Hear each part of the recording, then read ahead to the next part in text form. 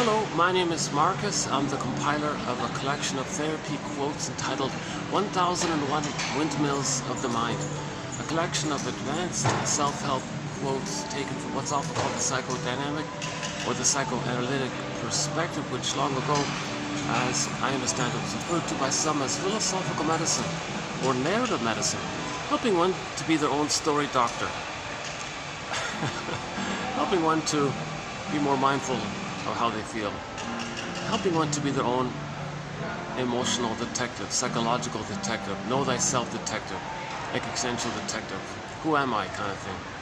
Because a lot of who we are gets repressed, undeveloped, it's submerged, but it's recorded. The memory of who we're meant to be that didn't get a chance to develop and come into our awareness, that potential, that lost potential, that's a lot of us.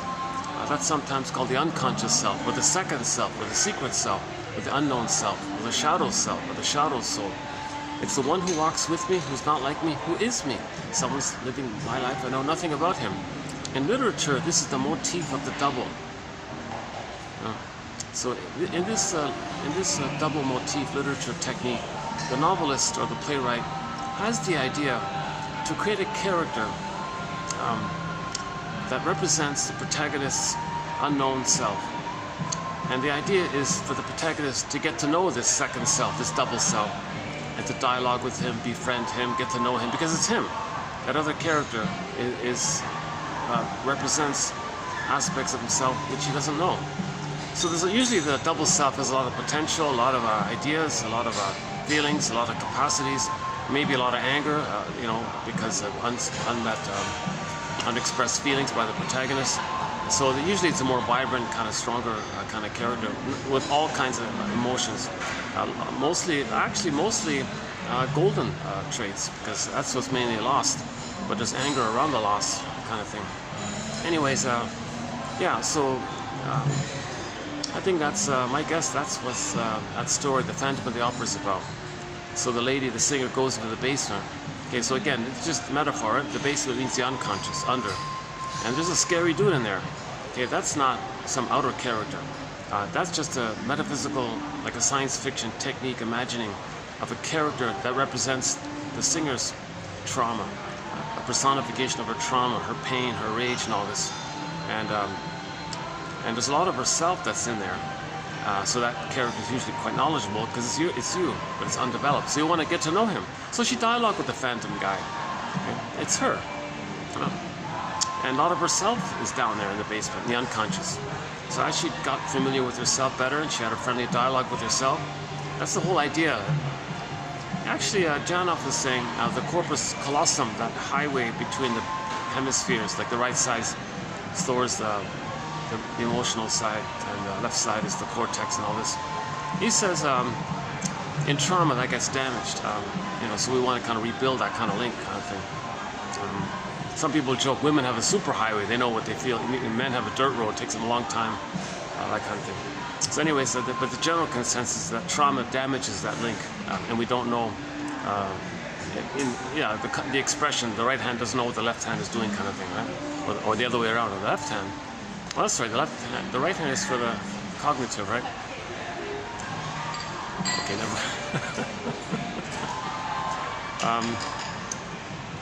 So a lot of our memories are stored in the right brain, or the limbic system, the brain stem, that old basic brain part, early on that the child operates from. And then later on, the cortex kicks in, develops, and all that.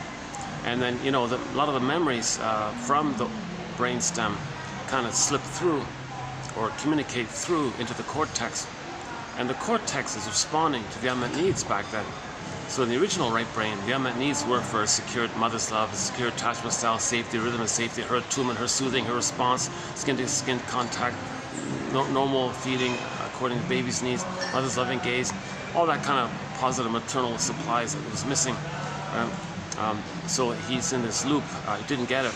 Repetition compulsion still needs it, trying to get it, and that's kind of like a endless, timeless loop, right? And it's pain and it's loop. And as the child gets older, Janov was saying, that kind of transitions into the cognitive side. But the cognitive side, operating from that, can't chase the actual past. It can only chase symbols of it. So in the present, there'll be this relentless hope that something in the present can be the good breast mother, lovely mother experience that was needed back then. And the left side doesn't know this, hence the idea. So when trauma, when the brain develops and the trauma memories transition to the developed brain, it can only chase symbols of what was missing. So, like cookies, like comfort foods, just maybe kind of make the person think that, well, it's sweetness. Mother's supposed to be sweet. It can be like a symbol of mother's missing sweetness. So we look for symbols of mother. So we chase these symbols. It disappoints, of course. Yeah, the fluids one, stimulating fluids, the breast milk, that was missing, let's say. So later they go, no, beer or wine or something, stimulating fluid. That can be a symbol for the stimulating fluid that was missing, and so on and so forth. So possession, so greed can come from there, and and with this relentless hope, there's this relentless entitlement because the child didn't advance out of narcissism, so it's still in a narcissistic pursuit. So, and there's disappointment, so there's relentless outrage at the hope not being fulfilled. It's not like a natural hope. So Martha Stark talks about a kind of hope that she calls relentless hope. It's the relentless hope that something in the present can heal you from the past, can give you the love that was needed back then, change what happened in the past. It doesn't work because no time machines, no morphing machines. But the idea is that our symbolic behavior is meant to be like a communication of what happened in what's in the right brain, what's missing, the amnesic memory. Okay, yeah, maybe we'll touch on it in this video here, but we're in the middle right now of a marathon of quotes by the author Arthur Janov. So this will be part 5, what I think is going to be 7 videos. So we just completed 4 videos. This is an emotional topic. I'm kind of feel there's a lot going on with these quotes, and so this will be part 5, mostly on the belief, his theory about beliefs being created by our unmet feelings, the link between beliefs and feelings. If you understand your feelings, if you have special beliefs, it'll disappear. If the beliefs or ideas were used as a defense against feeling, a defense against pain, if you get in touch with the pain, that crutch will go away, kind of thing. That's mainly today's topic here. So, yeah, let me show you what I'm talking about. So, hang on. So we did 4. Yeah, the paper's all rumpled up because I've been carrying them around all the time. So it starts with 45. Okay, so I kind of recommend. Well, obviously, the best thing to do is just to read Arthur Janov directly. He wrote 12 books in his lifetime. Passed away in 2017. Yeah, there was lots of tributes to him, and he got famous in 1969 when a well-known celebrity endorsed his work, and then people were flocking to California to do his exercise kind of thing. And so once again, we're not interested in Janov's technique or primal therapy procedure. I'm not interested in that. Although what he says sounds very appealing. I'm interested in how well he communicates and how much knowledge the man has, and how much sort of overlooked important insights that he kind of highlights in his material. So we've done, so we're sort of halfway in his work here. And what's unique about him is he's really the one, I think we can call him the true lead author now of prenatal trauma. So he does a lot about prenatal trauma, and he thinks that that there's a prototype of how we respond to the trauma, and there's a primary circuit there, and then in later life, if there are stresses, it can trigger that old primary interaction of trauma defense. So like there's a deep kind of learning, emotional learning in the uterus, even in the canal, or at birth, or shortly afterwards. So that whole perinatal area, he focuses a lot on that. But from what I've read so far, it's mostly actually inside. So we do have a few quotes on prenatal trauma from the past, but he really really gets into it, kind of thing. Let's see if I can do a kind of a partial summary of the first 4 videos. So let's back up a sec. 1001 Windmills of the Mind is a collection of therapy or self-help quotes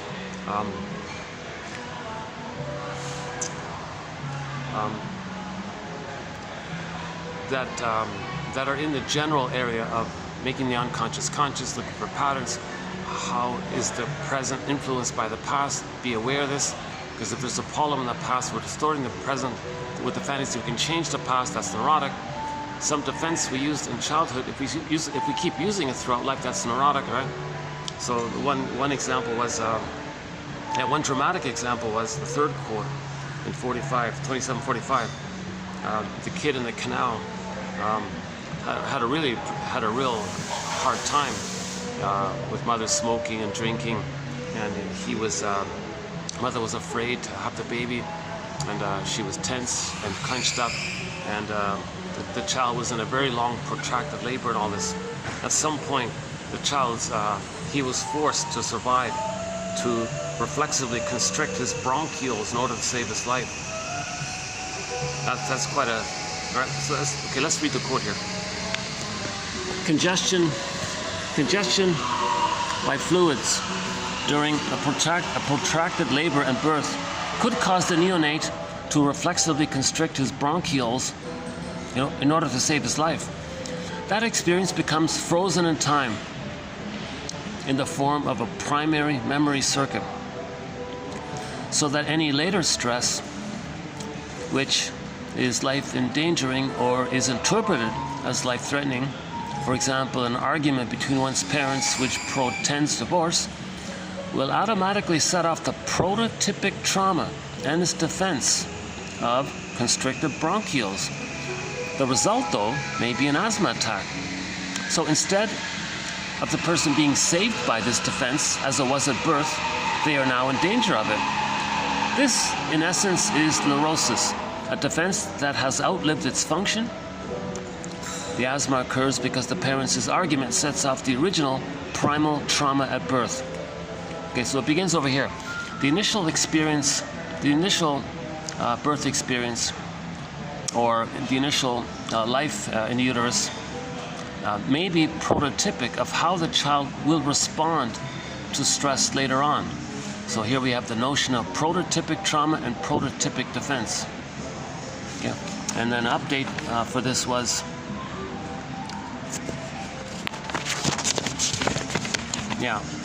okay, then a continuation is here on what is it, 26, what was it again? 5, 7, right? If you go to the first one on 47, it's this one here. Whenever a pain is engraved in the nervous system, the response to that pain is also stamped in. The pain and the response are a unity, which becomes prototypic, so that under any later stress, the original response pattern is automatically triggered.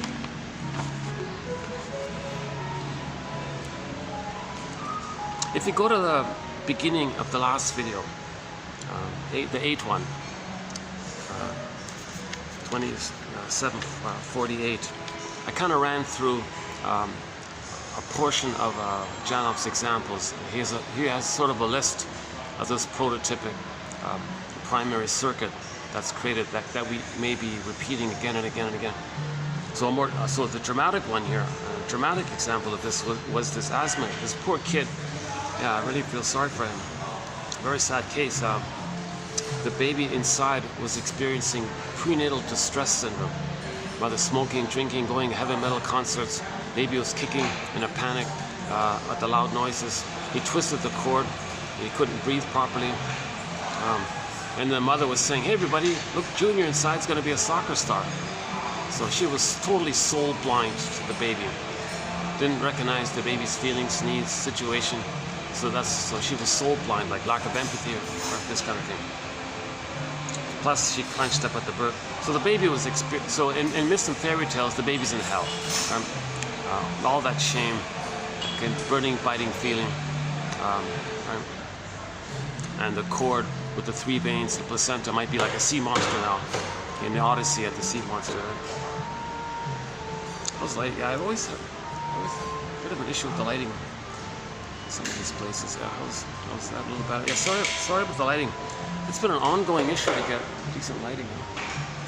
It's Sunday, so I couldn't use the Swan place. Yeah, I found a new venue. The last 4 videos were done during the week with 2 swans in the background. It's kind of nice. But today's Sunday, so that's out.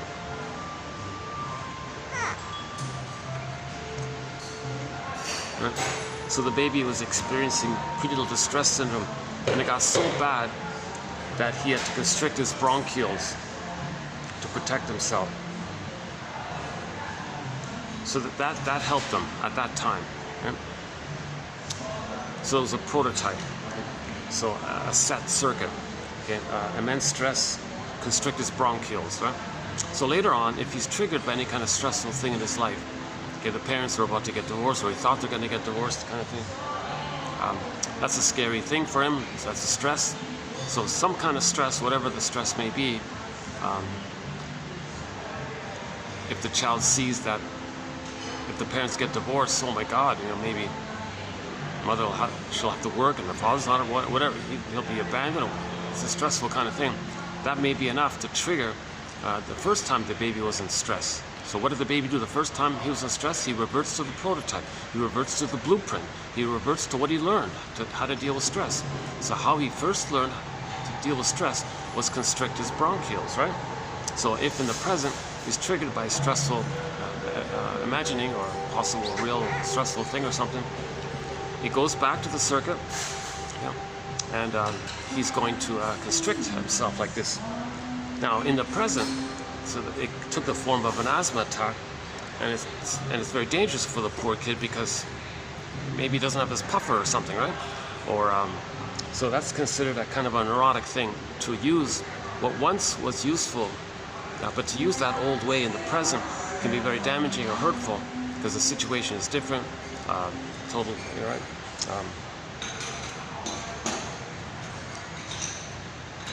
So whenever he felt stress, he had to run for his puffer, I guess, right? Okay, that's quite a little dramatic one. Some sort of general ones he had was, let's see if I remember that. So one woman complained to Janop, I always feel stuck in my life. I do this, I feel stuck. I do this job, I feel stuck. I try this, I'm stuck in relationships. I always feel stuck with everything. Why do I always feel stuck? She kept going on about how she felt stuck all the time. His interpretation was, finally, long story short, it might be that, it seems to be, maybe, it's something you learned. You were stuck in the canal for a long time. You had a very long, protracted delivery, and you were just stuck there, sitting there all the time, and you're kind of frozen with that pain, and you transfer that frozen pain into the present because of unfinished business, because of the pain you're feeling, you're trying to process it. You can't just let it go magically. You're frozen there. You're like a time warp. You're frozen there. You're stuck there with something so painful. You freeze up, and it's timeless in there. So all time is that time. The present's still the past. So she's going through life with that constant feeling from the prototype. So there's a film called Greenberg. Not a great film, but there's a good line in there by the shrink. The shrink said to the guy, you have trouble living in the present, so you're dwelling in the past, you're lingering in the past because you feel like you never really lived it. Okay, so that's the theory about early on trauma. Things freeze up. It's called petrification, turn to stone, feeling unreal, numb. Okay, the earth opens up its core, the person's authentic core. Word of the year for 2023 was authentic. So the child's authentic core, this core got pulled down, underworld, hell, metaphor for the emotion of shame, burning, biting, feeling shame. And he thought, who pulled him down? Well, he created some scary image of his mother who did that. Right? Could be the guy at the horn, could be anybody.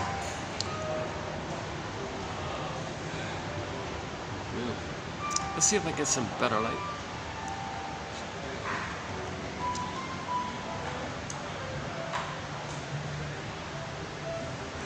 Maybe, maybe I should turn around here. Let's try this. Yeah, last time I tried it this way. Hold on a second.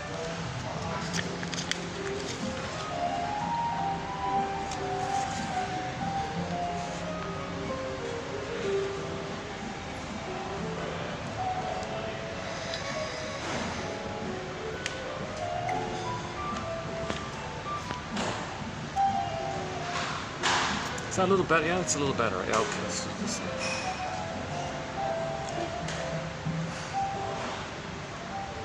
Okay, so let's borrow Emily Dickinson. Let's refer to Emily Dickinson for a moment here. She has two very good poems regarding early trauma. There's a pain so utter, it swallows substance up, so his embodiment, his feelings, who he'd be had he been loved, his emerging self, his true self, his connection to himself, I feel that for I amness, sense, psychological self, ontological self, feeling self, all of his inner life, so it swallows it up, meaning it gets imprinted down in the brainstem, down like that, right? Down in the, swallows substance up, then he goes in a swoon. That's the mercy. That's the numbing endorphins. The brain numbs the person from the pain. That's trying to protect the person, right? So the more pain, the more endorphins kind of thing. Well, yeah, one theory Janov has, if there's way too much pain and the brain can't send anymore, he tries to send as much endorphins as it can, but what if it can't? And it keeps doing it, it tries its best. Maybe at some point the pain builds up, it snowballs, then the person eats more cookies. Then they want the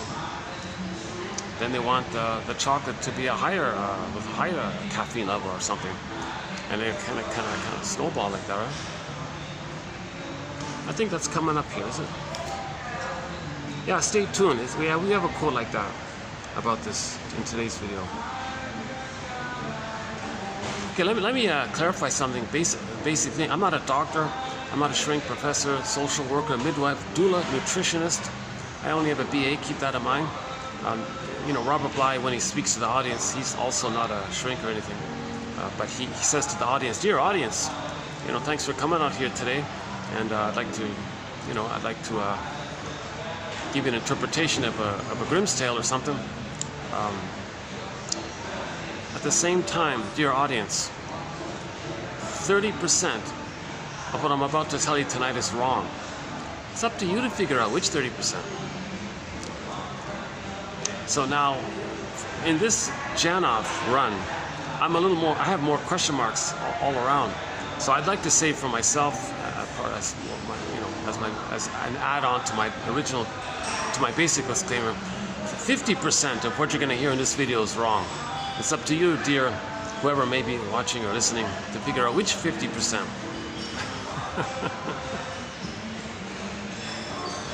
Before I forget, that's one thing I like about this collection of quotes. I'm posting quotes that are from hard to find books. Now this book was very hard to find. Oh my God! It's ironic because it was Janov's last book. You'd think it'd be the easiest one to find.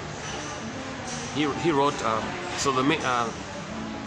Today's video is going to be mainly by his Janov's last book, his final book, just a year before he passed away. So he wrote this at the age of 92. He passed away at the age of 93. So this was his last book, and he focused the whole thing on this issue of beliefs. And it's interesting ideas, so I think it's pretty good. So I had a hard time finding it. And just by chance, well, finally I found it, kind of thing. But and there's a lot of material here that come from rare books. Some of the books haven't been digitized. Oh my God, right?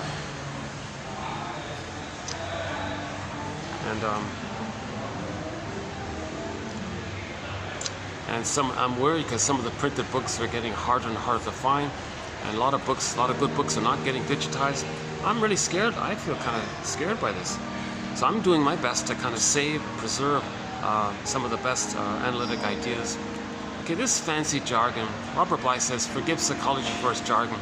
It just means you're trying to be a detective, right? An analyst, right? Trying to analyze, look, study carefully or something. So what we're doing here is, these 10,000 quotes are an attempt to help any person be their own psychological detective, existential detective, as mentioned at the beginning. So the quotes generally have a kind of a two sides to it. Maybe we can borrow Martha Stark here for a moment. She has a thing called empathy statements. So it's some kind of statement that kind of holds two sides, like the two sides of the brain, right? Ego and the id statements. So for example, although you know something, although you're aware of something, that's like your reasonable, conscious, adult mind, like your ego side, strong. Ego's a positive. We're trying to strengthen the ego, build the ego, repair the ego. The word ego is not being used the way pop culture uses it, as an egotism, where he's got such a big ego. We don't mean that. In psychoanalysis, ego is the thing we're trying to build and strengthen. It's like building a nest, and it could be an egg. In the egg's the firebird. You ride the firebird, emotional knowing. Okay, so psychoanalysis looks for an egg in a basket that's missing. So the basket's like ideas and theories and hypotheses.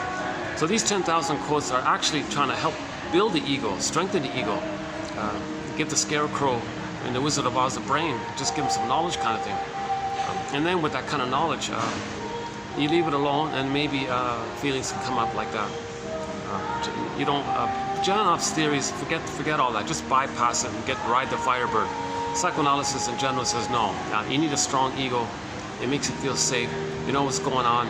You understand yourself. You know what happened. You know what's going on. You're trying to forgive. And when you have that level of kind of empathy and recognition and self-understanding, then your system kind of feels safe.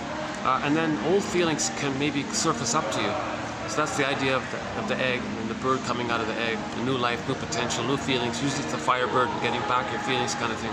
But you first need the nest. Just as a bird first, flies around, picks little twigs and leaves and all this to, build a nest. Then you can have an egg in there, and new potential comes from that. So Janoff's theory, as I kind of understand it, is he said he tried psychoanalysis. He thinks it's too inefficient or something, or it doesn't. I don't know what happened with him about that, but ironically, he is very knowledgeable. He said, I think I just read the New York Times biography, like when he passed away. They did a very nice sort of summed up. Do I have it? Oh, it's not here. It'll be in the next video. What's her name? Something. Or the author was I forgot her first name. Something Fox. If you look up New York Times, Arthur Janoff dies at 93. And read her. She did a very good kind of overview, a fair, good, solid overview of his life. That was pretty good, I thought. And she was saying that generally the 70s was this huge enthusiasm for the human potential movement, the human growth, self-awareness movement. So there was a whole flood of self-help gurus and all this. There was immense interest in this area. So everybody got swept up in it kind of thing. So maybe it was too easy, it was too tempting. Just say, oh, I can help you, and woof, millions of, tens of thousands of people will flock to your seminar and pay big money and all this. So there's a real hunger. There's a real hunger for healing. That means a lot of people have pain, and this pain comes from what Janoff believes from prenatal trauma, birth trauma, and the first early years.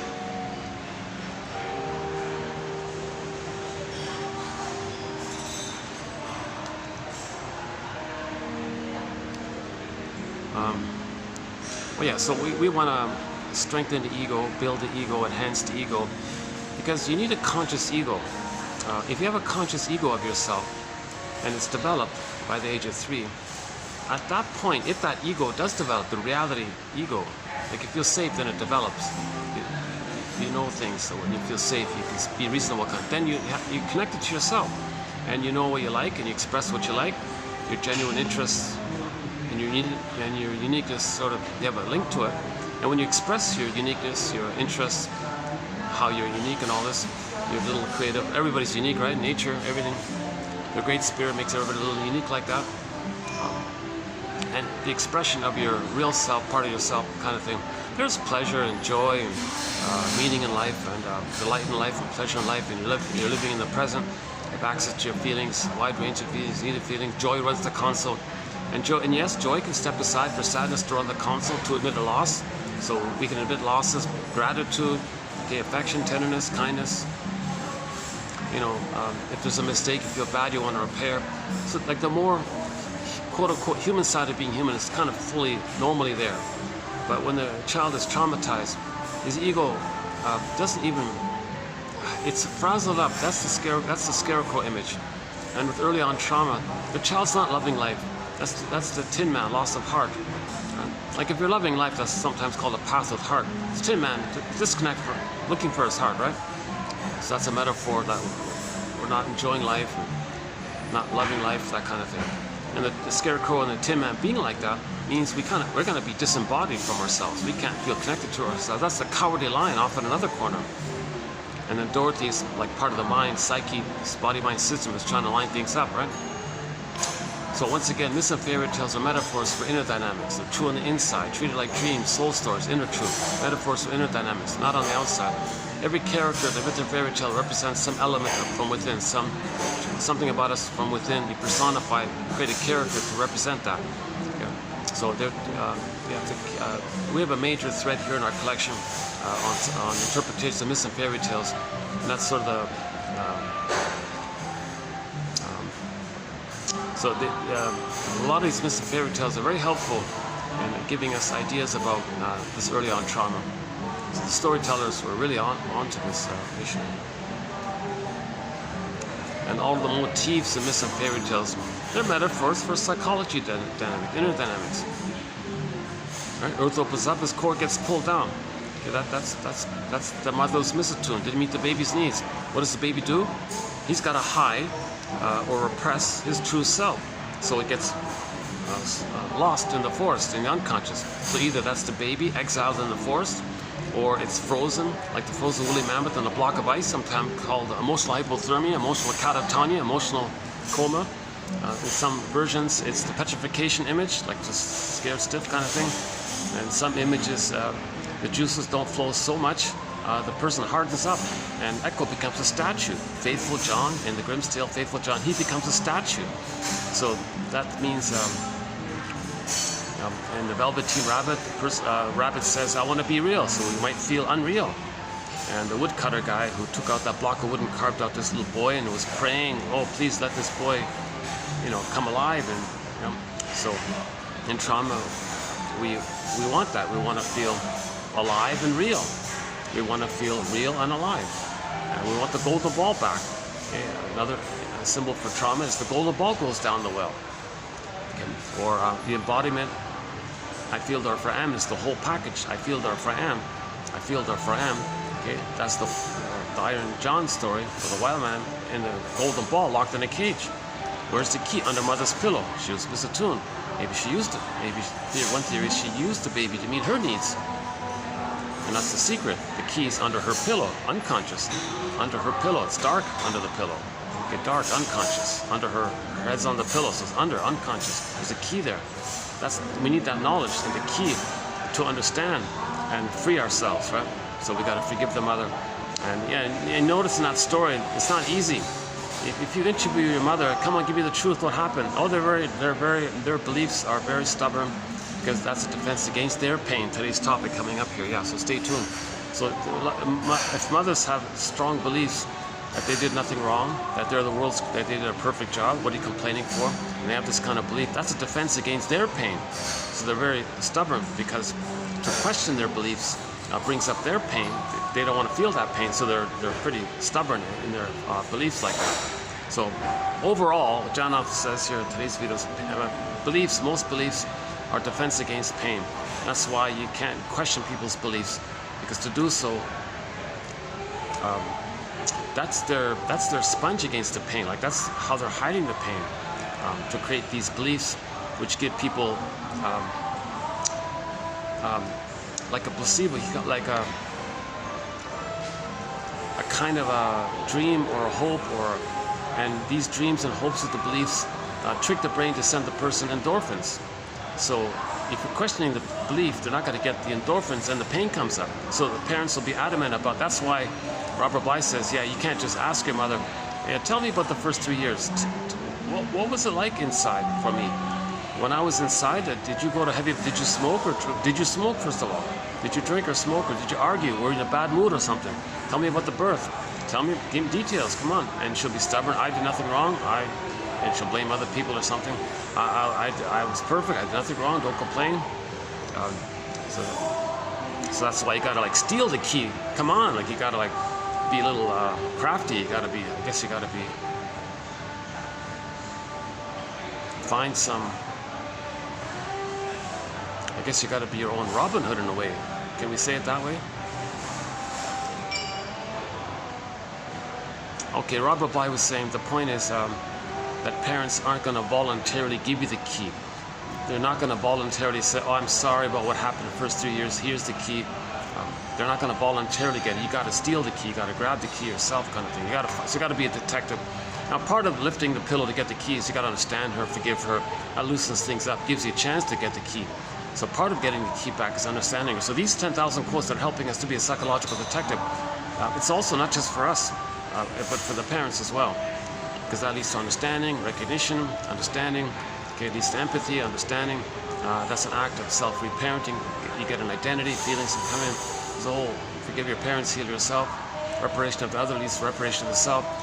Understanding yourself, understanding others, understanding yourself. It's kind of goes simultaneously.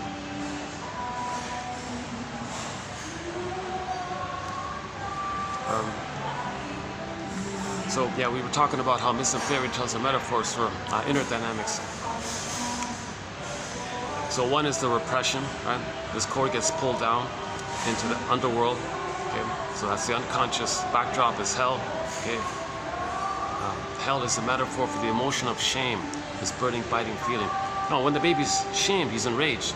Too much excitation for his system. He's got to protect himself for that, so he projects his rage and unmet need, which ended up as oral greed. Those traits he projects onto the image of the mother and creates an image of the mother as a devouring monster that wants to gobble him up, a hungry wolf.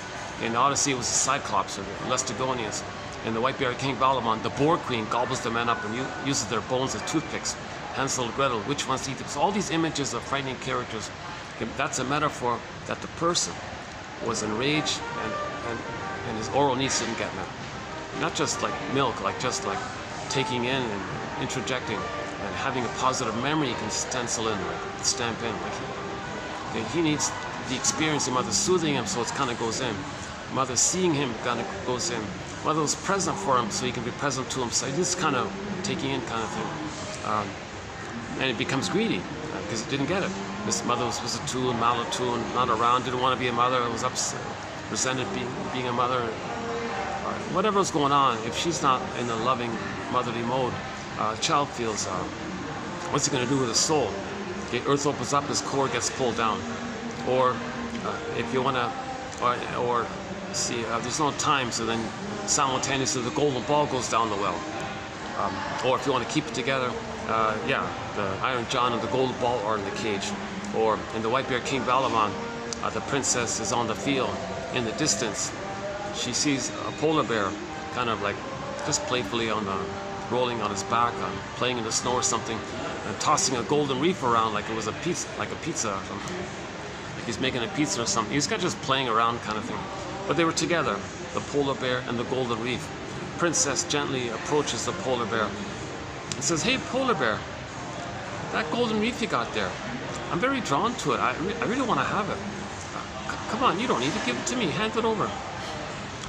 Polar bear explains, "Look, it doesn't work like that. We're a package deal here. I represent your embodiment, and the golden ball represents your feelings. I feel there for amness. You can't separate like that. You got to accept both, and you got to get back your embodiment. Then your feelings can come out. Just like in the Odyssey, he went back to Ithaca, his embodiment, and then Penelope came back. So back to White Bear King Balamon, she had to, befriend and accept the polar bear. Okay, and the story goes from there, right? And then the golden reef can come about, right?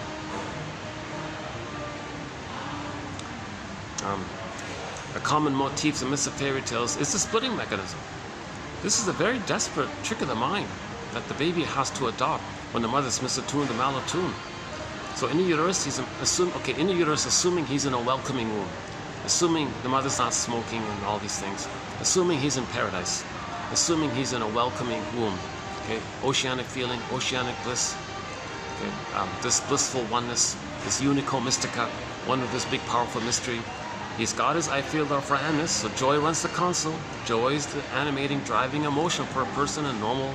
That's our normal state. When joy runs the console, this connection to your body, I feel there for am, so he's in the present. He's got joy, he's pleasure. He's one with the big power. He might, and theory is he thinks the mother's him, or just serves him. The world is my oyster. Oh, hold on a sec. Sorry.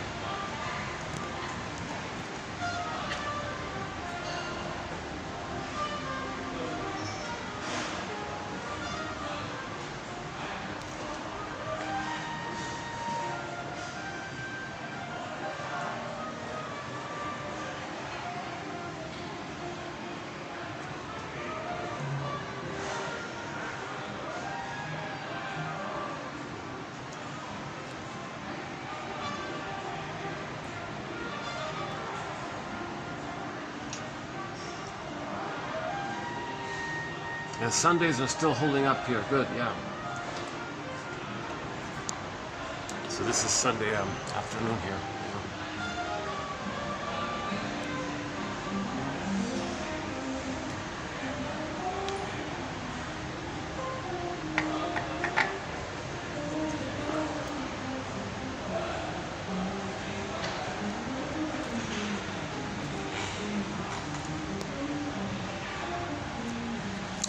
Yeah, okay, it's another common motif.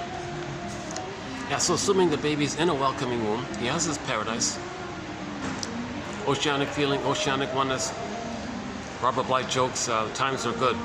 He thinks the baby's in a kind of ecstasy, like a blissful state, a blissful oneness. Garden of Eden, Shambhala, Shangri-La, Avalon, Nirvana, and all this. All these paradisical Garden of Eden kind of things. So he's in a happy place. Needs automatically met. Food gets sent down the center vein. Okay, for his waste elimination. The two veins that spiral upward to the placenta. Placenta takes care of everything. It's all kind of smooth, rhythmic, no interruptions. He's no disappointments. In other words, needs are met. He's one with the mother. So the mother's powerful, right? And he's one with it. He thinks he's very special and important, and everything is given to him. Is he like a king or a god or a magician? Like he's a magic man, like a magic baby? Like, wow, like he has a need, it gets met. Like he snaps his, he doesn't even need to like really do anything, right? Just, it's there, oh, it's met. Like something knows him and loves him and cares for him. Okay, so he's one with the big, powerful, mysterious force and all this. He may say he's special and one with this wonderful, powerful. But but he's in a state of undifferentiation. He doesn't know where he begins and ends, where the mother begins and ends. So it's all kind of blurred up in his psychology.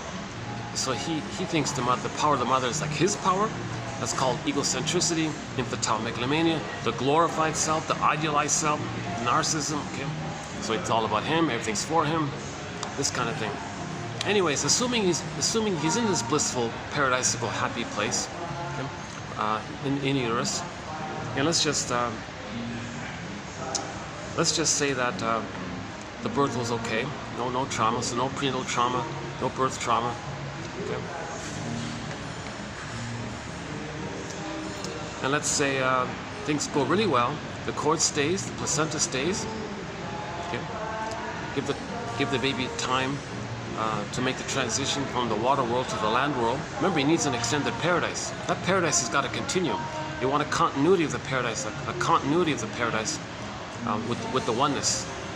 The oneness. He needs that oneness, that blissful oneness to continue, the continuity of the paradise to continue. So the cord and the placenta stays to the mother. It connects with, it keeps the echo to the mother and all this.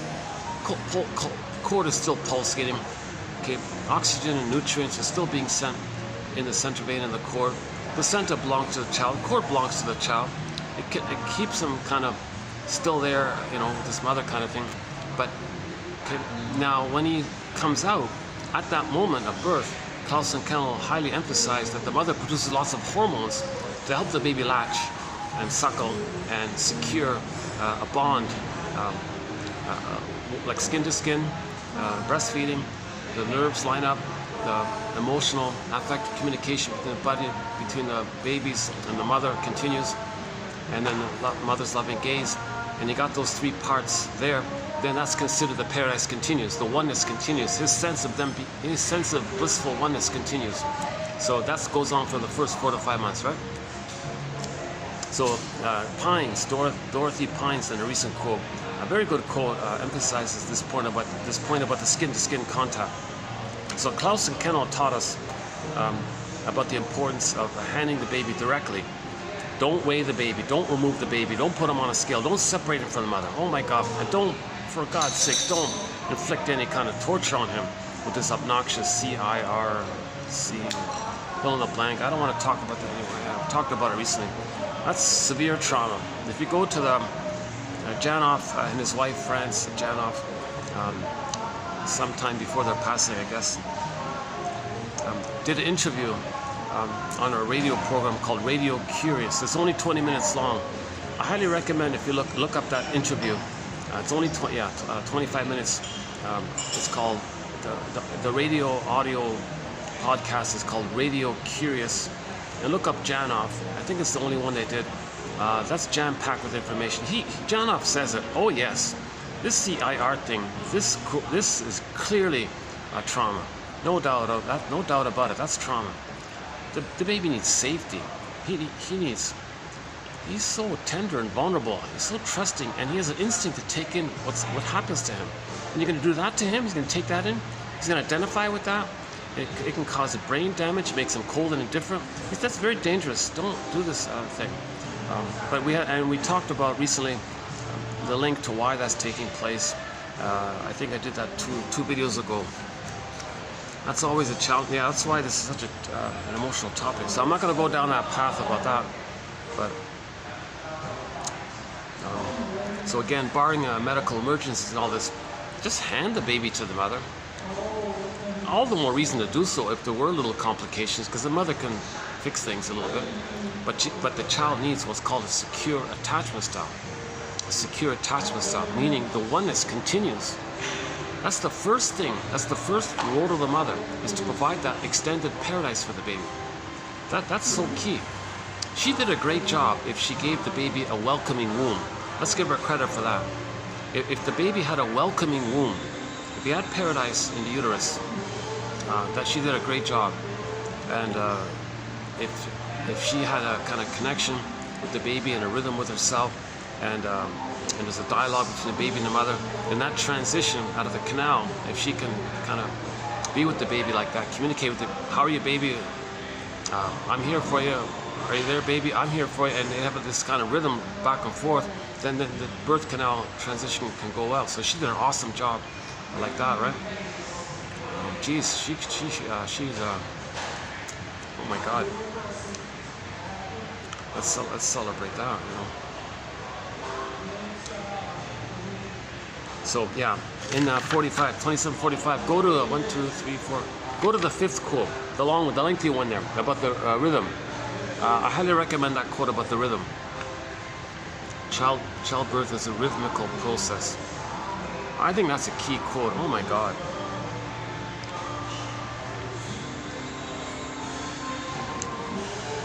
I think every woman who's about to have a baby should read some of Janoff's stuff.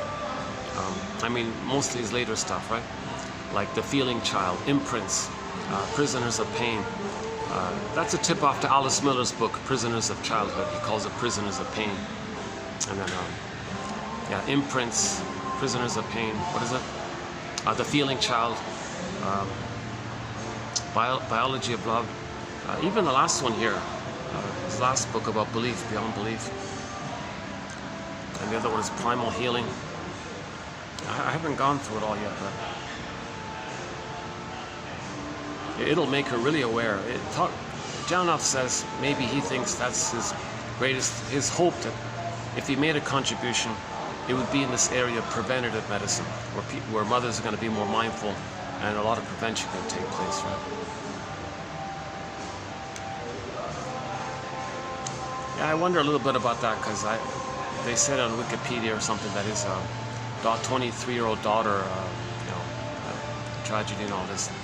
And I saw, and she was an actress in a Disney film. I saw a bit of it, and she does look a bit like Janoff, right? Arthur Janoff. And at the same time, it did look like she had maybe some trauma of some kind, right?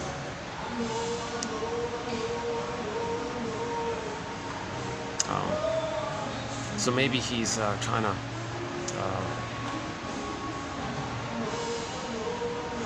process that by understanding it. It's funny because that's with the wife, right? It's like was the wife smoking? Maybe the daughter ended up like that, right? And in that New York Times article, the interviewer quoted him from some other interview, and he said, "Well, I think I became a therapist because my mother was trying to heal. She was into therapy and all this, so maybe I kind of was trying to save her." A lot of shrinks say that they got into the profession because all babies are trying to save their mother, please their mother, because if they do, then they can get her love, and they're stuck there. So they become shrinks trying to save everybody, thinking in this relentless hope that if they save people in the present, maybe in their fantasy, they can go. The fantasy is that they can save their mother in the past and get the love that was needed. So that might be like an initial motivation. Then they analyze themselves and be more realistic, kind of thing. But that might be the starting point.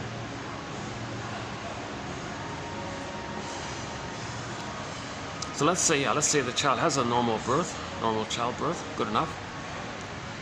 Good enough meaning that when the child is handed to the bosom, skin to skin, he can latch on, suckle, and the nerve line and the rhythm of safety and let the music play on continues.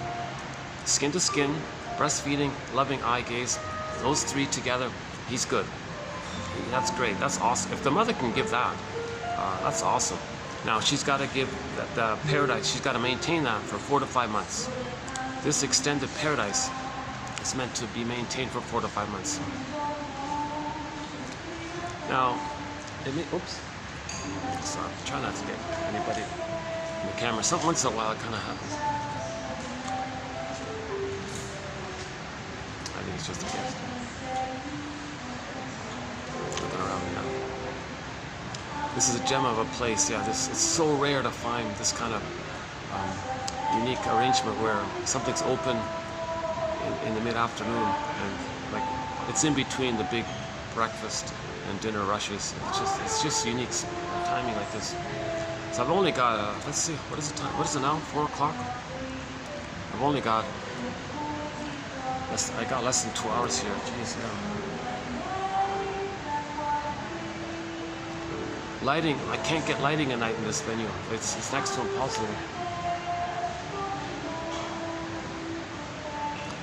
Oh, there's I don't know if you can see them, but there's two birds flying across. Let's make that 3.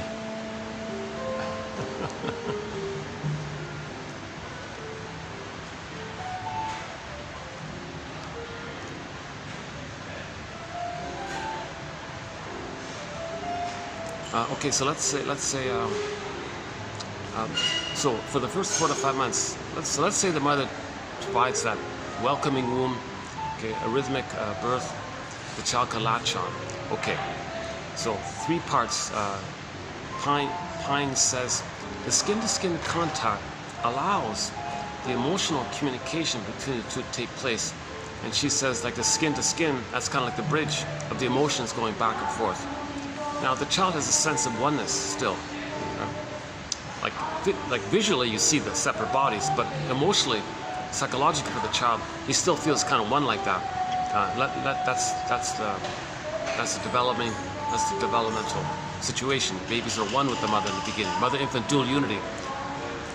Don't think of the baby as sort of like separate. He's just kind of like in this blurred oneness with the mother. So psychologically, that kind of takes place. Okay, so the skin to skin, no towel, like don't wrap, no clothes. I know it sounds, so make the room warm, heat lamp or whatever, make the room warm. Leave the smells, right? Just hand the baby directly, leave the core, leave the placenta, just let him, place him on the front, he'll look for the nipple, he has an innate expectation for it. There's a basic trust there, there's a sacred basic trust there. A great hope is there. The child's first primary trust. So back to Emily Dickinson, a great hope. Now we don't want that poem's about trauma. A great hope fell. You heard no noise. The wreckage was within. Oh cunning tale. Story. What's going on with the mother? Why did she betray the child? Why did she fail the child? What's going? That's a cunning tale. What's going on there? You heard no wreckage. Oh, cunning tale that let no witness in. That's the scarecrow. The child can't know it. That's the scarecrow guy. That means the person's not going to have the ability to ever really know it because it's deep in the brain. And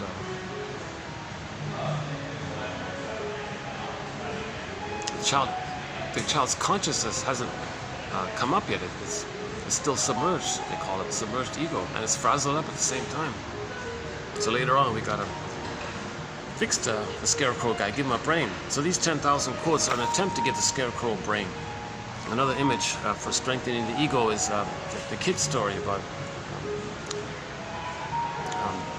So the wolf blew down the houses made out of straw and wood or sticks, but not the one made out of bricks. So the transition from a straw house to a brick house. In the brick house could house the residents, right? And the wolf had no effect. He could huff and puff all he wants. Because with a strong ego, you can keep yourself. That means you have your identity, your feelings, and you know that the wolf image is not real. That's why it goes away, it poops away. So with a strong ego, you know that the wolf image was just something you created way back when to represent that you needed to project your rage and oral greed out. But when you admit your feelings about all that, you get back yourself, the wolf image poofs away. Okay, so back to Wizard of Oz, Dorothy throws water on the witch, and the witch melts away. It's not real. You need a strong ego for that recognition and have your feelings about it. So in other words, the wicked witch or the hungry wolf or the guy with the horns, any of these monstrous, scary creatures, when you admit that means you as a baby were enraged and you had a voracious oral desperation to kind of get in, that's the oral quality. When you recognize these kinds of things, you need a strong ego to do it. You got to be the detective to do it, right? And at some point you can feel it, then the image goes away and you can have more yourself kind of thing. So the act of reading these quotes, it's a kind of self-care, it's a kind of self-love, it's kind of self-reparenting. If we're being a psychological detective, it's a kind of parenting, it's a kind of care for ourselves, right? We're trying to heal and trying to forgive. It's a kind of a care, so we're getting some self by that. And then feelings can come in as you get the self. Remember, I feel therefore I am. An important link there. I feel therefore I am. So let's go back to the beginning. So let's say the baby does have a welcoming womb, okay, normal childbirth, latches on, skin to skin, breastfeeding, nerve lines line up, and mother's loving gaze. So let's say that's set up, and it's got to continue for 4 to 5 months. So now here's a divergence here at this point. Let's say the mother can maintain good enough those 3 qualities.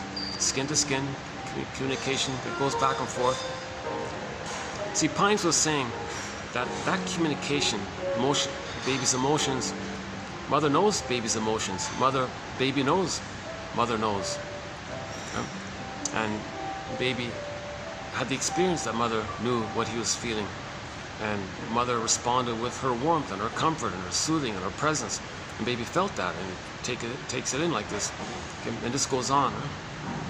If this goes on, the breastfeeding and the loving gaze, those 3 things take place, then the child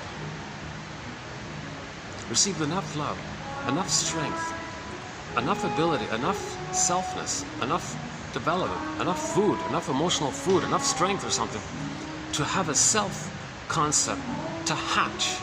He's going to hatch for a second time. For a psychological birth, he's got to hatch. Okay, so the biological birth took place for a few seconds, but now we're talking about the psychological birth. So the first 4 to 5 months is like a psychological egg he's going to hatch out from. So in the beginning, the child's self-concept, mother concepts all blurred up like that, right? In this mesh of the egg, right? But like 2 clouds blurred up, whatever. But at 4 to 5 months, he's loved, he feels safe, he feels safe enough to have a self-concept that hatches out of the blurredness. And now this by the way, is a gradual hatching from 4 to 5 months up to the age of 3. So so between birth and 4 to 5 months, mother maintains the rhythm of safety and attunement, and reverie, or presence, and all mother's maternal life forces for the child. It's just whatever the child wants, you got it, just in time, right on time. Mother understands the baby's signal. She responds. Baby, you want this? You got it. You need this? You got it. Whatever you want, you got it, right? And just like it was in the uterus, this is an extended uterus. So the mother's attitude is sort of in that area, just one way. Mother can't say, oh no, I'm going to spoil you or something. I better follow the schedule. Or you're going to get, no, nonsense. Let the baby still be a little god, little king. Just serve the baby like he's a little king. Come on. Little god. Little. He's on the throne. So treat that, have that kind of a playful attitude that he needs to be on the throne. If he doesn't get it, he's going to search for it the rest of his life, symbolically, in a futile attempt that hurts himself and others. Oh, there's a new ad. Let's see. I didn't catch it. Looks like for a kid's film or something.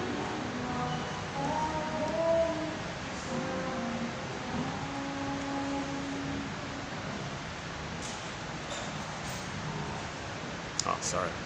There's this, I sometimes get distracted. There's a huge jumbo screen down there. It kind of flashes stuff. They got these fashion models on the runway. Yeah, maybe we can try to talk about that. Right? The models look cold and superior above it all. So they're exhibiting that they're above it all. And the audience members may have a voyeuristic pleasure in that because they wish they could be like that. Or they have a fantasy that they can be like that, vicarious identification. So there's this like, then you get the endorphins by the fantasy that you're in that one-up place, because she's an elevated one-up, you know, on the runway, everybody's watching her. On a higher stage, everybody's lower, like little children, mother. But she's got the most expensive dresses and the most expensive jewelry, the most expensive this and that, and so on, right? So that kind of promotes that fantasy, I guess. So she's on the throne, let's say. People watching, oh, gee, maybe I see her. I have a connection with her. I'm on the throne a little bit. She's on the throne. I could be on the throne.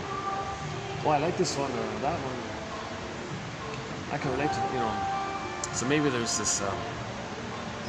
So maybe that's a good example of the constant search for the throne. Right? So the baby's on the throne. If he doesn't get it, he may indulge in that kind of thing, right?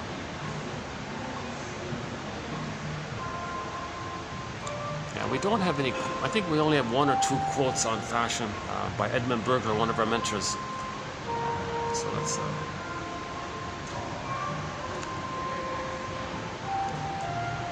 yeah, so if the child is traumatized before 18 months, before that kingdom phase, the child being on the throne like that. I'm getting ahead of myself here. Let's backtrack. Okay.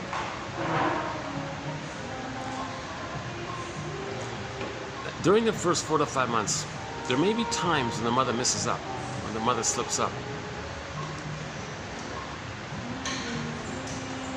Now the child, what's he going to do? What's he going to do if the mother slips up? He needs paradise. He needs oceanic bliss. He needs the blissful oneness. He needs heaven. The first 4 to 5 months is a matter of heaven and hell for him. It's either or. He can't handle ambivalence. He can't handle confusion. He can't tolerate or forgive the mother for doing her best, or he's not there yet. In that early on stage, it's either or thinking, black or white thinking, everything or nothing. Okay, so that's so this refers to the idea that the baby needs an extended blissful oneness. Okay, it's perfect, it's bliss, just him in his blissful oneness state. He needs that extra bliss to continue. Let's say so one way of saying it is when the baby's feeding properly.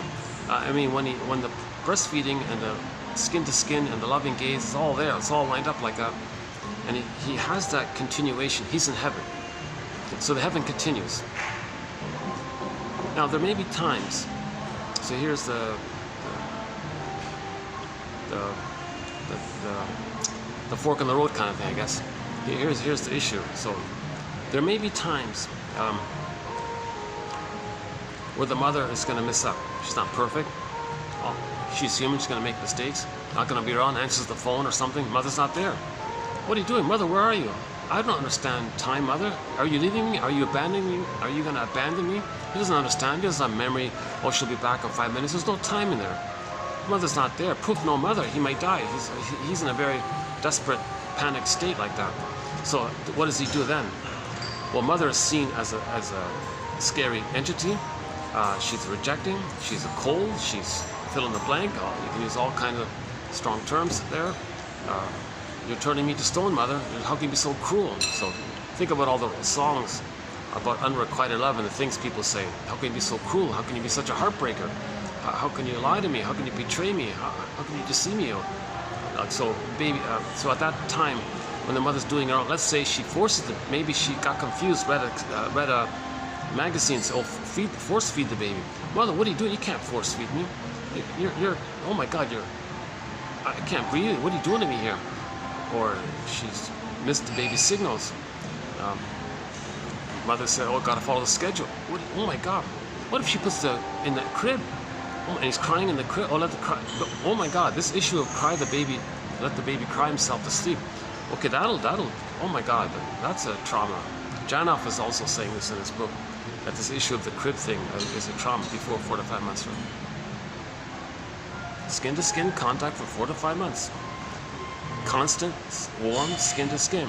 Okay, the proximity, the warmth, the safety, the presence, the tenderness, the warmth, and he still emotionally feels one with the mother. He's being fed still. He's being fed, right? Emotionally fed, right? Maternally fed. So let's say, there are dozens and dozens of reasons of how something can go wrong with the breastfeeding. Even just some little simple thing. The father innocently picks up the baby. Hey, look at me, baby. Mother says, okay. Whoa, where's my mother? Who are you, stranger? Now, the child might have immense stranger anxiety in life. So let's say something at some point goes wrong.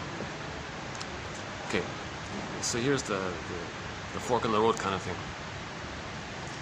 The child can temporarily adapt and cope with this pain by doing something what's called psychic splitting, the splitting defense. So remember, he's in pain if the mother's misattuned, malattuned, not around, etc. He's in pain. So defense mechanisms are maneuvers of the mind, operations of the mind, mental mechanisms of the mind, something that goes on in the mind, right? Some kind of scaffolding is being created or something goes on within to help the baby not feel the pain. That's called a defense mechanism. He's kind of in defensive mode, right? Mother's not around. Mother's seen as threatening. He's got to protect himself from the mother and from his own limbic system. That's going to send him too many stress hormones and so on. So he's got to protect. He's in defensive mode both from the mother and from his own brainstem. Because the brainstem, well-meaningly, wants to flood the baby with adrenaline. Run, get out of here, you're in danger. It's too much, so he's got to do some tricks. Huh? So the one trick or psychic defense is called the splitting mechanism. So during the time mother's doing it wrong, let's say, first, his rage and oral greed at that time, he'll create an image of the mother as this monster. And then he'll say that monster image, no way, that's not my mother. That can't be my mother. I gotta have paradise. And if I were to accept this bad breast, so the mother in the beginning is just the breast. Baby doesn't get that the mother's like a full person with her history, personal history, her feeling self, her personal life history, feeling. She's a personal, doesn't get, just mainly relating to the breast mother, right? So that the bad breast experience, okay, it's not just a bad breast. You can say, oh, that's just a bad breast. Oh, there's the bad breast, I can deal with that. The good breast is nearby or something. He doesn't work like that. So the bad breast is going to be, the image is going to be morphed, like magically morphed. So the baby's in a thing called primary process mentation in the beginning. Alice in Wonderland, no conscious logic. Things are wildly exaggerated. things, no time, things can morph, flip, all sorts of things, right? So, like the dream world, the missing fairy tale world, fantastical. So the baby's gonna morph the image of the bad breast and infuse and attribute his rage and oral greed onto the mother as a trick to not receive too much stress hormones from his own limbic system. The tricks to protect himself. So he's got to fool his amygdala. Hey, amygdala, don't worry, I have no needs and feelings. It's the mother has all the needs and feelings. I'm not enraged, I don't have greed, I don't have needs and feelings. The mother has it all. The amygdala goes, oh, okay. So stop sending him all these stress notes. It's like a little trick like that. So meanwhile, the baby is looking at this monster image, okay, Cyclops, and says, okay, this monster, no way is that my mother. That's not my mother. I can never consider this to be in any way, shape. It is his mother. But he's got to say, it can't be. No, it can't. So in effect, he's going to create two mothers. And it's not, neither of them are human yet, right? So this monster one, and him being shamed and hurt by this one, okay, so he's in hell, and with the monster, with the guy with the horns, and he's in hell and all this, being tortured and all this. So that's all going to be deeply buried in a separate psychic bin, and he kind of presses it down somehow. Somehow it disassociates, he numbs out. I don't know exactly the right way to say it, but they call it putting it like compartmentalization. Janov says there's like a, okay, let's just stick with psychic bins. So he puts the image of himself being shamed by the monster and denies it, buries it, and then the trick is he's got to be in heaven, right? His heaven's got to continue. His bliss has got to continue. So he manages to press down the reality so much. Then he's got to compensate by hallucinating a goddess, the ideal goddess breast, lovely, perfect, there. Either he exaggerates the positive side of her, but there's no time, right? So I don't get that part.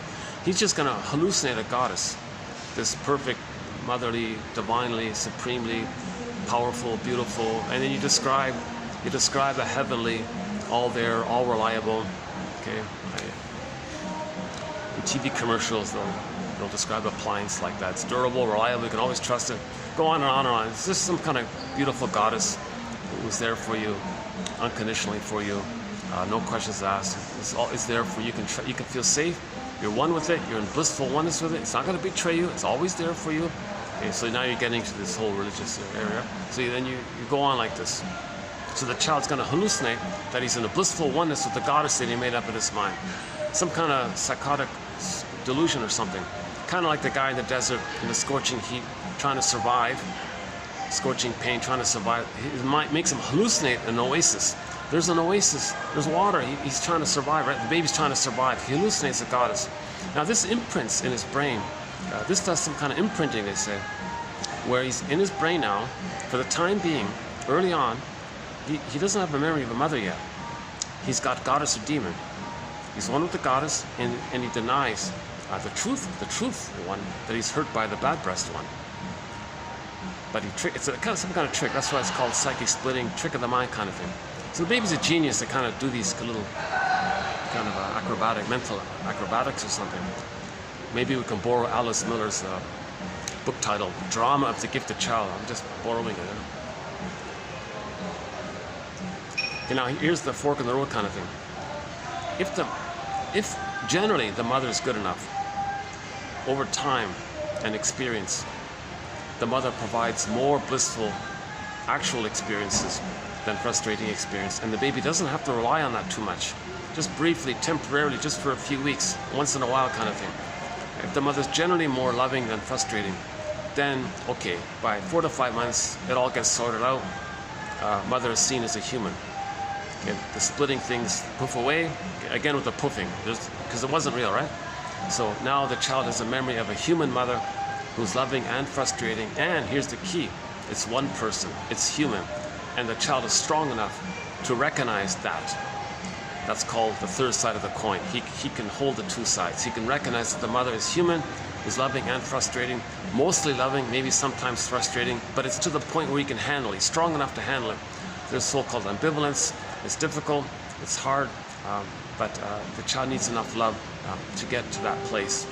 So this occurs if the mother's more loving than frustrating, hopefully to the point where at 4 to 5 months, the child sees an impression of the mother as human with those two sides, and he can hold it. Doesn't need to split anymore. He doesn't need, so the splitting is resolved. That's the fork in the road. Either the splitting gets resolved and he develops further, or the other one is if the mother is continuously misattuned, malattuned, and the baby has to keep on using the splitting, keep on, again and again, he's got to use that splitting mechanism, and again he's got to keep on splitting. Then at 4 to 5 months, he's still using it. He never separates from her. He never separates from the mother. Remember, he's got to feel safe with a human mother to separate from. He never got a safe human mother. That's why in myths and fairy tales, you don't see a good human mother there. Well, there's a good fairy. That's the imaginary one, the mystical imaginary one, right? Or you got the bad witch. That's usually the motif. So myths and fairy tales describe this pattern. Okay, goddess and demon, good witch, or good fairy, bad witch. These kind of either or things. That's in reference to this trauma. So if the baby has to keep on using this, he never separates from the mother because he never got enough human love from the mother. So he doesn't differentiate. He doesn't know himself. Okay, enter William Fairbairn. The more the mother's human mother love is unavailable, okay, the child can't leave her. Now it's called, enter the jargon, adhesive identification. Crazy glue. They're stuck in the tar pit of a negative union. And it crosses over to a thing called identification with the aggressor. We can't know that the mother's hurting him. So another trick of the mind is he'll say others are no good. He'll see his unloved, shame self and project and attribute and assign and think others have that's not belonging to him. He identifies with the aggressive mother. Okay, whoa. There's another desperate trick. If he identifies with the aggressor and rejects himself, that's another desperate move. Now you're going to get into the bully pattern and Iago patterns and narcissistic personality patterns, lower functioning BPD pattern. Now you're getting into all these kind of personality patterns that hate goodness, they're envious, filled with greed, envy, spite, vindictive, schadenfreude. They can't mourn. Okay, a lot of sorrow. The attitude is quite negative. Can't mourn, so they do deny. Okay, contempt, sour grape. Didn't need you anyway. Preserve grandiosity. Constant search for the stardom, for the being on the runway there, the constant search for being the glory. So, okay, let's clarify that point here. Hold on a sec. So let's just go with the unfortunate case where the mother is, they call it a strain.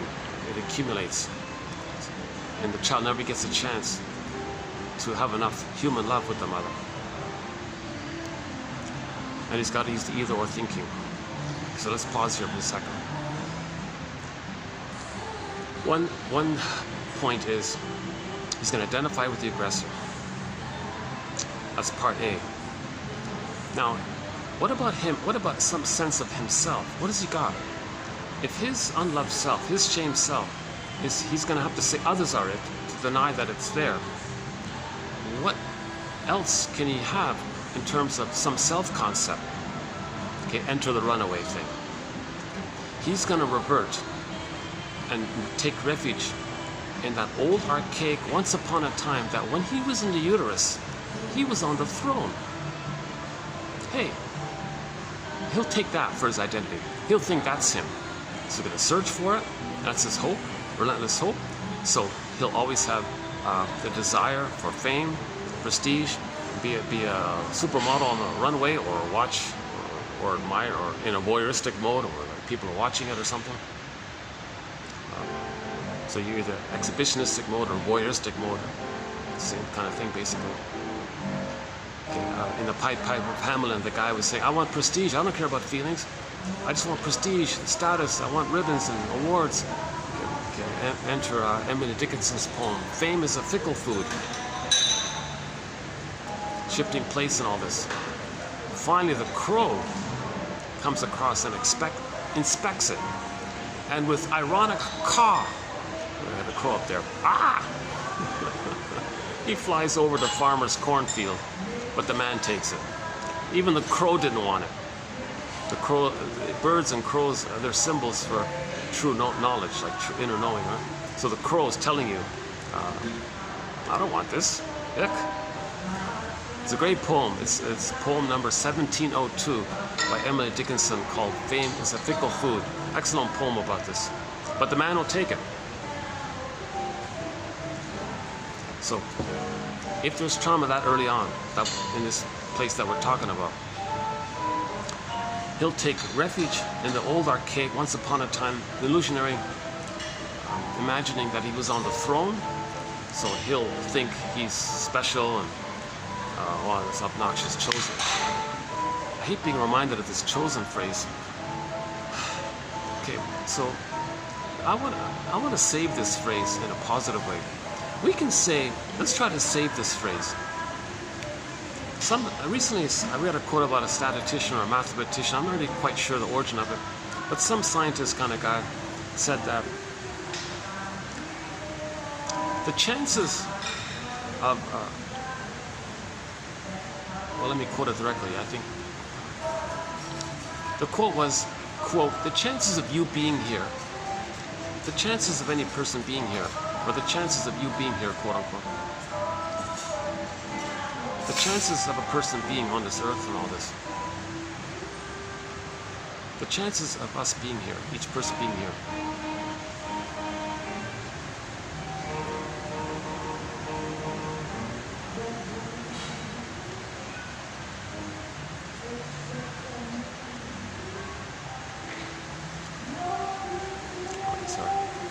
the chances of how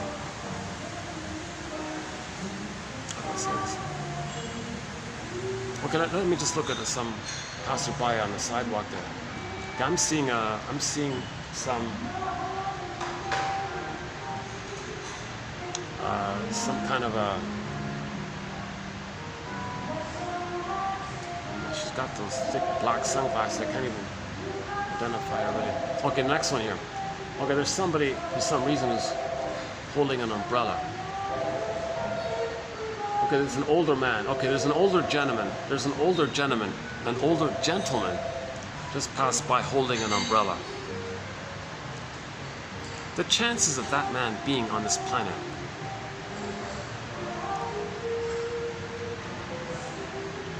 are 1 in 400 trillion. The chances of that woman with the sunglasses, the chances of her being here, likewise, are 1 in 400 trillion. So the great spirit, the great energy spirit that creates everything and all this, the trees and the whole movement of the earth, all this mystery, there's all this power, whatever we call it, let's just call it the great spirit. The great spirit likes us to be here, right? But if the chances of us being here are 1 in 400 trillion, we can say we're all chosen. Why don't we say we're all chosen in a kind of a more positive, general way, right? Plus the Great Spirit makes everything unique. So we all have the uniqueness. Our uniqueness is here. And that uniqueness is the Great Spirit likes it like that. And we're here with our uniqueness. Okay, it's traumatized, it's hidden, it's submerged, but it's there. And we gotta cooperate to get it back. So we're unique or chosen because the chances of us being here are 1 in 400 trillion. 1 in 400 trillion. So the Great Spirit chose us. Everybody's chosen, right? And we're all a little unique.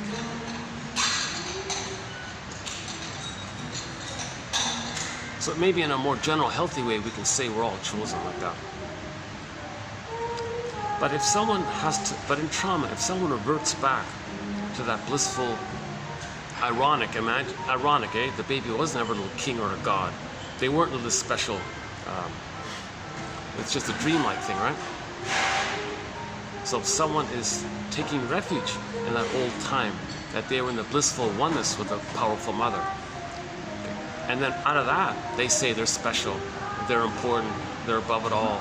They reject their humanist, which sees onto others, so they're so special and above it all, and you're no good. Means themselves.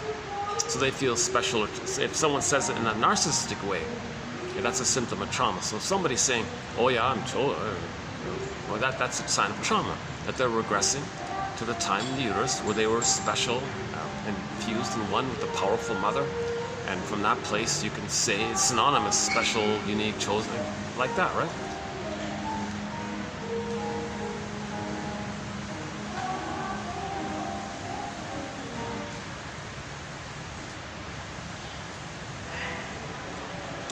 So it'll be this constant search for it, because you think you are it, but you don't have it.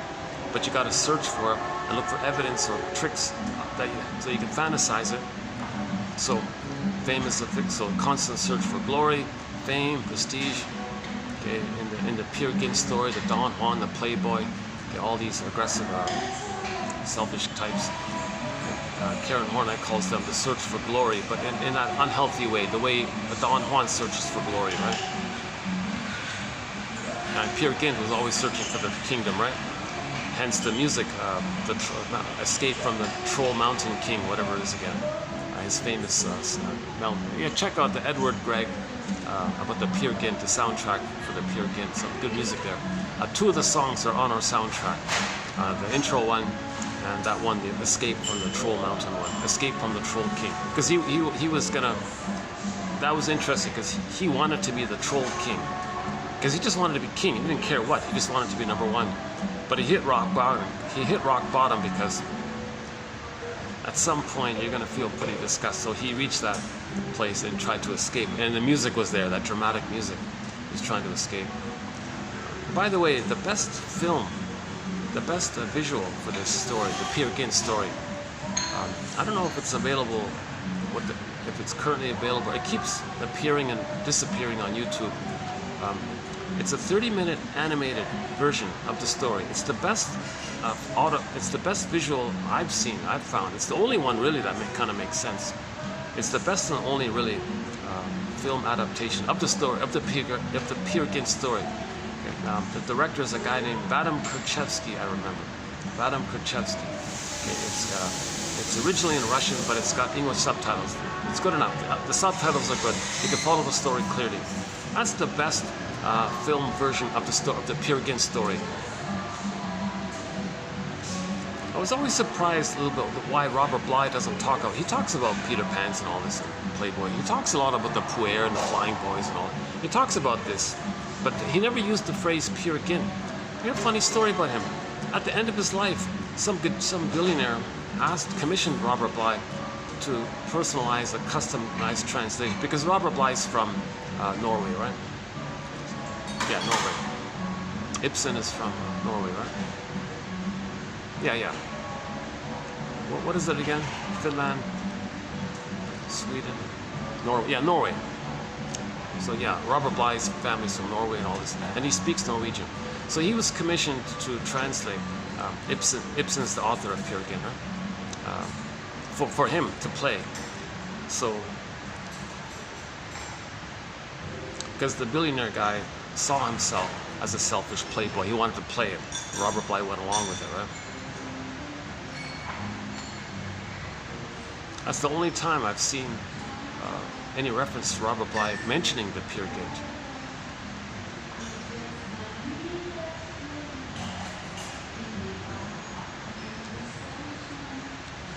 He must have thought maybe it was to help this billionaire to maybe get in touch with his narcissism, and maybe that'll be a therapeutic experience.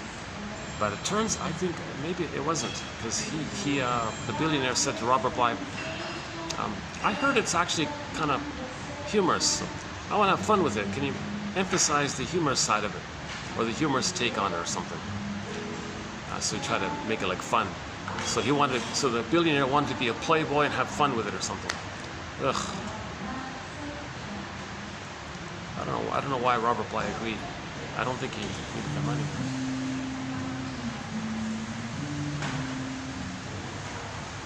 And it's not even on YouTube. They didn't even show it, right? That's how bad it was. The actor was, like the billionaire was a bad. He also, I think he plays some acting roles, like minor acting roles or something. But I got the impression he's not a very good actor, right?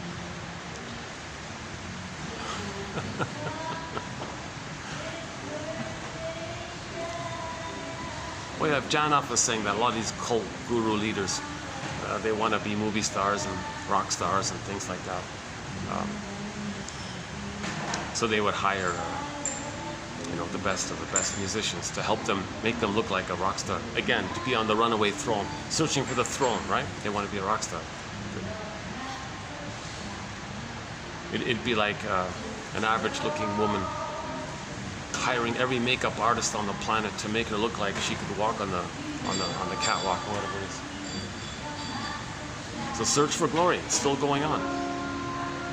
So they can spend their whole lives searching for this fame, prestige, status, glory, one-upness. Now, related with it is cynicism, dark humor, black humor, because that's putting you one up, others down. You're putting yourself down.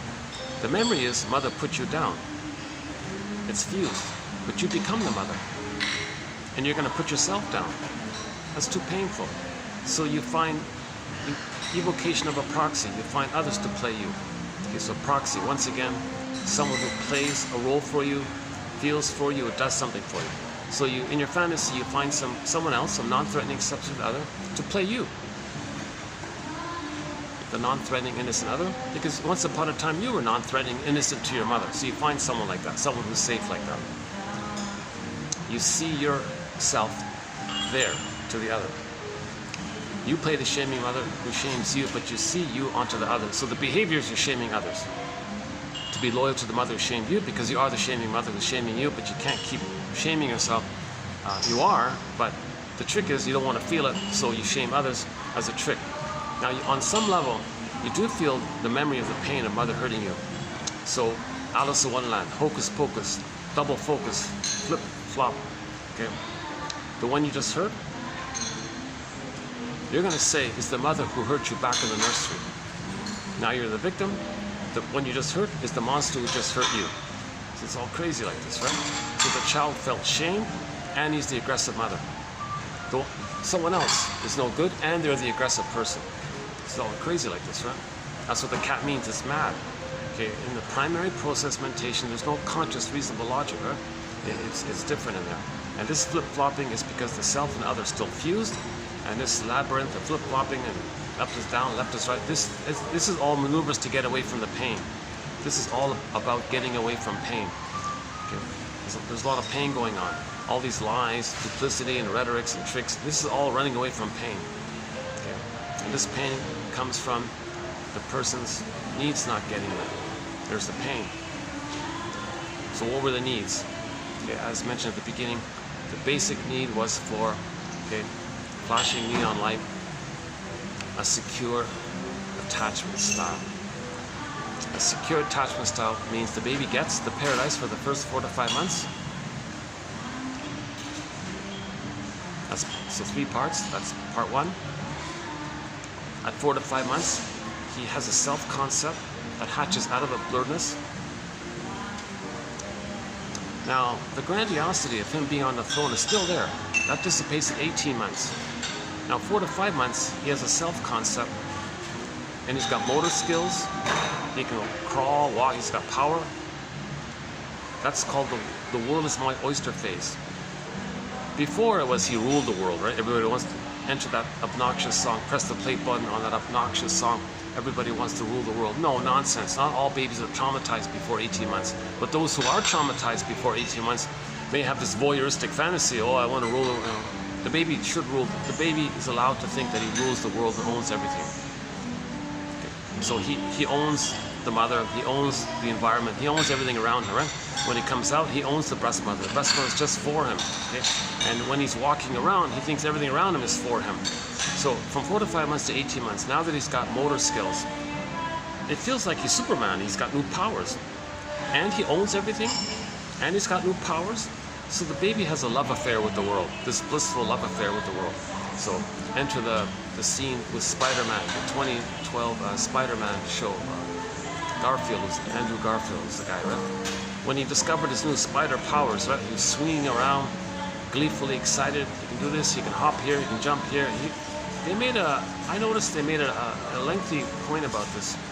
I remember thinking, okay, I wonder if that's a tip-off to the baby feeling like that. Very excited, can run around.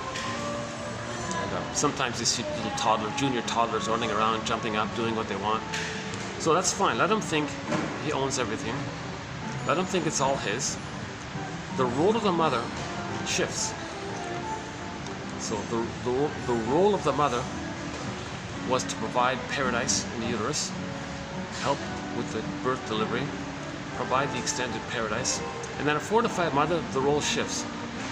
The mother doesn't rebuff, doesn't punish the baby for that. Mainly, it's two parts. Part A, just keep the baby safe so he doesn't hurt himself, so he doesn't stick a fork in the outlet or something. Just gently distract him, but don't punish him for it. Don't say, how dare you, don't hit him or something. Don't crazy thing. So just don't rebuff him for that phase. Because if he is rebuffed, he'll be frozen there and spend the rest of his life trying to walk on the catwalk. Or thinking he's a supermodel on the catwalk or some variation or version of it. Maybe he's walking on the sidewalk thinking he's a supermodel on the catwalk or something kind of thing. Yeah, sometimes you'll see people on the sidewalk as if they're like a supermodel walking on the catwalk there, right? So they're still in that kind of mode, right? Now the male version would be, and you can imagine the male version of it, right? Like they own everything, they'll get out of my way, they own the whole thing, right? Similar idea, infantile megalomania, they own it all. The world's my oyster. It's called toxic masculinity, both in men and in women, not just men.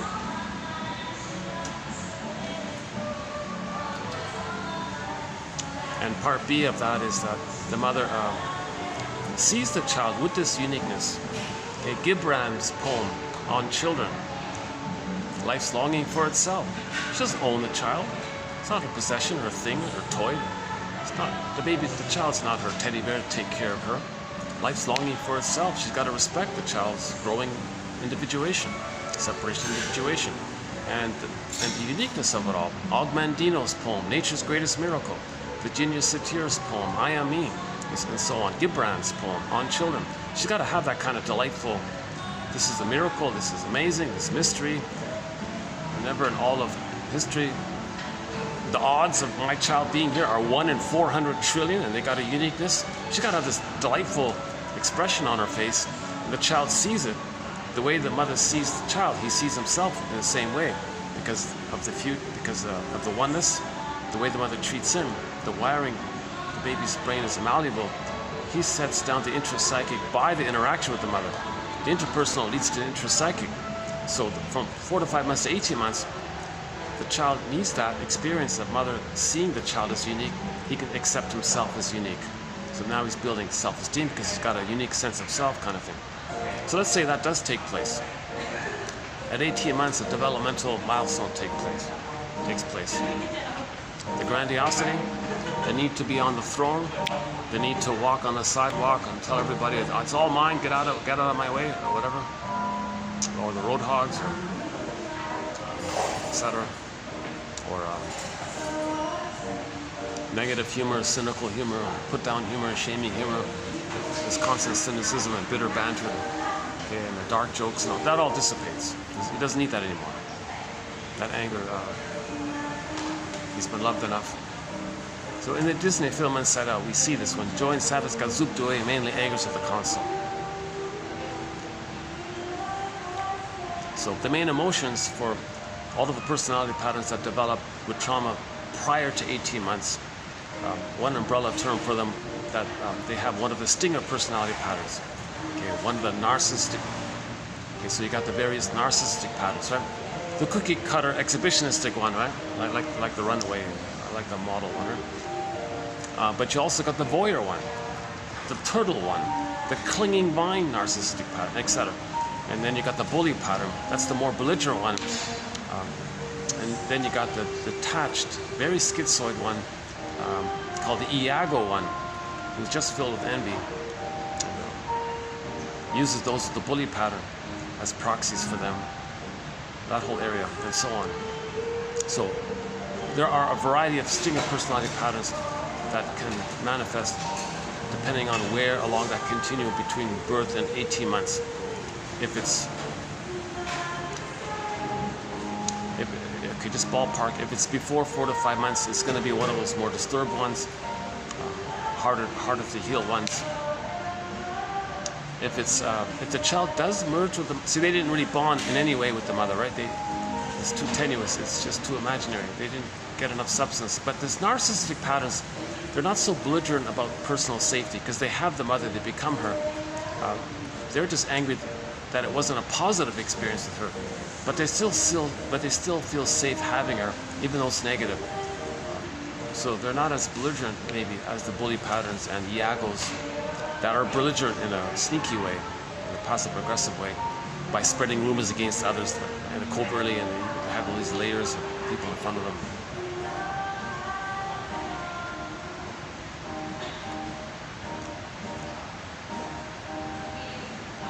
But all of these various stinger personality patterns, the main emotions are hate, greed, envy, spite, vindictiveness, schadenfreude, the constant search for the throne, okay, like the model one, or like the sidewalk ones, or the negative humor, cynical humor, dark humor, shaming humor. The humor is very negative, by the way, right? Because hate-based, mainly hate and spite. Right? Grievance collecting, Burglar calls them injustice collecting, because the yardstick of what they're looking for is impossible. Nothing can be nothing symbolic of mother can be the actual mother in the past. So it's everything or nothing. Perfect or forget it. Hence the either or thinking. It's relentless hope, relentless entitlement, relentless outrage, and they're sort of stuck in this constant search for glory. Like the Peer Gynt story. Yeah, very good story. Peer Gynt story. Badam Kurchevsky. I haven't checked it in a long time. Hopefully it's back up on YouTube.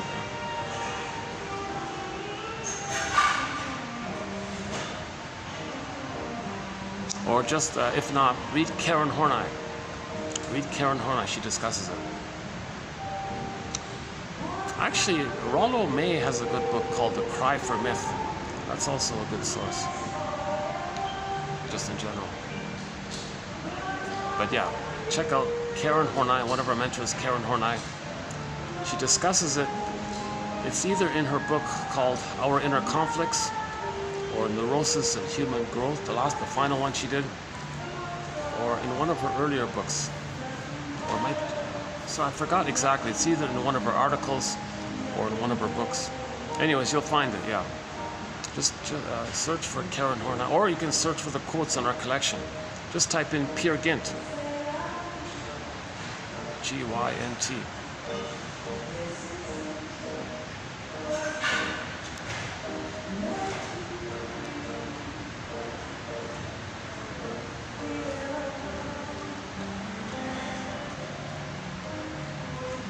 And we have a whole body of material. There's a lot of information about the stinger personality patterns. Not just describing the various personality patterns. That's a whole separate threads in of themselves. But some of the commonalities. Okay, for example, some of their slogans.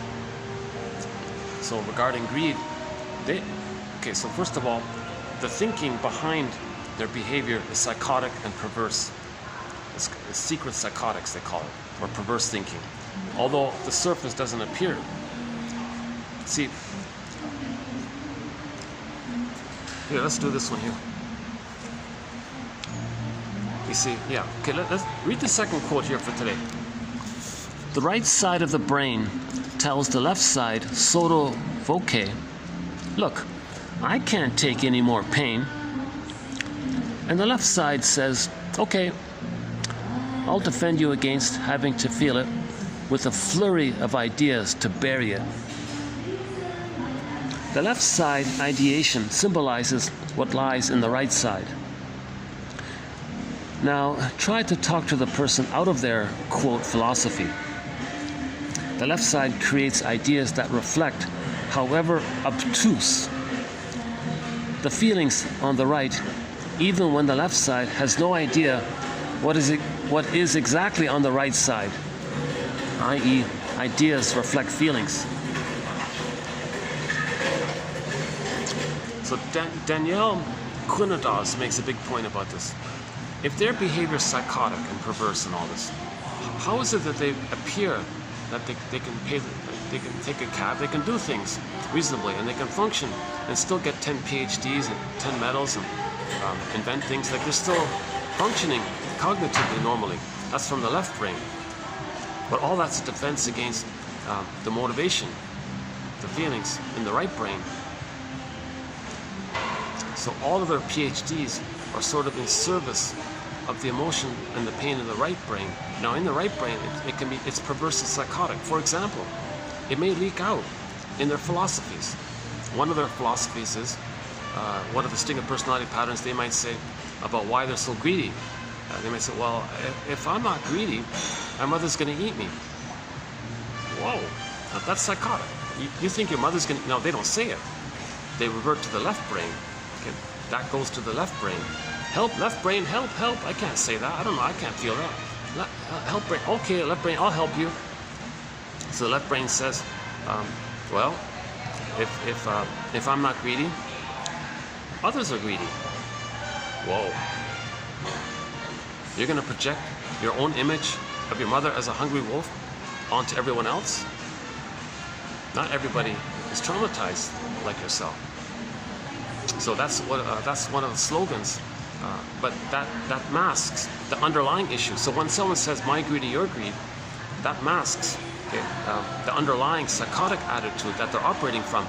If I'm not my mother, if I can't be my mother, then my mother's going to eat me. I don't want to be eaten by my mother, so I got to be her. So the image of the mother is this hungry wolf. So they got to act like that.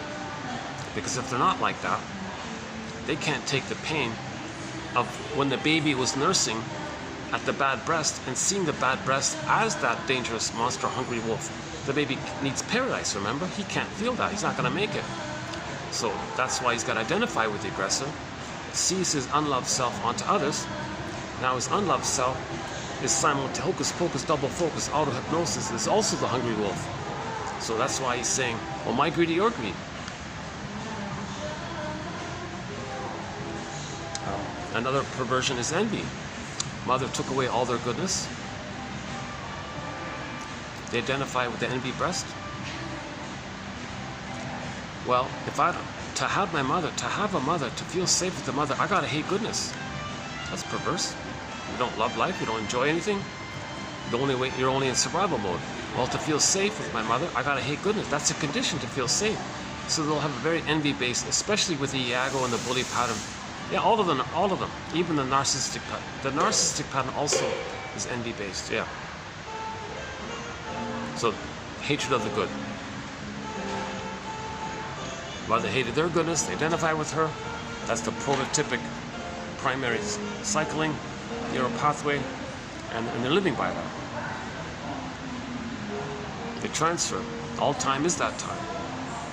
They're always using that old archaic primary circuitry throughout their lives. That's called neurosis. Some would argue psychosis. Psychosis-like, but it's just masked over with the left brain. The left brain has your cognitive, so you can do mathematics. You can fold the napkins. You can do things, right? You can count how many. You can read the little card they give you. How do you like your eggs? Check out the list. Oh, they don't have it here today. I can't show it to you.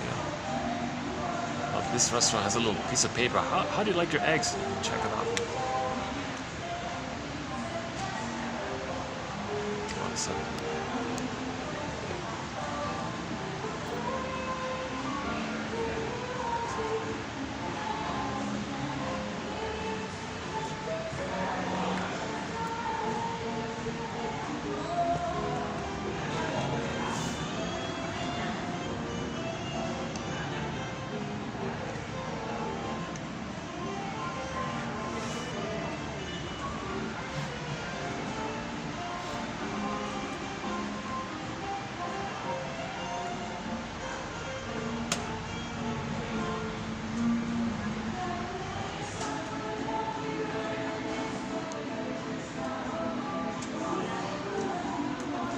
Ever looked out your window, baby, and wonder what was going on in the street below? Heaven knows, I'm a refugee from the mansion on the hill. If you won't leave me, I'll find somebody who will. Check out the song, If You Won't Leave Me, I'll Find Somebody Who Will, by Warren Zevon, Z-E-V as in Victor, O-N as in Nancy, on YouTube. It's a 45-second song called If You Won't Leave Me, I'll Find Somebody Who Will. It's actually... it was commissioned to be the theme song for a show that never really got made. It's a great song, yeah.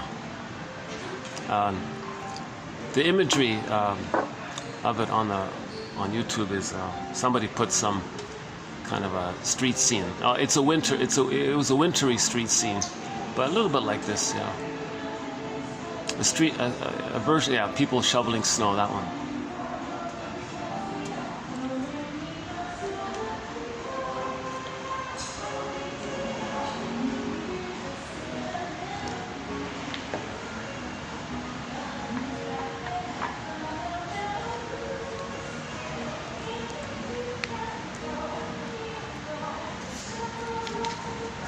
Okay, double thing, translogic. Okay, the scapegoating. There's a whole body of material. Scapegoating, that's a big one. Of course, prejudice. Okay, we talk about some other songs that link to that place. Single personality patterns. And they go through life replaying what happened to them. But when they replay what happened to them, they don't play themselves. They find others as proxies to play them. They play the shaming mother. So they treat others the way the mother treated them. Now, if they can pause and observe this, that's a communication from their unconscious self, telling you what you're doing is for you to know how your mother treated you. The negative things you're saying about others, that's your perception of the negative things your mother said to you. That's your experience of your mother. So we repeat and recreate, A, with the fantasy that we can change the past in this constant cry for love. If we replay it, maybe we can get mother's love. B, to know that the symbolic thing that we're doing, it's like a code to know the actual experience. So if anybody's negative towards others, that's for them to know how negative their mother was towards them. If they have any kind of cynical philosophy in life, or I'm okay, you're not okay, or he's a this and he's a that, don't be such a... If you reject feelings and affection and tenderness, trust the human side of being, if you reject all that kind of humanness, all that girly or all that wishy-washy, like if you hate weakness, these kind of sensitivity, don't be so sensitive, get over it. Another song. If you hate this kind of quote-unquote more human side of being human, that's for you to know. Well, that's for the person to know that maybe it was hated in them as a response to identify with the aggressor, hated in others to know that it was hated in you. So you're trying to learn how your mother treated you.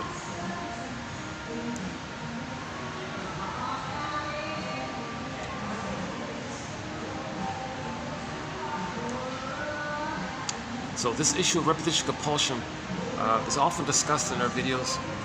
Maybe this time I'll skip it, but it's Edmund Berger's metaphor of the record, the 45 disc record. So the baby's in a state of timelessness. Primary circuit. The experience, the memory is relational.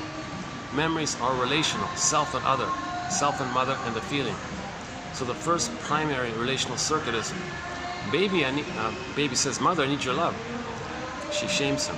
Ouch. This experience means the organism's in pain, pain so utter. Now in nature, when something's wounded, it's trying to heal. So it's going to try again because there's no time. The trauma clicks in, try again because there's no time. So you got this strange kind of loop phenomena taking place. He's trying again because he doesn't understand time. And the pain caused him to try again while not understanding time. So you got this loop kind of thing going on. So imagine this loop pressed on a 45 disc record. Okay, everything's love or a cry for love. So let's call the tune, the song, the cry for love. And it's a conflict. It's a huge inner conflict. Right? The baby has a wish for his identity, his needs for his identity. FNN, feeling to needs. When needs don't get met, he expresses his feelings. So last time he had needs and he cried, mother gaslit him. So first mother was a tune, then the baby cried, mother shamed him for it, get over it. Okay, it's too much. And that's all linked to his identity. I feel the foramness. So he remembers the pain. He doesn't want the pain. Simple, basic, classical conditioning. So he won't know his needs and feelings because of the memory of the pain, not wanting the pain. But he still has those needs. Huge inner conflict. This inner conflict is repressed, it's petrified, it's set. And it's neurosis. It makes the person neurotic, because the neurosis is you're going to replay that in the present. You're going to distort the present, still live in the past, and it doesn't fit. Like the kid in the canal had to constrict his bronchioles, but later on, to use that, it may lead to a dangerous thing if he doesn't have his puffer. It doesn't fit the situation that the parents are arguing. It doesn't mean he's in the canal, he's about to drown inside, or like those kinds of things. But he's operating from that. That's what they call neurosis, when you transfer the original prototypic trauma and prototypic defense, i.e.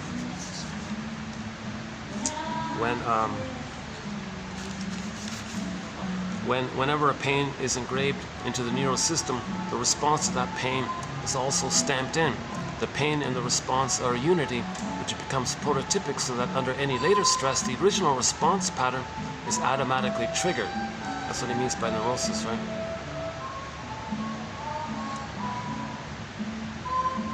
A defense that has outlived its function. A defense that has outlived its function. So the child's defense in the uterus or whatever, that helped them there, but it outlived. But to apply that in the present, it's not the present isn't the past, but emotionally, the emotional past, the emotional wiring of the original blueprint is flared up by some trigger in the present. So something in the present re-experiences the past, and you transfer that into the present, but the present isn't the past. Hence the whole idea of the neurosis. Every neurotic is a music enthusiast, but he only has this one record, this 45. He carries it with him everywhere he goes. Every time he sees a turntable with never-ending fiery ardor, he plays that tune. He spins off that record, meaning he recreates, relives, reorchestrates, like a staging thing, like a theater thing. Masterson calls it transference, acting out. You're going to transfer the past into the present, and like actors, act it out. So if the person has one of the stinger personality patterns, when they replay that record, someone else plays them, and they play the shaming mother, and they replay the record. They just find someone else to play them, and they play the shaming mother. That's them replaying the record of mother shaming them. That's why they're called the stingers. They're hurting others to know how the mother hurt them. So new situation, new place, whatever, new interaction, new job, new fill in the blank, new meeting or whatever, new conversation or something. You look at the record. What's the record? Mother shamed the baby. New situation. Repetition compulsion. You're going to play that record. Everything's love or a cry for love. Okay, so they're crying for love, right? How are they crying for love? Well, the original was baby cried for love. Mother, I need your love. Ouch. Mommy, I'm crying. You're gaslighting me. Ouch again. So that's a cry for love. You're going to replay that. So in the present, you're going to replay it. But with the stingers, because of the flip-flopping and double-think and all this, and identification with the aggressor, he doesn't play it directly. You see, he plays it in a kind of coded, twisted way, where someone else will play him. Someone else can do the crying, and he'll do the shaming. That's him crying for love. He just twists it around. You see, mother, you see how that other person's crying? When I was a baby, I was crying. You see how negative I am? Well, that's how negative you are. He's just replaying the thing, but he's just playing her. Burglar once put it as, he called it a negative magic gesture. When they replay it, it's as if, Burglar was saying, it's as if the stinger personality pattern was saying, hey, look, mother of mine, I'm showing you what you did to me. You see that innocent other over there? Well, I was innocent to you. Watch this, mother of mine. I'm just like you now. I'm going to show you what you did to me. Watch it, mother. You see, and they act negative joke, shaming humor, put down humor, or saying bad things about them, whatever. You see this negativity that I'm having towards others, this shaming attitude, this rejecting attitude, I'm not seeing them, I'm being soul blind to. Well, you were soul blind to me. You were misattuned to me, I'm misattuned to them. You thingified me, well, I thingify them. You objectify me, well, I objectify, I think badly about them. You see, I'm showing you what you did to me. You see, I'm giving you mirroring. I'm giving you empathy. I'm showing you what you're like. So maybe you can feel seen, and maybe you can change your ways. But who's he talking to? He's talking to a ghost. Frozen ghost. There's no time machine. The memory's not going to magically transport the person back to the nursery and have things changed. So who's he talking to, right? It's for the person to know it himself. Plus, Burglar says he's loyal to the mother by imitating, but he's sneaking in his anger at her. Burglar theorizes that he's actually kind of covertly, while being loyal to her. See, mother, see how loyal I am to you? I'm just acting like you. You should be pleased then. We're one like that. I'm acting just like you. Don't you feel like we're twin, we're together and all this? Don't you feel awesome?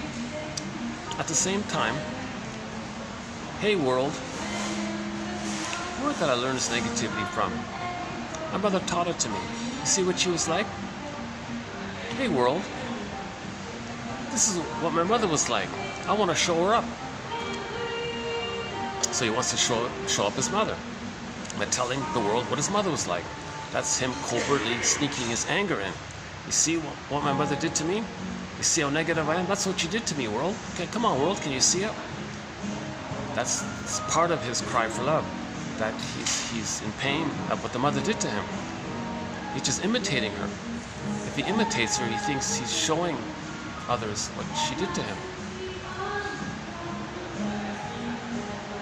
But ultimately, it's for the person doing this to regard this as a message from his own brain, called the inferring mind. So the non-reporting brain, the unconscious brain, is sometimes called the inferring mind. The inferring mind. So the person doing this has got to make this kind of inference. Hey, wait a minute. Am I talking this kind of indifferent way towards others, or not caring about others' way? Is that for me to know? Is that for me to be aware that that's what my traumatized mother did to me because she was traumatized herself? Is this nature's way to kind of make me aware of what happens so I can bring some of this to consciousness? That kind of thing.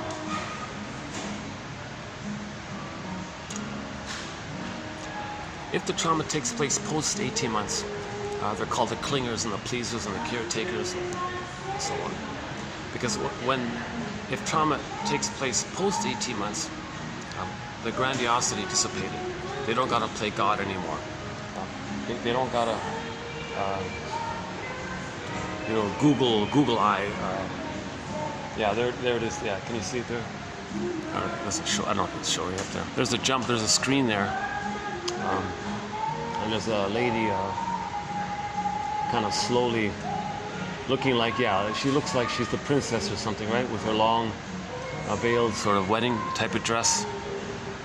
And you got like hundreds of people all taking photos of her. Oh, there they are. Yeah, okay.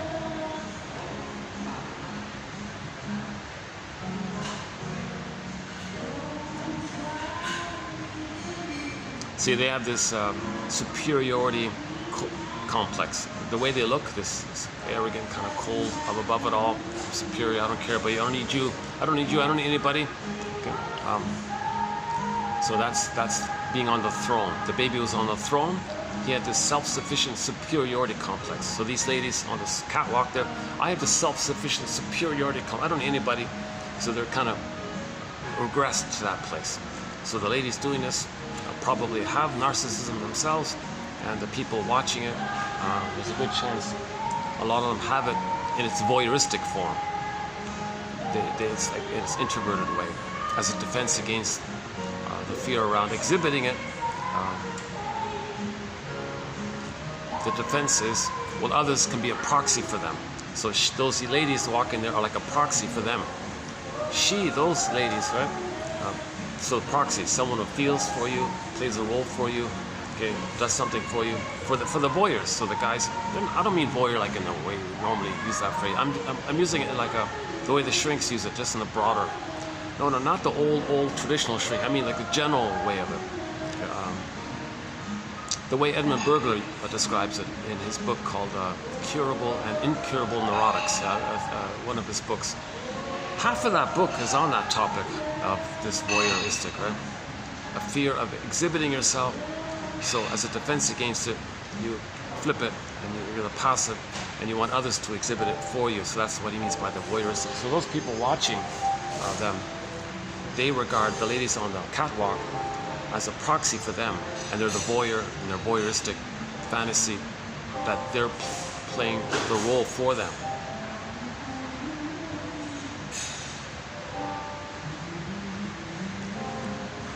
In their connection to them, in their fantasy with them, in their being close to them, I guess, or feeling that they're special with them, or something, that they're in this exclusive club doing this or something, so they feel special at the same time. They paid money to do all this, and so they feel a little special that way or something. So clingers don't care about that. Clingers probably, clingers, pleasers, don't need that. So if the clinger and the pleaser plays the record, they're still in the original childlike place of wanting to save others.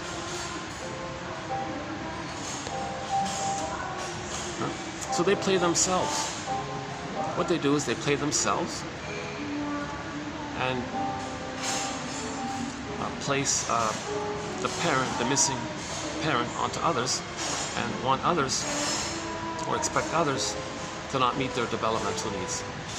So they're rejected at a different place between 18 months and 36 months. 18 months and 36 months, they have some identity, but they didn't have enough confidence to know their uniqueness to express.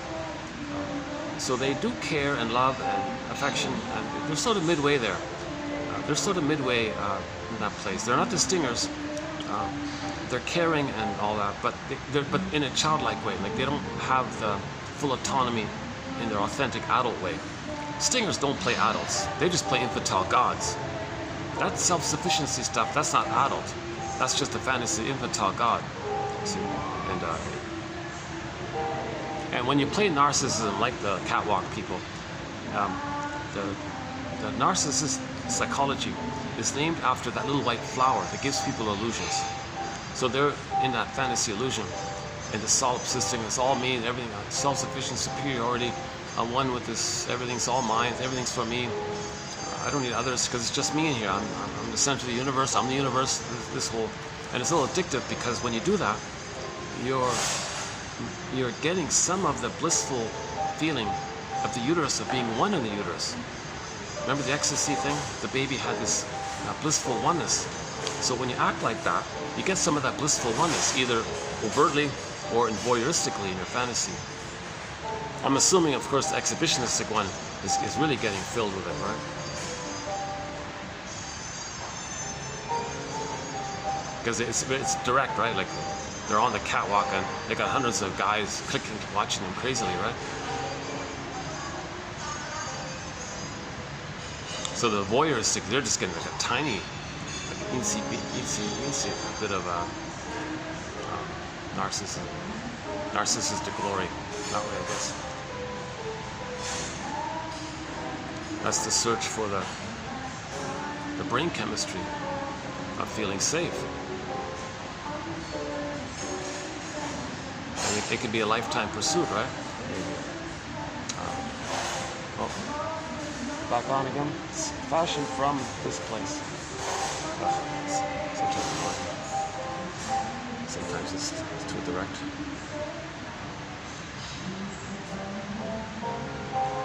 So back to that song. If you won't leave me, I'll find somebody who will. Yeah, that's sort of for the clingers. So the mother left them during that time between 18 months and 36 months. So 18 months and 36 months, that's called the rapprochement phase. The role of the mother is to function as a secure base, teaching the child that if he gets to know himself, she won't leave. So he can do both. He can be a human explorer. Okay. So prior he was just infantile God, it's all mine. I don't care, it's all for me.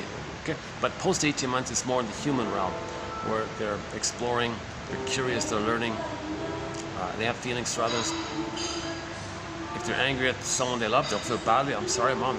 They can apologize. They have gratitude. They can say thank you. They can apologize. They're more in that. They're in that developmental, quote unquote, more human side of being human.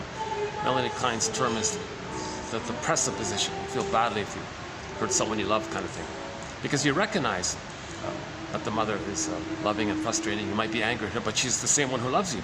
But remember back in the splitting with the stingers? They're separate. So when the baby's biting the nipple with his gums or something, he has no concept. He has no understanding the mother's in pain or anything. He can't care. He hasn't reached that place yet. But the clingers do care. They have that place. So they often become therapists and counselors or helpers of some kind. But they're in all kinds of professions, not just the helping professions.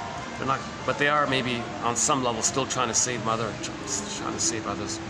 So they tend to be givers and caretakers and all this. And their mindset is, well, I'm not okay, you're okay. So they're always in this martyrdom kind of place. Well, I'm no good, and you're amazing, you're good, because they're still at that place of needing to see mother as good for their development. So in the beginning, it's I'm not okay, you're okay, right? But the stingers, it's derailed. They can't do that. They'll play infantile God, they're not okay, and as others can be it. So it's all derailed like that. But the clingers stay on track of I'm not okay, you're okay, moving towards I'm okay, you're okay. The normal result of development, I'm okay, you're okay. Anything other than I'm okay, you're okay is developmental trauma, stunted development, arrested development, etc. Yikes. You know, some of these images are so abrasive. They're trying to do like a trauma, scary, like a trauma bond thing with you, right? Ugh.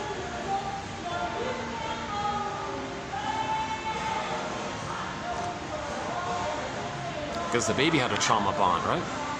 A lot of people have a trauma bond in their mind.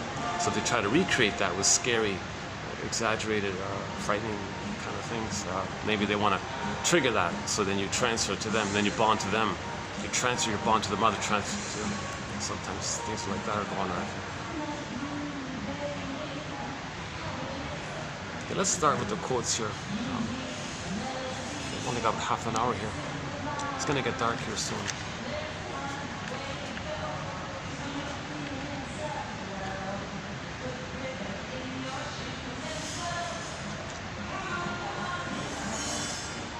So up until this point, mainly we've been talking about trauma, like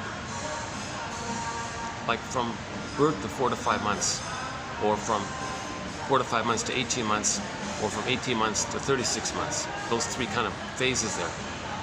And a little bit about birth trauma. But Janov says there's another phase, trauma inside the uterus. And in that trauma, it exists. Babies can be traumatized. And his theory is that a lot of complaints people have can be sourced to that point. So a couple of, okay, let's see. If you go to the last video, I ran through the list that we have so far. One woman said she felt, I said the stuck one, right? I feel stuck. Well, maybe she was stuck in it. Another one said, I feel overwhelmed. In the uterus, there was too much going on, heavy metal concert, core twisted. She felt overwhelmed, mother smoking. She had prenatal distress syndrome. So in the uterus, everything was very overwhelming for her. So she carried this feeling of overwhelm all the time. And every little stressor in the present would trigger that overwhelm. I'm overwhelmed, I can't do it, I'm overwhelmed. And his example was the couple were gonna go somewhere, the bus was leaving in a few minutes, and the husband gently reminded her, darling, the bus is leaving in an hour or something. Oh, I can't do it, you go, I'm overwhelmed, it's too much, I don't have time. So she tended to fly off the handle easily, because little stressors would freak her out, would trigger the emotions of the uterus time, where she was overwhelmed. So she easily felt overwhelmed. Actually, a variation of this is, do we have it here today?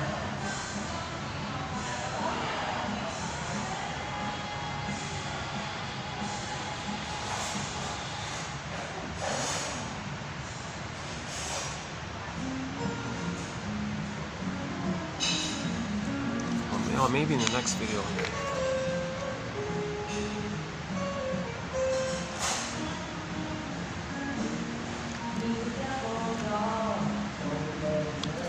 Yeah, okay, the overwhelmed quote was in TQ 2745, the second one, right? We talked about the asthma one already, and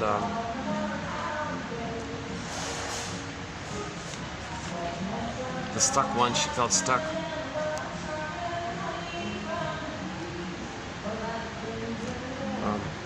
Another one was with the rhythm one. The baby was trying to communicate with the mother. Hey mother, I'm releasing some hormones. I think you need to release some hormones, so help me to get through, like have a communication there. Mother, aren't you responding? Where are you? You seem to be disconnected from your body. You're not picking up my signals. Are you gaslighting me already in the uterus? I feel this, I need you. Where are you? You're not there? You're saying I don't feel it? No, I do feel this. Where are you? Like I can't get through to you. So there's like a communication problem. It's like communication breakdown. Oh yeah, we haven't played that, yeah? Communication breakdown, Chilliwack, yeah, we've got a couple of songs on our soundtrack by the band Chilliwack. I think just two, right? Arms Are Mary and Fly at Night, yeah, just 2 songs. Maybe we can add that one. Communication breakdown. Yeah, let's do that. Not a great, yeah, not a cute, fun little, cute little song. Communication breakdown. Peppy little song. Communication breakdown. The album, I remember the front cover, all these little birds on it. It's from that album. So that's a prototype. Baby was trying to dialogue with the mother, have this back and forth with the mother, emotional communication with the mother, non-verbal, affective, emotional communication with the mother. That's taking place. So mother's in tune with the baby. The baby feels it. So when the baby's being born, it's missing. Okay, now you're stuck there. The person says they orchestrate in their lives scenario after scenario where no one understands them. They find themselves saying to people, I just explained this, you don't seem to get it. How come you don't get it? I'll say it again, you still don't get it. So they would choose people in advance that would have that outcome. Maybe they were passive aggressive, or maybe they're in a bad mood, or maybe whatever's going on. They would select people or coax people to not understand them. And she always found herself in that mode. How come I don't feel understood by you? I'm saying this, I don't feel seen or heard by you. I don't feel that you're there with me. How come you're so misattuned with me? I'm saying this, she's continuing to do this, right? Her fantasy is that if somebody in the present can understand her and, quote, get through to them, I'm not getting through to you. If she can get through to them and other people understand them, then she's back in the nursery. Oh, mother understood me. Then they can go through the canal. Just a by chance, interesting play on words there. The baby in the canal wanted to go through, but in order to go through the canal normally, she needed that reverie and communication and mother's understanding with the baby. There's a problem there. Transfer that problem into the present. Recreate it. See it, make it happen. Recreate it. Now you're back in that place. Hey, people in the present, why don't you understand? I hope you can understand me. I'm not getting through to you, am I? I want to get through, right?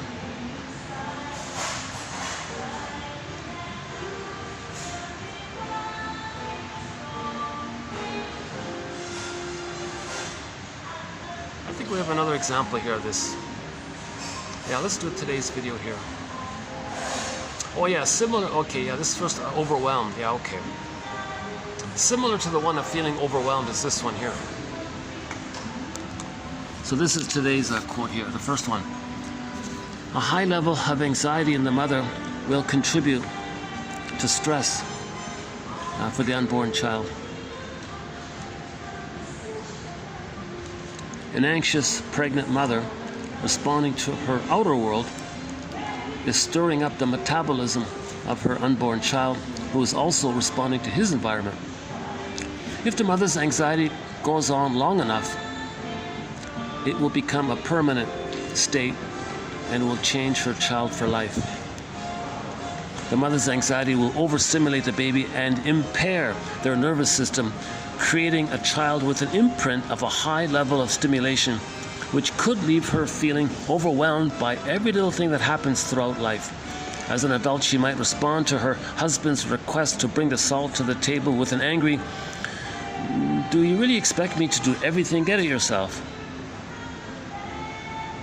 The outside dictates the inside. For the unborn child, the mother's womb is the external world, a womb environment that keeps them in an alert state eventually becomes part of the baby, who will be more hyperactive, more aggressive, etc. One who cannot sit still or concentrate.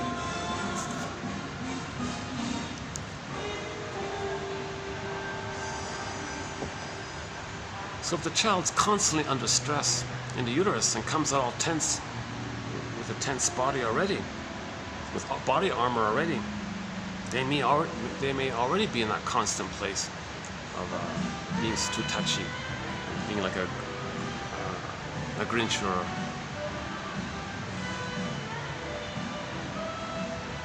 so that's just a variation of her getting angry, easily getting angry, because she's already too tense. So the baby has PTSD when he comes out already. He doesn't say it like that, but maybe we can say it like that the baby has PTSD already. He comes out all wired and all this, and it's set like that.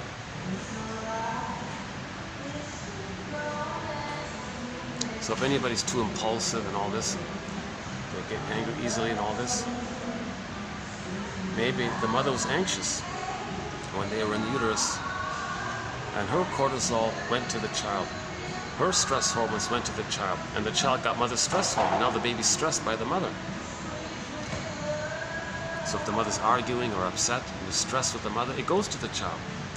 Janov doesn't believe too much in this placenta barrier, that too much is getting through to the child. Jill and David Sharp said about the mother taking Tylenol with codeine. The codeine went to the child, he became addicted. And when the baby was born, he was going through withdrawal symptoms. In yesterday's one about the smoking, the smoke of the smoking constricts the blood vein in the cord, preventing the baby from getting sufficient oxygen. Plus, the mother has less oxygen available to send anyways, because the mother's oxygen is going to be used to deal with the nicotine and all this. Plus, the cable line, like the cord line that sends the oxygen, is too narrow and can't send much anyways. So this is the idea that mothers shouldn't smoke when they're. So that's a key quote as well. Yeah. I want to treat all of the quotes of the Janov 7 videos as sort of a bundle. I don't really have it in a quote. I don't really have it in a kind of clear step-by-step thing. It's a bit of a mesh, to tell you the truth. So I don't usually do it this way, but I found myself sort of in this kind of mode here.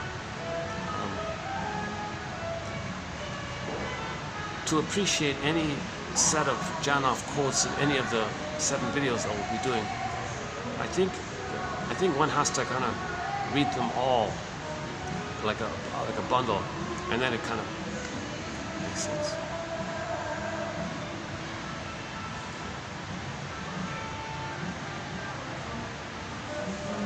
Okay, the next quotes are about the belief. So I'm just covering 2 of Janov's theories so far. One is about prenatal trauma, the primary circuit. Stresses later on can trigger it, and we reuse that original circuitry by something in the present that reminds us of the past, and reliving the past as if the present is still the past, but the present isn't the past. And to use that old thing in the past in the present can cause problems, because the present isn't the past, plus the person's older, and like Ginger Rogers says, I'm an adult here, but I'm always acting like a little child. In the film called Lady in the Dark, Ginger Rogers. The essence of neurosis seems to be to concoct rationales for one's behavior, which is driven by unrecognized forces. That is why one cannot penetrate elaborate rationales and explanations for another's behavior. Quote, "Why should I give up drinking when it always makes me feel warm and fuzzy?" said an acquaintance. He had no recognition of the constant tension he suffered. Where repressed pain exists, a scaffold of ideas is built around it. Yeah, okay, here we go. Where repressed pain exists, a scaffold of ideas is built around it. Okay, so in other words, the right side of the brain tells the left side, hey, there's too much pain here, can you help me? Okay, I'll help you. I'll create a bunch of ideas for you. The brain is able to adopt a, quote, don't bother me with facts attitude. So you believe the ideas as a defense against the pain. Don't question it, kind of thing. You cannot be open-minded when you have heavy pain. You cannot be open-minded when you have heavy pain. When imprinted pain is so massive that the internal producers of blocking agents cannot secrete enough supplies to quell the pain, the person needs something external to tranquilize it. For example, cookies, comfort foods, are sometimes consumed to do the trick. Or, alternatively, a good solid belief system will help. It adds to our internal drug supply. The brain is a wonderful pharmacy dispensing the necessary drugs on demand. But who is doing the demanding? Our system, our biologic system. Okay, our brain, our body, the whole organism. Our pain orders and reorders when necessary until we're out of stock. When there are too many orders going on for too long, supplies get exhausted. Then we literally have to go to the neighborhood pharmacy for help. Here we see why people with horrendous childhoods are candidates for addictions.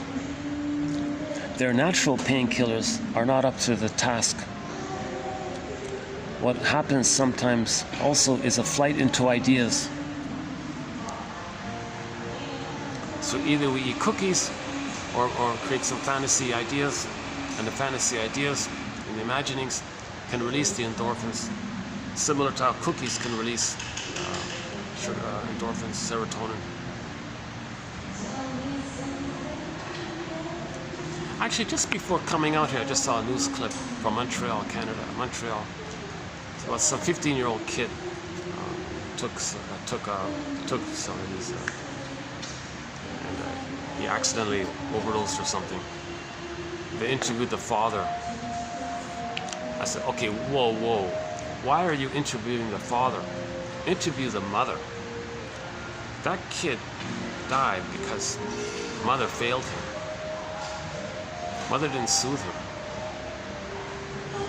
Mother caused so much stress in him.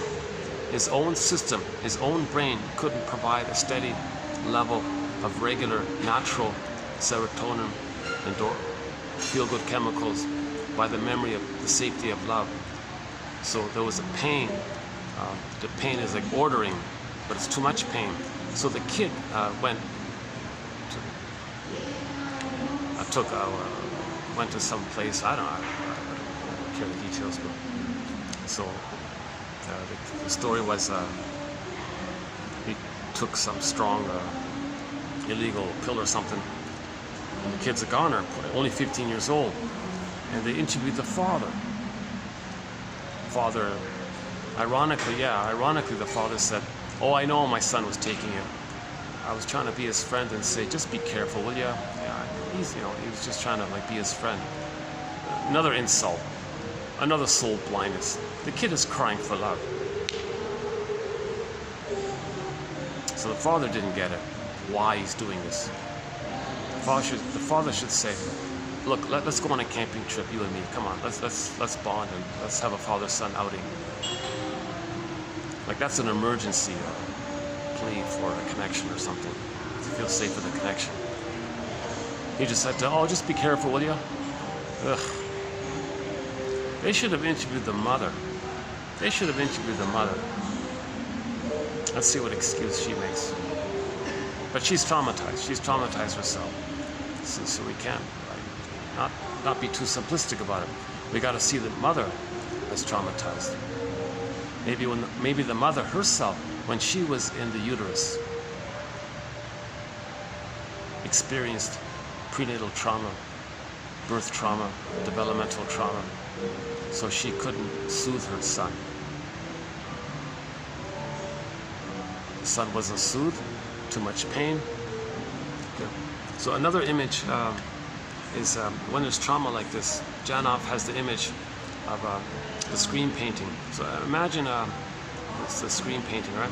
But it's voiceless. But imagine it's a baby. Imagine a baby screaming, silent, voiceless, frozen. There's a frozen, still, silent baby scream going on inside. And with that image, there's a blinking electrochemical neon flashing light blinking, unloved, unloved, unloved, unloved, and it's baby screaming, but it's frozen, unloved, unloved, and it's screaming. Okay. And then with that image, imagine a swoon, an umbrella of endorphins numbing it all. So they always need this umbrella, this endorphin umbrella to numb this pain. The pain is going on all the time. Okay. So the image is the screen painting, but imagine like a baby screaming instead. It's frozen. You enter the song called After All Acoustic by the band Delirium.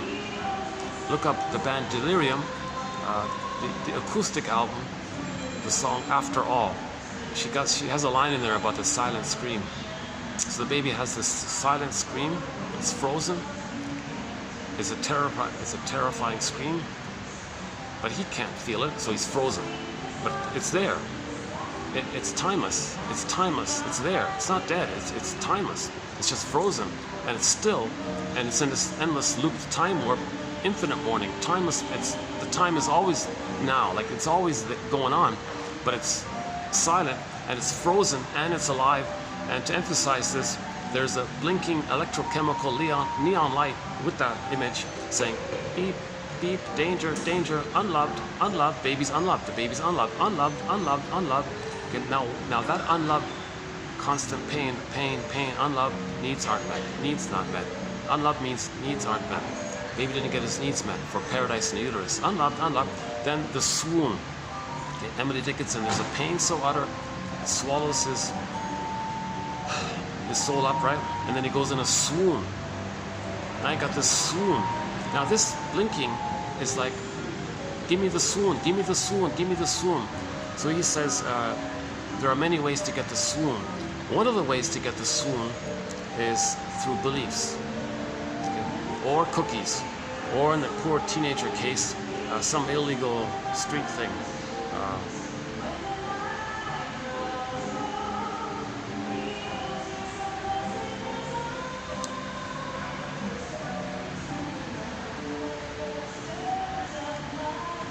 So in normal development, the mother loves the baby.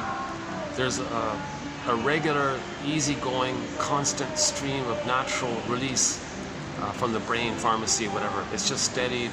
It's even. It keeps the child kind of even keeled or something, calm and even. And it's like a normal thing that can be. It can regenerate itself. The soul is its own source of unfolding. Like it has a natural kind of a self-sufficient, self-generating system going on. It doesn't wear out.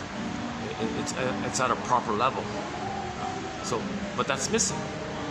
It's missing. The baby didn't get enough love to have those memories of mother loving him that would provide that natural brain chemistry. It was missing.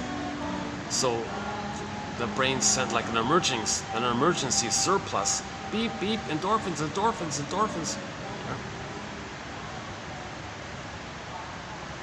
One way to get the endorphins is through beliefs. That's Janov's theory. Beliefs. But these pain can make us concoct all kinds of beliefs. And those beliefs are stubborn. Because to question them, you're going to feel the pain. So you don't want to question the beliefs. That's why you can't, he says in his book, you can't question true religious, true believers, all these kinds, because you're touching into their pain. Right?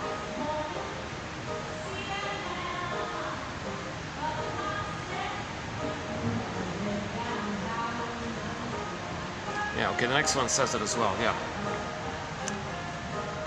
When our emotional history doesn't contain too much pain, information is then shuttled to the front part of the cortex for meaning and understanding. Okay, fair enough. But when the pain is overwhelming from infancy and childhood, the left precortical area is left in the dark. What's going on here? It is then free to concoct all sorts of beliefs. And the person is also a ready receptacle for pre-packaged beliefs. And you don't make the link. Okay, the pain is dispersed into ideas, giving it force and tenacity. We would not be only arguing about ideas, but something much deeper, the client's traumatic history. Wait, so if you question somebody's beliefs, oh, you believe one day the good breast will appear, take you to the nursery and get the love that we needed? You can't question it. They don't think in those terms, right? They think in some kind of coded, glittering generality. Some magical, mysterious, magical thing will happen. But the underneath issue is they're hoping for the good breast experience that was needed back in the nursery to take place.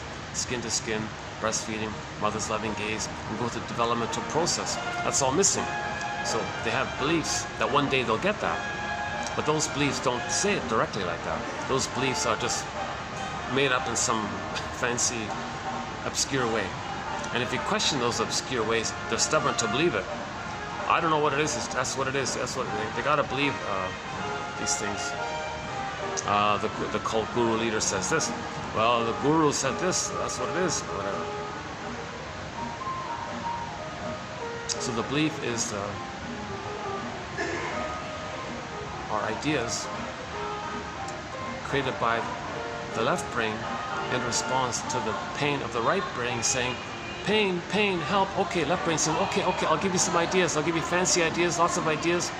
And that functions to triggers the swoon, the endorphins. So the ideas and the beliefs give part of the umbrella of the endorphins to hide the pain. So the pain is always ordering the endorphins. The brain's, okay, I'll create these fancy ideas, and I'll look for some prepackaged ones. So charlatans, enter the charlatans. So now you get a whole list of thousands of charlatans. Oh, I know the answer. I know this. Yeah, send me. So his book is about. He lists all of the victims of. He documents a whole long list of all the victims of various cults and the Est and Jesus Christ.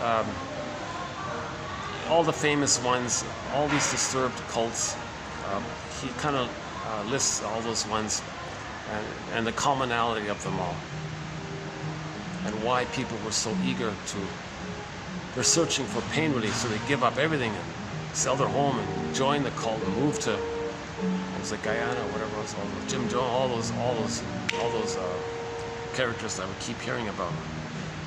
But not just the most extreme ones. He also talks about some obscure ones, like some little ones. Well, I never heard of this one. He quoted some guy who was like a playboy kind of guy, right? He put it out there that he's a representative of some advanced humans from an outer planet, and they're going to come in and they want some girlfriends, and they told him to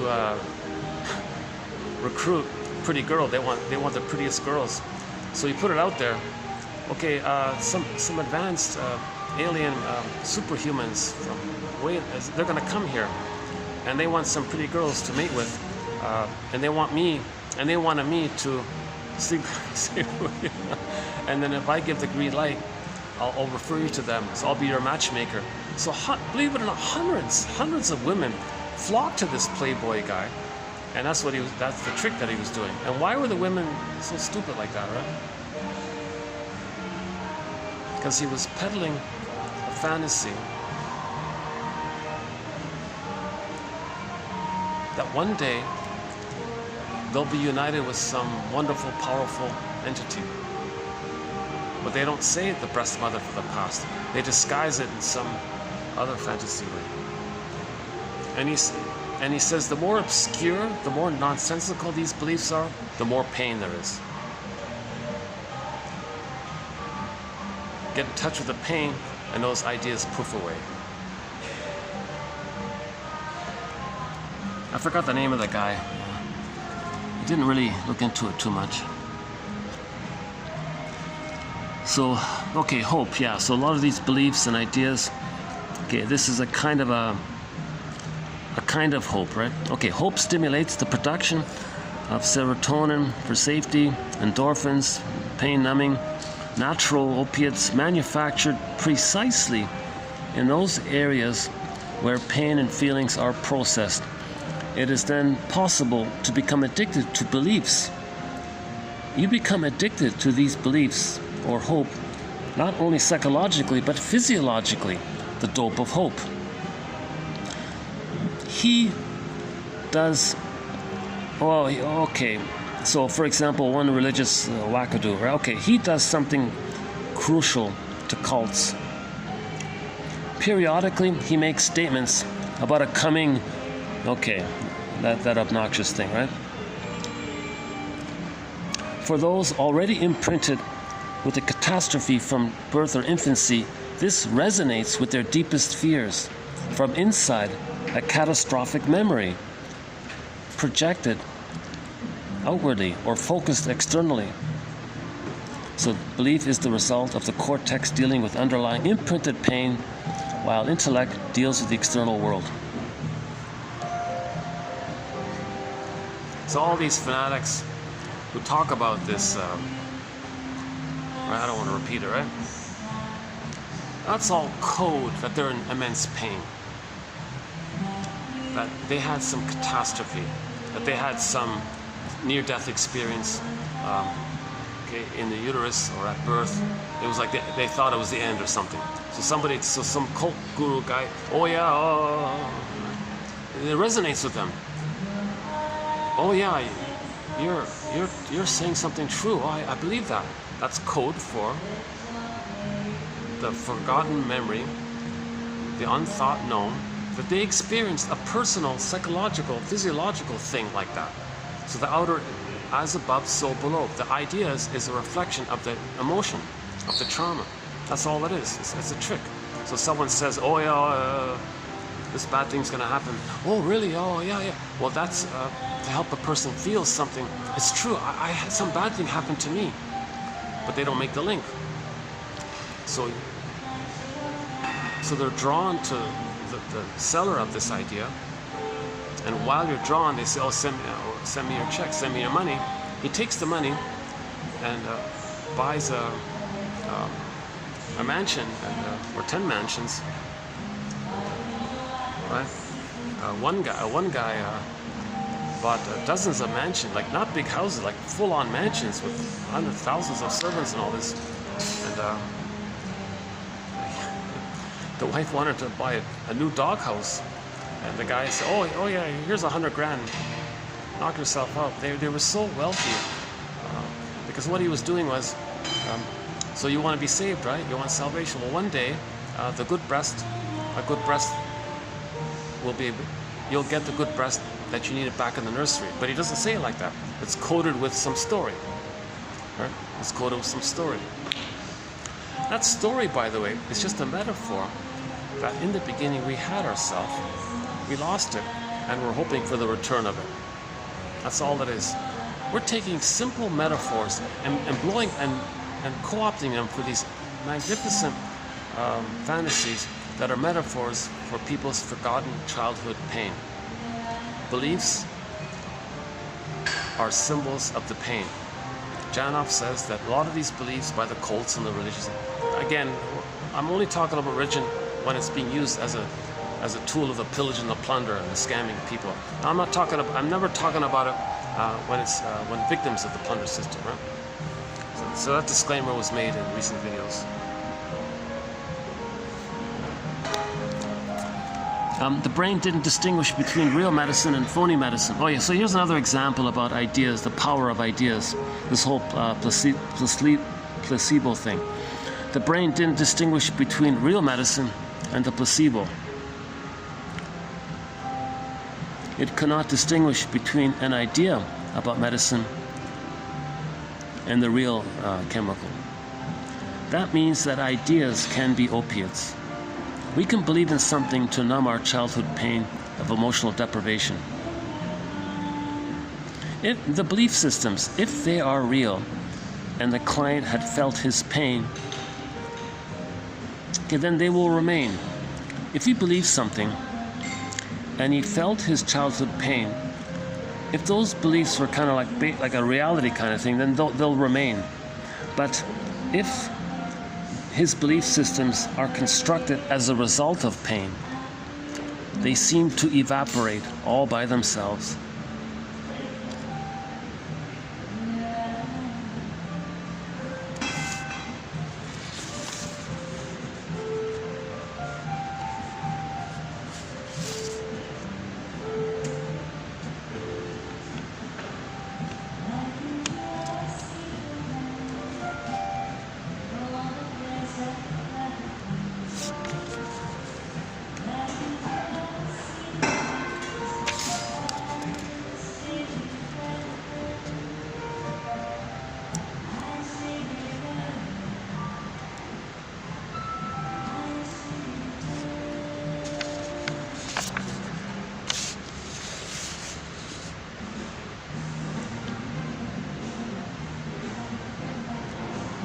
A loved child will have no need to believe in ideologies full of hope and magic.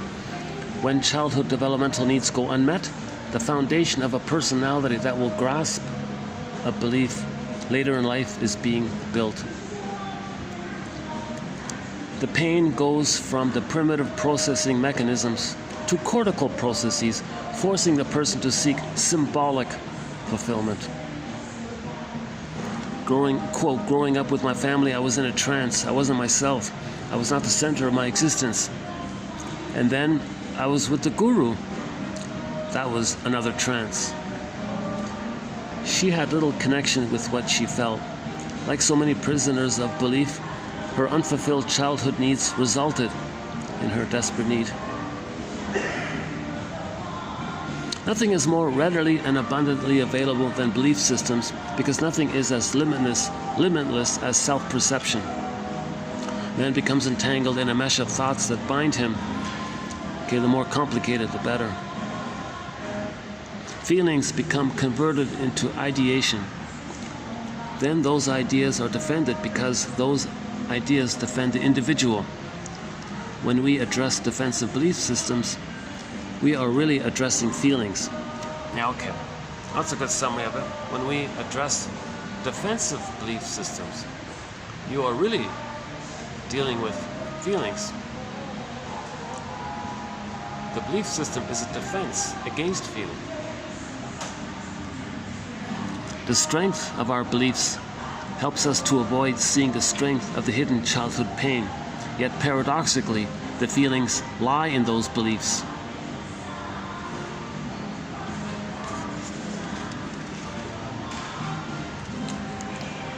Here's another example of the prototype in the uterus. The guy was, the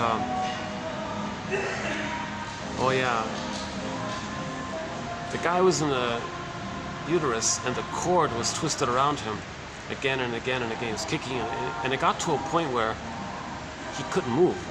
The baby knew that if he were to kick one more time, he might not make it, right? So he didn't make a move. He stayed still, because he couldn't untwist the cord, and if he tried again, he would make it. So he stayed in this like stunned kind of, I can't move kind of thing. And then throughout life, he always feels that in every situation in his life, he always feels that whenever there's something wrong in the job or situation, whatever, he just said, I can't move. I better not move. Don't do anything. Just stay. He was still there. So something in the present, okay? He's in an unhappy job, let's say. What does he do? He's triggered in the uterus when he was under stress. What did he do? He said, don't move. He transferred that to the present. I can't move, I can't leave. I gotta stay in this unhappy job. You see, that's neurotic, right? Of course he can leave the job. He's not in the uterus. But the prototype, the primary circuit, is being replayed in the present. When asked why he stayed so long in this in the cult, which he knew to be damaging and hurting him,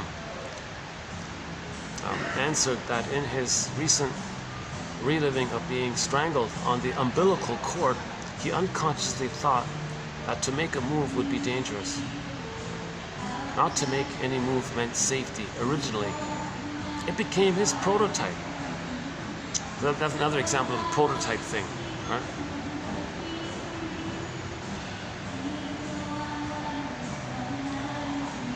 He has the general sense in his life that wherever he is, don't say anything, don't do anything, just keep still, don't move. Because in the cord, because in the uterus, the cord was around him, and that's, he learned that. He learned that.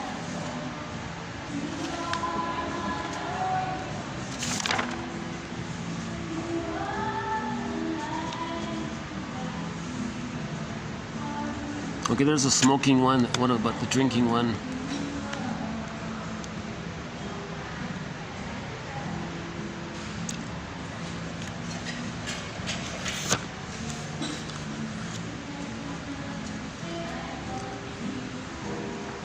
Okay, similar to the one about cat moving is, okay, another related one is the child in that situation. He felt helpless. He couldn't do anything about it. He transferred that all through life, all throughout life, whatever was going on. He just felt nothing I can do about it. The source point was in the uterus. He was overwhelmed. Nothing he could do about it. Stuck there. Lives there emotionally all throughout his life. So all throughout his life, he transfers the past into the present. The present is still the past. Unfinished business, stuck there, frozen, silent scream, blinking light, unloved, endorphins, he's stuck there.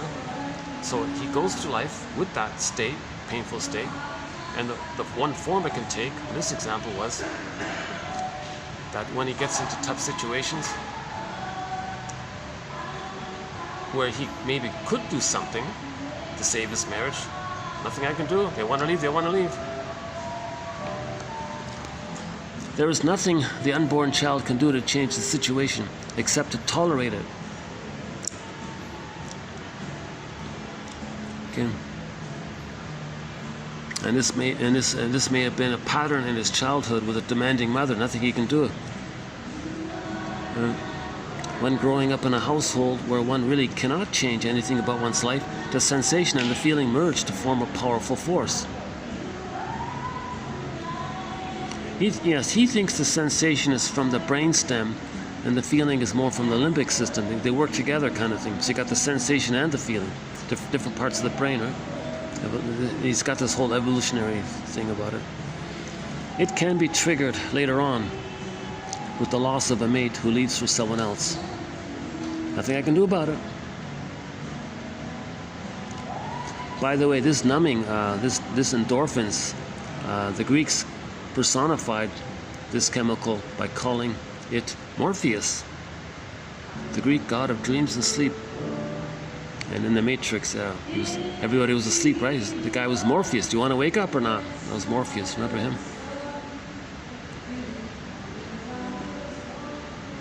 Chemicals such as our body's self-produced morphine help to create analgesia and block the message of hurt going to our conscious awareness. The result is a paradox. The system goes on alert because of an absence of love and stays permanently on alert because of the threat of the awareness of that missing love. Oh, Jesus, right? So we're afraid to feel the memory of being unloved. So it's always, oh, unloved, stay on alert, stay on alert. Reason doesn't hurt, pain does. And pain produces rationalizations of which normal reason knows not. Excuses we make. So long as the feelings are inaccessible, we remain prisoners of belief, more accurately, prisoners of pain, prisoners of childhood. Pain makes just about everything shut down or constrict, including our perceptual apparatus. If as parents we use children to satisfy old painful needs, we'll be unlikely to see beyond that need and perceive the hurt we may be perpetuating. Oh yeah. Here's a doozy. Yeah, here's another doozy. There was a family photo where the kid looked so sad. He was obviously in pain. He was in a, geez, you could clearly see the kid was in an immense pain. It was a family photo and everybody's smiling and this kid looking down and in agony or something. The mother showed everybody the photo. You see, there's my son there. You see how happy he is? See how wonderful he is? See how amazing he is? Isn't he awesome? He's so happy, such a good boy, such a wonderful boy. He's looking so sad. She couldn't see that he was in pain, because that would question the belief that she had the right to use that baby to comfort her. If she saw that the baby was in pain, it would question her belief. So it narrowed her perception. So her need, her pain, closed her perception, and she couldn't see the reality that the child was in pain. Everybody else in the room said, "Oh my God, this kid's in immense pain. Why are you saying this?" So her needs and pain and wishes overwhelmed her perception to fit her wishes and the rationalizations around her wishes and her beliefs around her wishes. So, I think that's a good one. The client no longer sees reality. The mother didn't see the reality of her son in pain, only her projection of need. The mind of ideas and philosophies doesn't know it's being used, doesn't know it serves as a barricade against the danger of feelings. It keeps itself going, reinforced as an airtight lock against pain. It is why no one can convince the person out of their ideas. They serve a key purpose, and people can get very angry when those ideas are challenged. So if your parents are stubborn with their stubborn ideas and all this, that's their endorphins. Those ideas, those things they're saying, that's their endorphins to not feel the pain. Because imagine in your parents, there's also this image. Baby in silent, screaming silence, frozen, blinking, unloved, and a swoon. And they're living this life in that condition, so they always need to swoon. Now, what gives people the swoon are cookies, right? Emotional eating, and beliefs. Now, in extreme cases, that poor 15-year-old kid in Montreal I just saw this morning.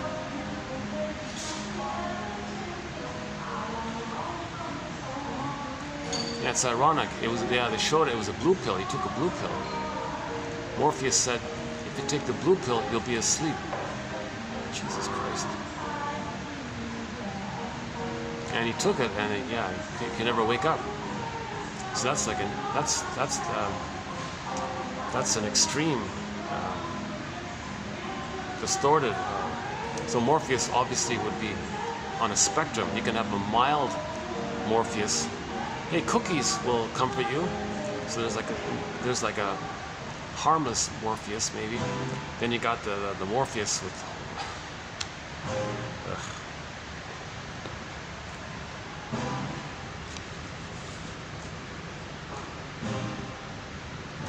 Pain makes just about everything shut down or constrict, including our perceptual apparatus.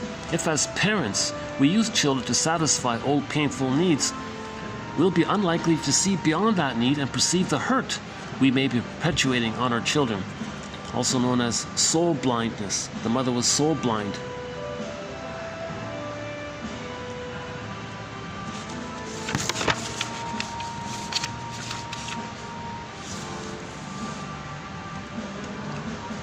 Okay, so in religion or in cult gurus, a symbolic parent who will protect him from the misery of life. After all, how much pain can any person tolerate?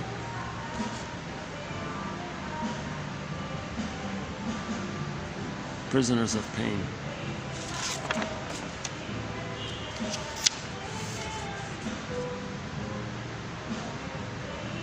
Yeah. The more neurotic, the greater the distance between his ideas and feelings. the more symbolic her ideas. Each cult member is as naive, needy, and vulnerable as an infant turning toward their mother for warmth, protection, and guidance. Okay, so think about people as hurt babies, in other words.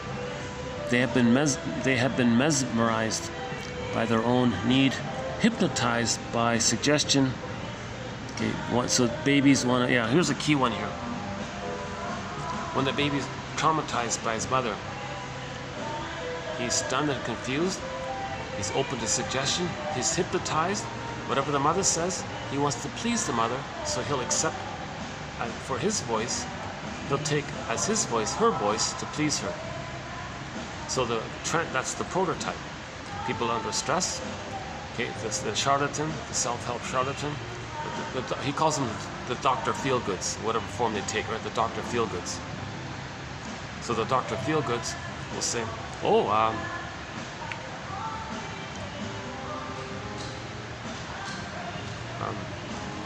know, I can tell you a story. One day you'll find salvation. Just send me your money.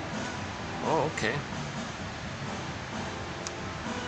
So you want to please him and send him the money because you want salvation, like a baby wanted mother's comfort. This is so because of a primal axiom that no one is smarter than his need, no one stronger than her need, and no one powerful enough to conquer need. In brief, we are all one way or another victims of our early unfulfilled need. Okay, there's the one about the crib. Oh, okay, the bottle. No one likes to dine alone. Yeah, okay, the breastfeeding. Breastfeeding, an absolute essential for a healthy child. If we don't get it when we need it, we can spend a lifetime looking for symbols of mother's breasts, mother's love, in a vain attempt at unconscious fulfillment. So the original baby wanted the breast experience, right? That's in the brainstem. But when the later brain developed, post age 3, that goes into there. But in there, it's just symbolic of that. So we're chasing a symbol, not realizing we're repeating the original primal of the baby looking for the proper breastfeeding experience, skin-to-skin contact, mother's loving gaze, maternal holding environment. Mother's love, in other words. Right? That's a key point. In the brainstem, the baby, the first part of the brain, the brainstem, the earliest parts of the brain that the baby has, the quote-unquote primitive parts of the brain, in the memory there, the looped memory is a need for the breast mother. Unmet. It's a loop like that. With time, the other cortex kicks in. Okay. So when he gets older, the other parts of the brain, the cognitive, school learning brain, right? That original primary circuit shifts into there, because you're still looking for mother's love, but now he's got that brain. Now that's pain. He's got that. Now in that brain, he's applying that, but in the present, it's only symbolic of that because you're not there. You're there. There is only a symbol of that. So you're looking for symbolic love. Now, the symbolic love can be ideas, can be philosophies, can be the cult guru, self-help scam artist, could be the fake this or fake that, someone who promises you something, and you don't care about the reality. You only just care about the promise. Oh, one day you'll be loved, one day you'll be saved, one day someone will protect you, will be the kid, quote unquote, go on and... Actually, we have one quote about it. Let's see. Should we dig it up here?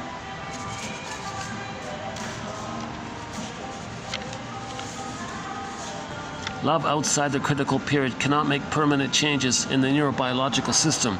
Now you're addicted to substitute fulfillment. And these beliefs prevents you from feeling unloved.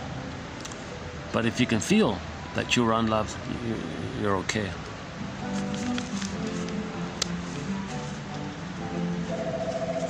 Oh yeah, we had a short list of reasons of mothers have if a mother has a neurotic reason for having a baby, that kid is probably going to end up neurotic. What was that one about?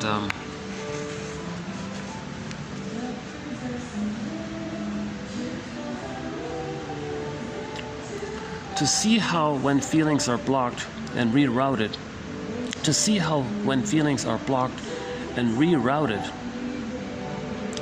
they turn into defensive ideas. Belief systems are maps. Something to help us navigate through life more effectively. They respond to an almost universal, hardwired need. It is not that we need to believe, we believe because we need. I.e., we're talking about when beliefs are used as defenses against pain. These ideas have a dual role to reflect previous experience and at the same time to serve as a mask. At the same time, they serve to mask the pain of it. Yeah, so your beliefs reflect the past and hide the past.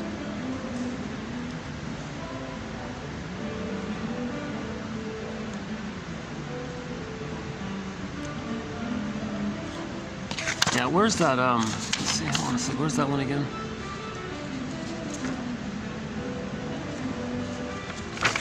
About the cult guru one, where's that one again? Yeah, okay, here it is, yeah, gating, okay. So, you being unaware that your beliefs are trying to make you unaware of your pain, that mechanism, he calls it gating. Gating is the blocking of communication from one level of consciousness to another. In particular, the gating system ensures that lower level powerhouse information does not rise to the level of conscious awareness. A person who has been driven by imprinted pain to embrace a belief system doesn't have access to the level of consciousness where the trauma was originally imprinted. She doesn't know that her need to believe derives from some powerful early trauma, some need thwarted and unfulfilled.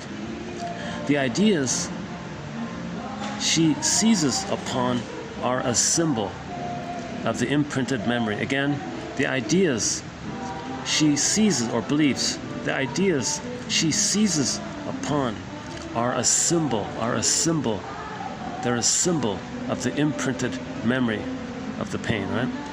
But due to gating, there is no connection between the two. Why? Well, reality or the connection means pain. That's why. We don't want to feel the pain.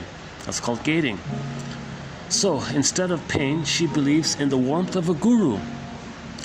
That warmth is always palliative, symbolic, because she does not know what the origin is. To believe in a loving God who promises love and protection. In our therapy, we take the belief and allow the system to convert itself into the feeling and need it really was. Once we remove the origins, symbols fall by the wayside. Okay, okay, another one similar to that. Where is it here?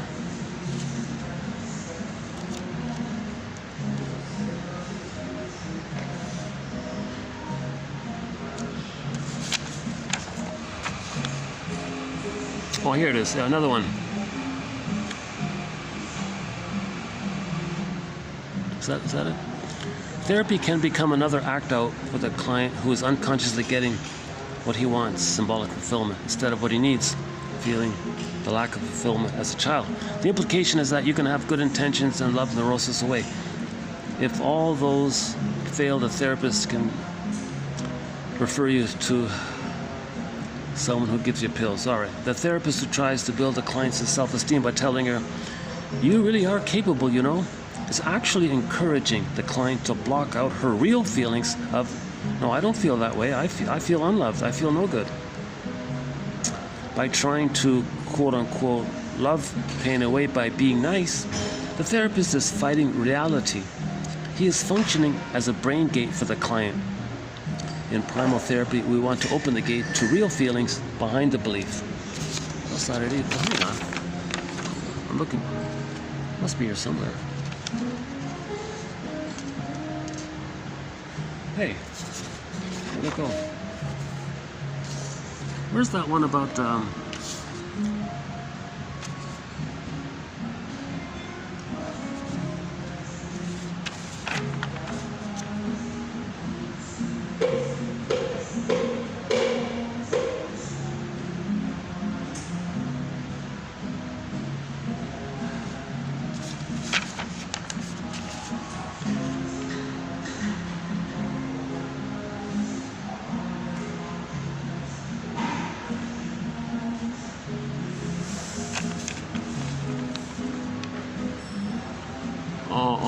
here it is. Okay.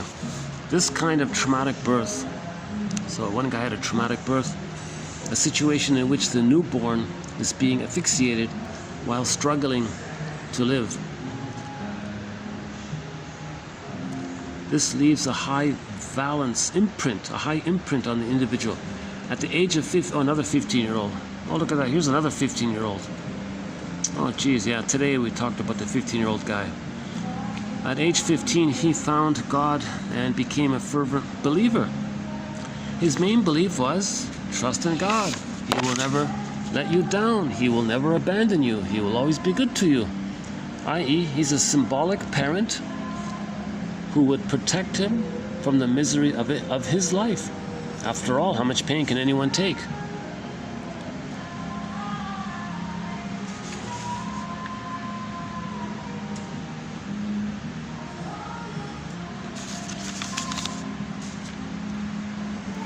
Okay, let's end on just a little self-help exercise. Just end up on some practical thing here. Quote, the guy complained that his girlfriend wouldn't listen to him. Quote, my girlfriend doesn't listen to me. All right, well, feel the hurt. Feel it, stay with it. This will often drive the client back into who really didn't listen. My girlfriend won't listen to me. Feel the hurt. This will often drive the client back into who really didn't listen. So whatever complaint you have about somebody in the present, stay with the feeling. Right? Okay, so Miriam Minerbo complained about her boyfriend. She says, he doesn't give me everything. He gives me nothing. Stay with that feeling. And go, now, who in your past gave you nothing? Didn't give you everything? So you can just go take it back, right? It's gonna get dark here. I got like 5 minutes left before it gets too dark here. Let's see, what is it? 6:10? Yeah, it's quiet here on Sunday. Yeah, not one of my better videos today, honestly. I feel like 7. Yesterday was okay, not too bad. The one before, at 7, that was my best video, I thought. The one with the swans in the background. Okay, today, 2749 was a little bit more from his book called Beyond Belief. I don't feel like I did it justice here. Let's see if I can improve on it in the next video.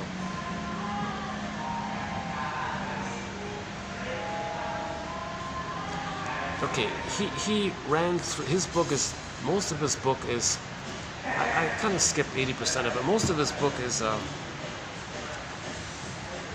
victims from previous cults, and they told their lengthy story of what happened.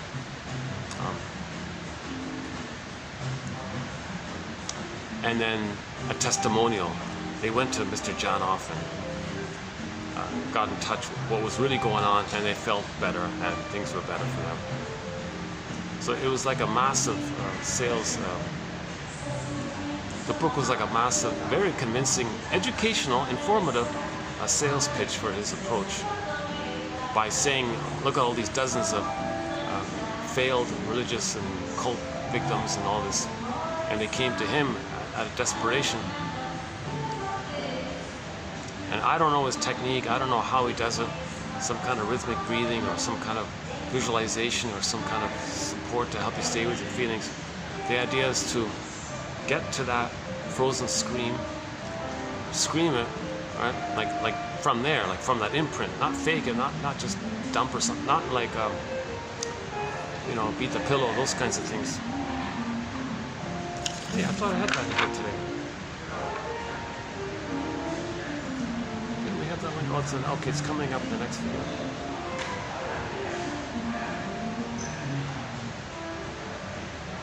Oh, in the next video, I got that one.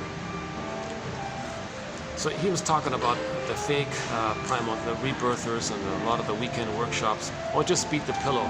It's not about that. You gotta come from that imprint. You gotta be at that place and pick up from there. And maybe feel now what you couldn't. Now you have some support and understanding, some strength, guided meditation, knowledge, preparation, okay, and then if you can somehow access some old pain where you froze up, but this time don't freeze up and just let it go through. That's riding the Firebird, right? And then everyone would say, now I can feel. That seems to be the main testimonial. Oh, I can feel now, I can feel. Before I never felt, now I can feel, now I can feel. Very convincing, appealing sales approach he's got. I still don't buy it. You can just lie on the floor, bypass knowledge, go back, feel it, and then suddenly you're back into yourself. I don't think it works like that.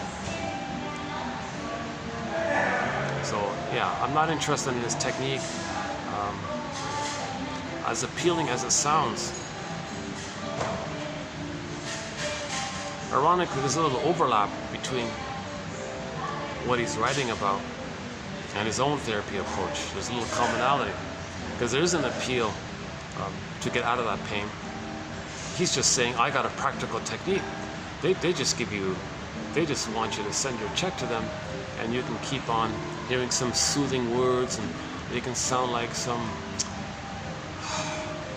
if someone tells you a soft story, you're not interested in a story, you're just interested in hearing some smooth talker talk nicely, tell you some poetic things. You just want that. That's just, you just want like the voice, oh, everything's okay, you're safe, one day you'll be safe, send me money, oh yes, but what you're really only getting is some handsome or attractive person who talks nicely and smoothly and tells you some stories and things, uses some jargon maybe. Trust me, I'm an emissary, I'm a voice of this mysterious power. Send me your money.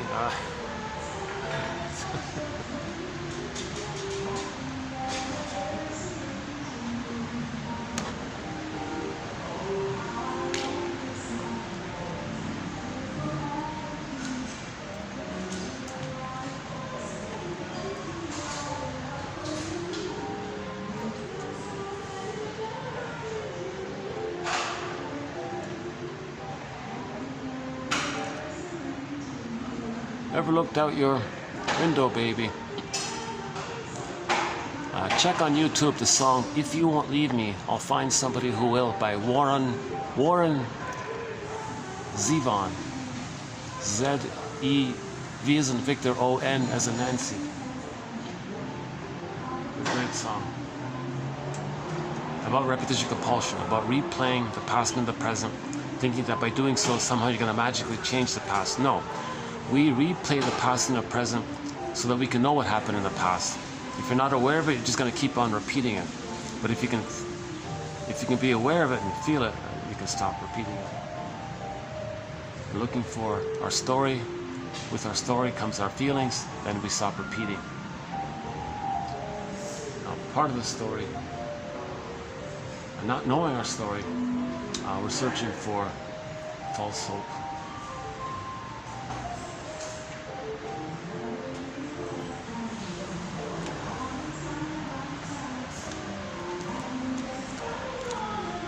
give me a minute to pack up here and let's look for some a more lit place. Hold on a second. Just give me 2 minutes here.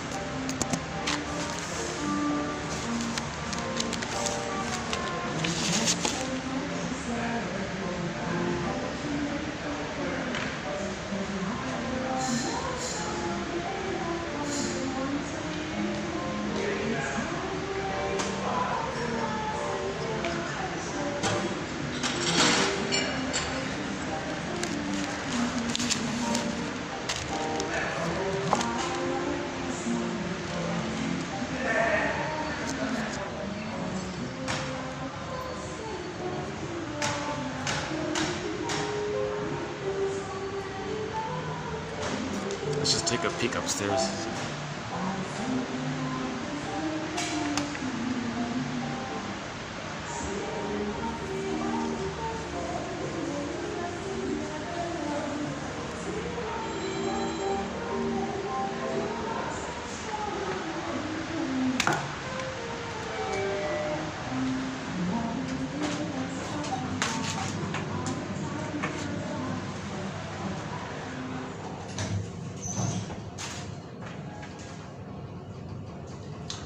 Okay, so we're posting this in the year 2024.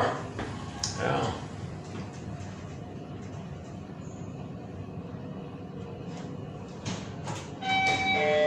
Oh, all closed up? Okay.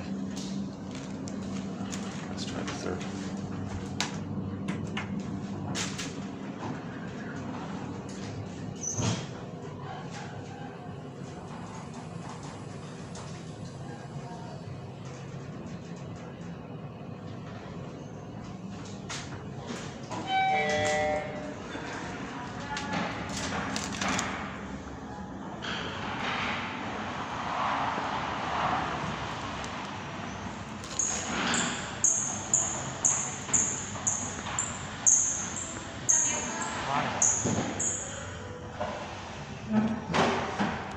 Maybe I'll just sit here for a few minutes.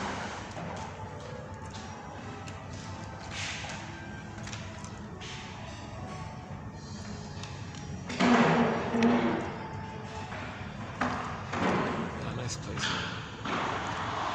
Oh. Yeah, today I feel I feel like I didn't really get much across. Like, yeah, I don't feel like I got the spirit of the ideas across today. So, okay, there's three. Janov has, well, I'm trying to get across 3 of Janov's points so far. The prototypic, the first trauma, and the first response to the trauma.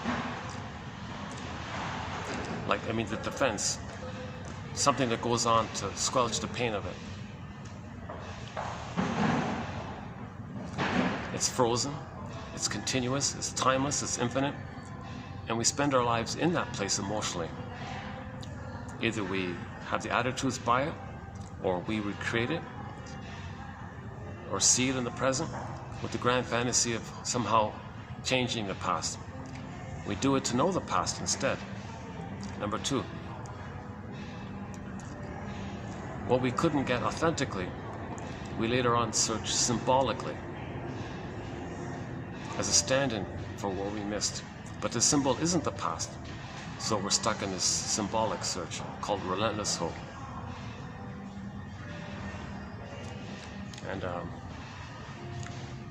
And the idea that beliefs can release endorphins.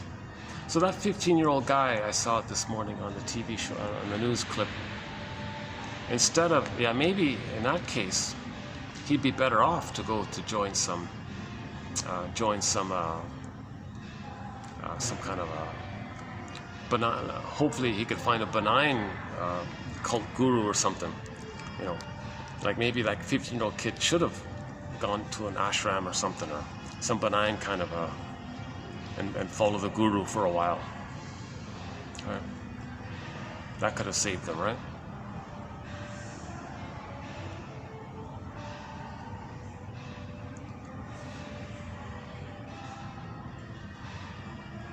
You know, my theory about that clip, when the father was interviewed, he said that he knew his son was taking the pills and all this. And he told him, you know, son, yeah, I know you're doing it, but, you know, yeah, fine and all this. He said, fine, he was okay with it.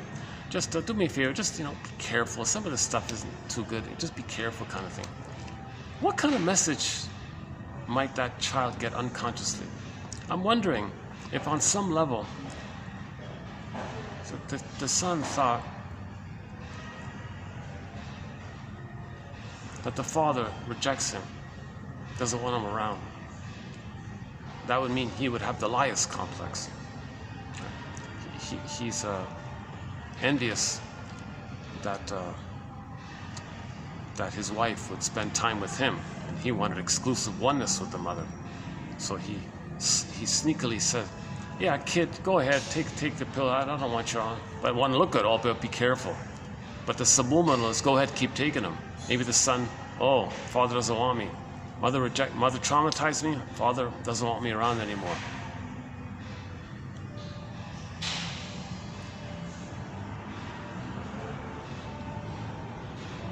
Yeah, if I had a laptop and if I were online, I'd show you the clip.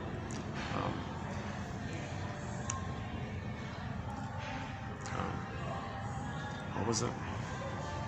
Okay, not important. Okay, I mean important, but not.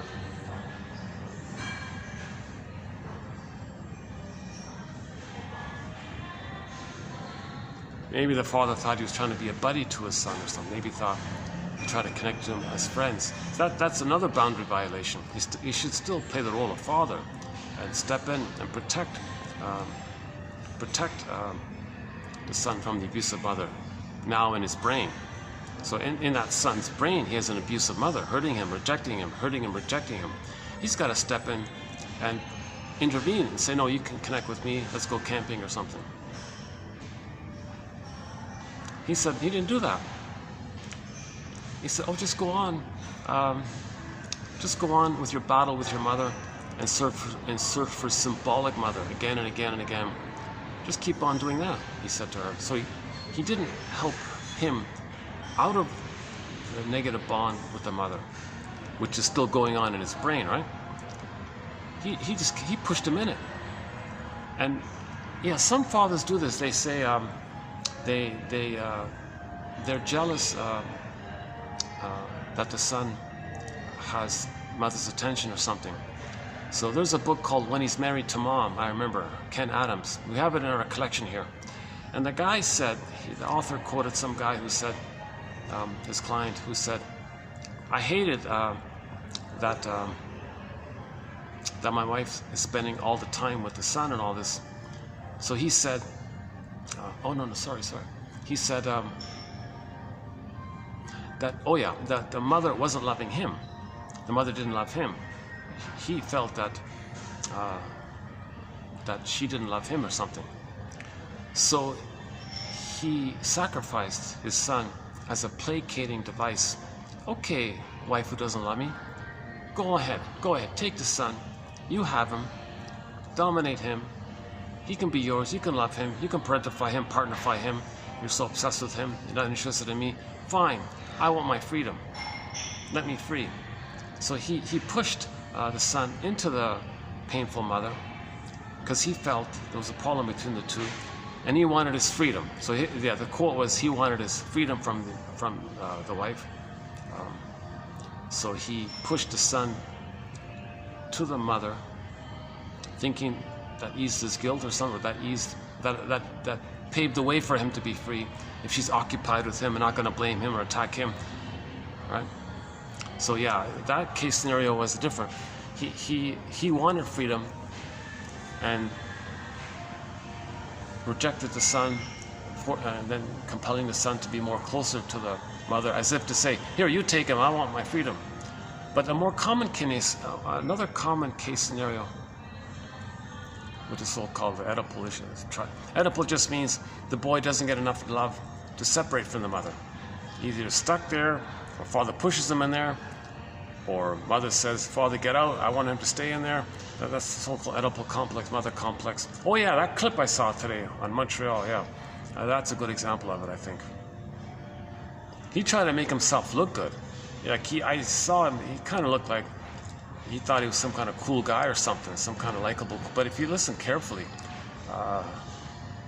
and the effect of what he's saying, I think he's lying. I think he's lying. At the same time, it was a touching, sad story at the same time. Right?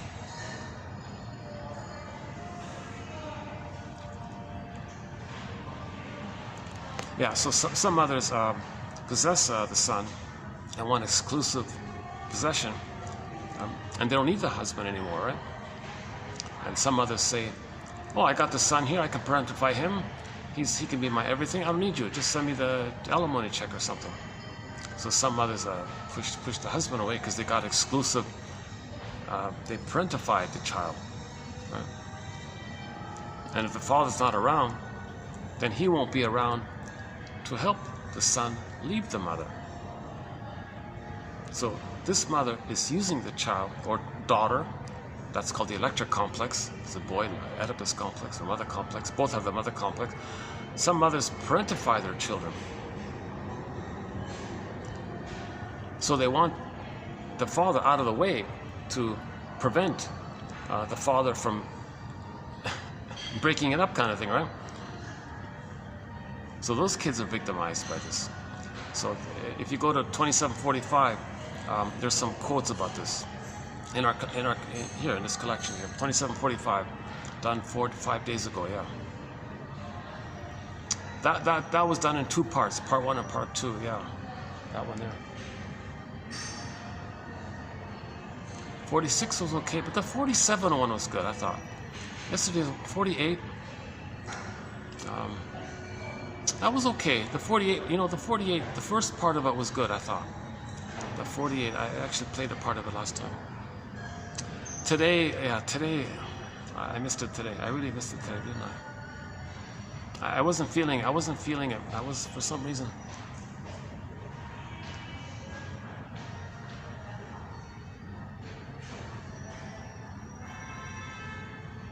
Yeah, part of me wasn't involved.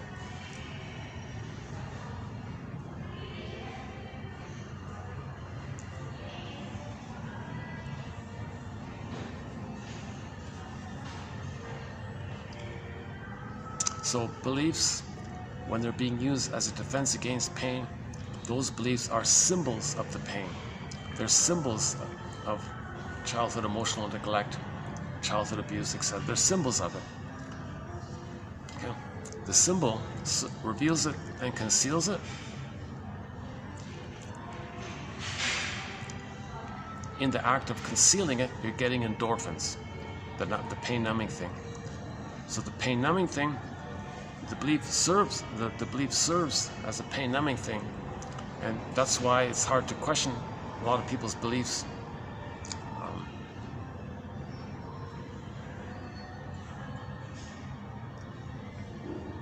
And yeah, he was making the point. A lot of intelligent people can join these things. Like a lot of people who are very intelligent can end up with these cult guru things.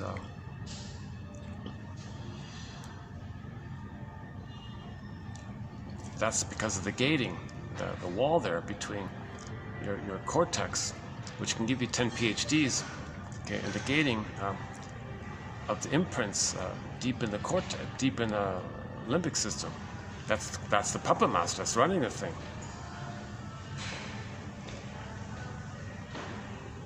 And the deeper the pain there, the more convoluted the beliefs might be outwardly. Like that, I forgot his name. Like that guy who said there's going to be a spaceship of super advanced humans, and they want girlfriends. I'm the matchmaker, but they want me to check you out first for approval.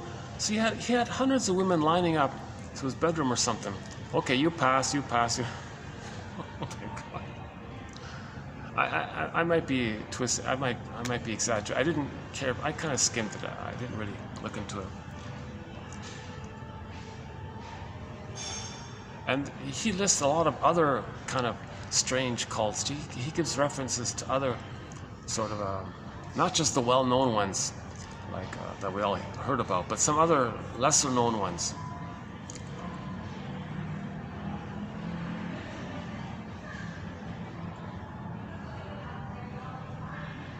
But it really, he really does. In his book, I got the feeling of his point that it's the pain that's doing this. It's the pain of being unloved that's going along with hopeful fantasies of one day being saved and being loved. Right? And it's appealing, it's addictive. Hope is addictive. The dope of hope, he said, they called it. This kind of hope, it can be addictive because the hope triggers to the bliss, the oceanic blissful oneness that we had in the uterus of the oneness of the mother. So we had an ecstasy, the baby and the mother in the uterus, this blissful oneness, right? It was safe, it was heaven, it was blissful and all this, right? So we have a relentless hope for that. We want to go back to that, right? Hence the joke, we spend the first 9 months of life trying to get out of the womb and the rest of our lives trying to get back in.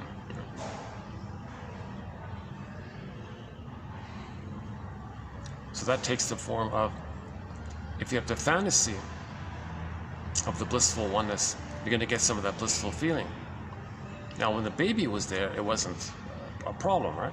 But to go back to that and get a blip of it, now you're dependent on it, right? Because it implies the pain is still there, and you're not addressing the pain.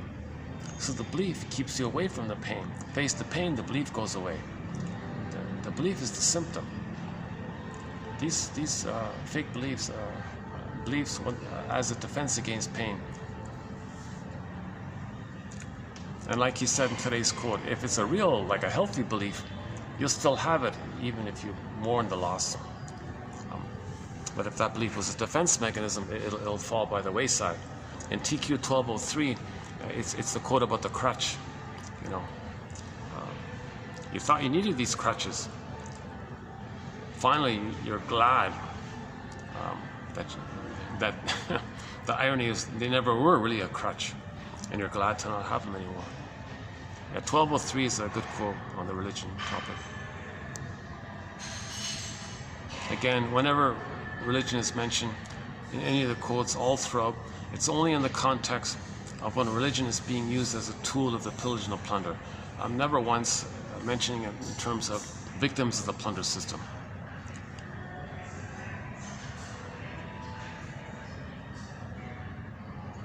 That's not fair, right? They're under way too much stress.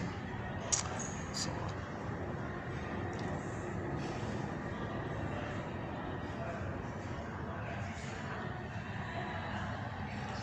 one sec.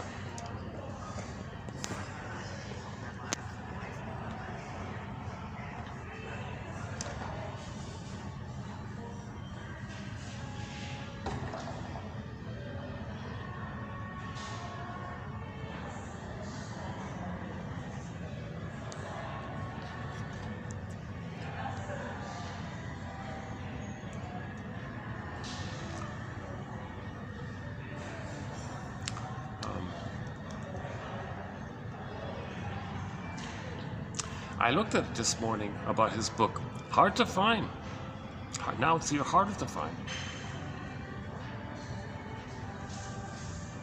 Jesus.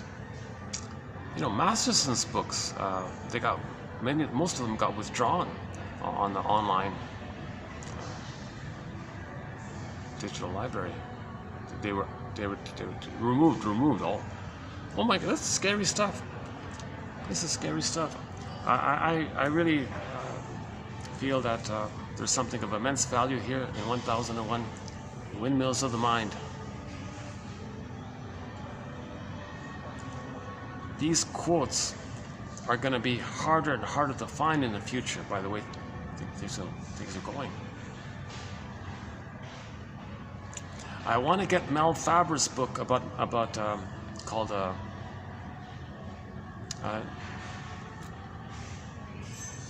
New Age Magical Thinking. What's it called again? New Age Magical Thinking or something? New Age Thinking or something.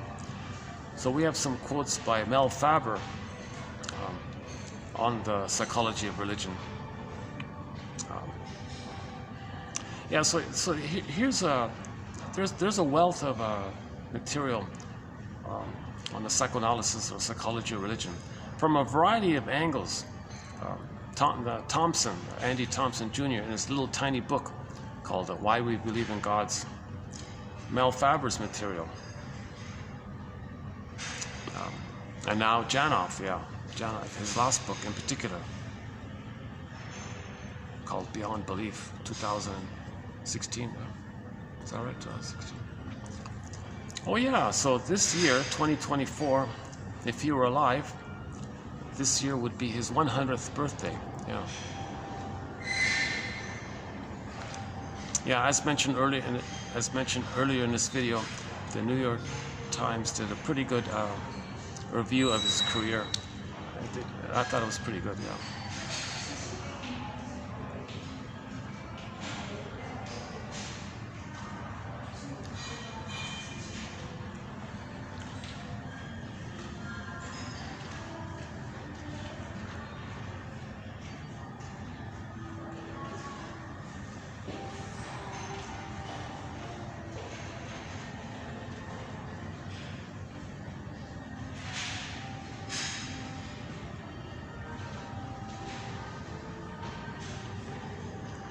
I think the most recent point added is from today's one. The brain naturally creates a regular, normal, healthy, continuous supply of serotonin, endorphins, whatever we need, and it keeps us in a kind of a normal mode, right? But with trauma, there's more of a demand for that, but the brain can only provide a certain supply of it. But the brain says, give me more, you're not giving me enough, because there's more pain, they want more endorphins, more pain, more endorphins. So if the baby's traumatized, he wants more endorphins. So maybe he can get it for a while, but the pain is going on, right? So maybe as they get older, there's more pain, there may be more diluted beliefs, more how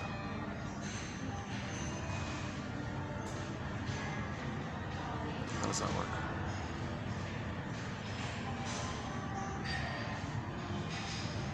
The gating thing, he says, there might be holes in it now. So people might not sleep properly anymore because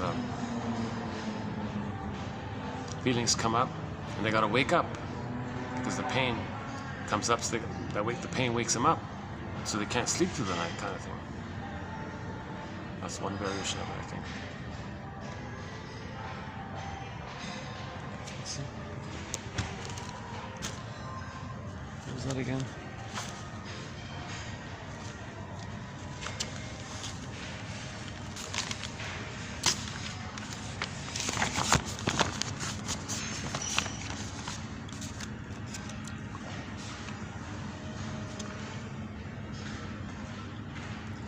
Yeah, okay, so yeah, short sellers have always known the power of rhetoric to move people's emotions, the cynical deployment of propaganda to create mass false consciousness and manufacture consent.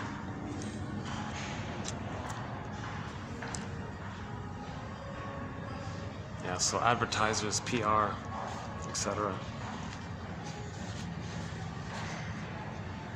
Oh yeah, Janoff gave the example of one politician guy or something was trying to be reasonable. No one voted for him. And some charlatan came on and said, oh, you're great, you're awesome, you're the best, you're number one. He just kept giving people this cheesy flattery. Yeah, but people preferred that. He's some kind of a...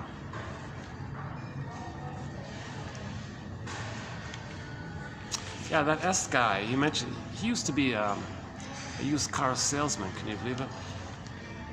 He was some cheesy used car salesman, and he developed a self-help empire in the 70s.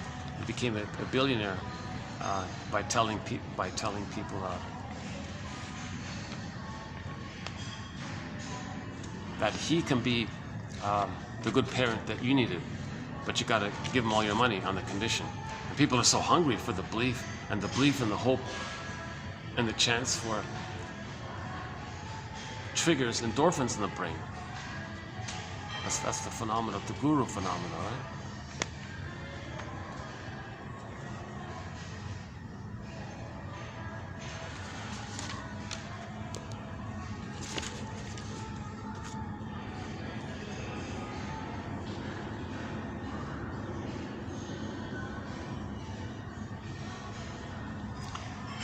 Yeah, pain makes just about everything shut down or constrict, including our perceptual apparatus. If the mother uses her, let's just say son, to satisfy her old painful needs, she'll be unlikely to see beyond her need and perceive the pain that her son may be feeling. Yeah, that's the one with the photo, right? Yeah, Morpheus. Yeah.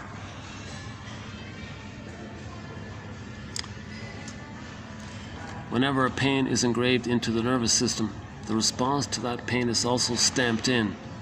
The response, that's the defense, right? The pain and the defense or response are a unity which become prototypic, so that under any later stress, the original response pattern is automatically triggered. Yeah, that's a key quote there, that first one, yeah.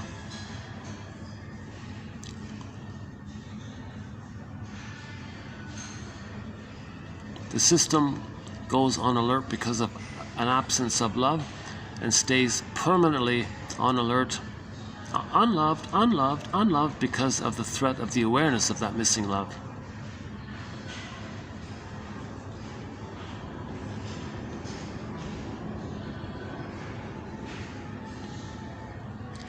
Okay, there's a smoking one. The emotional state of the pregnant mother has more long-term effects on the child than the emotional state of the mother during the year following birth.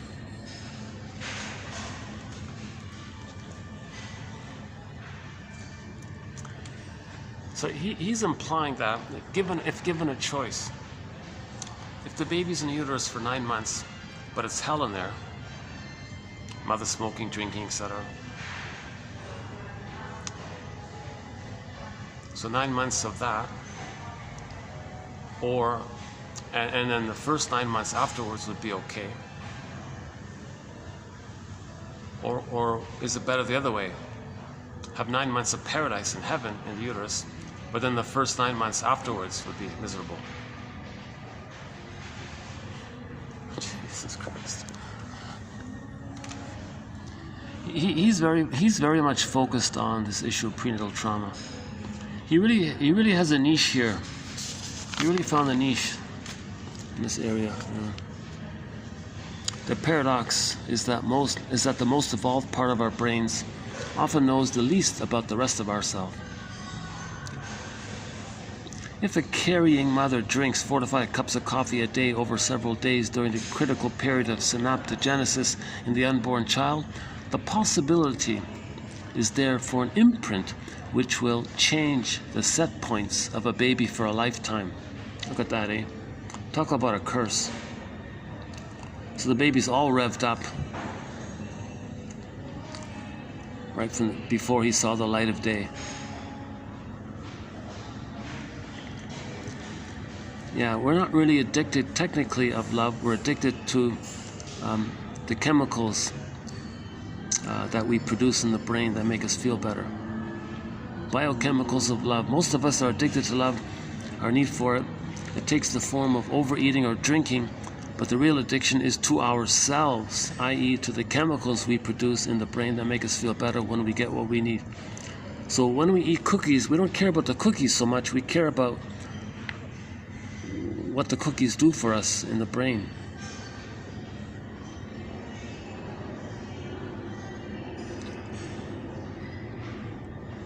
Yeah, so this Montreal teenager, yeah, early life stress and trauma changed the opiate receptor system so that there is an increased need for those neurotransmitter later on to put the pain to sleep. Jesus Christ. And then the father says, oh yeah, kid, just be careful, knock yourself out, be careful. Jesus Christ. I think I gotta think that if a father says that to the son on some level thinks father doesn't want me around, and that's what happened. But the way the father was speaking,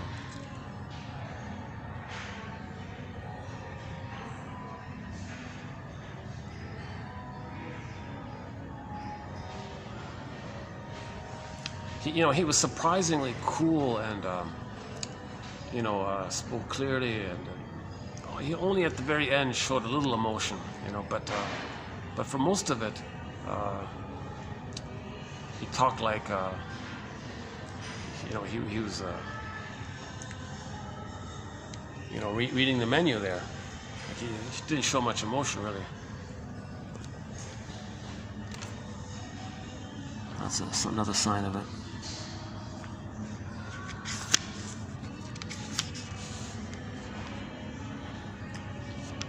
So long before we discover cookies to numb the pain, our bodies produce endorphins.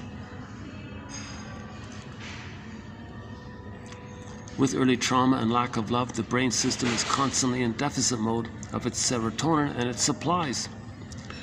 It is no wonder that later tranquilizers may be sought to boost those supplies artificially. Yeah, this is brain damage, eh? See, trauma causes brain damage, and now you're dependent on some chemical to give you what should be given to you naturally from within, right?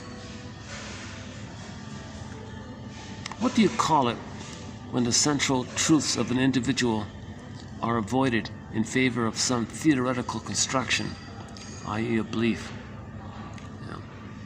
So some emotional truth about you avoid it in favor of some belief. What do we call that?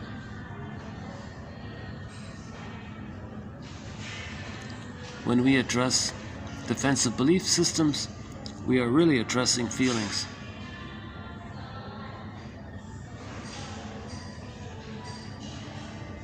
Yeah, here's a good one. This one here, the seventh one. The pain goes from the primitive processing mechanisms to cortical processes, forcing the person to seek symbolic fulfillment. That's a key one, right? We gotta mourn the loss of not getting the real thing instead of searching for symbols of it.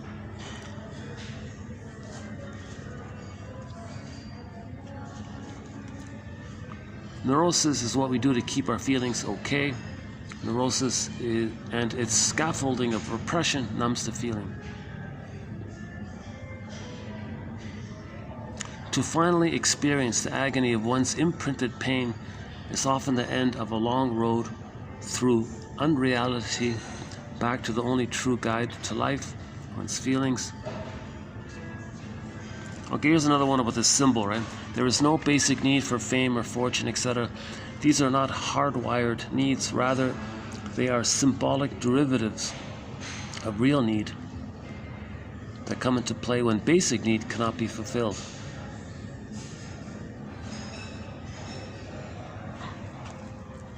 Yeah, so those models on the catwalk, that was symbolic that they're little princess, right?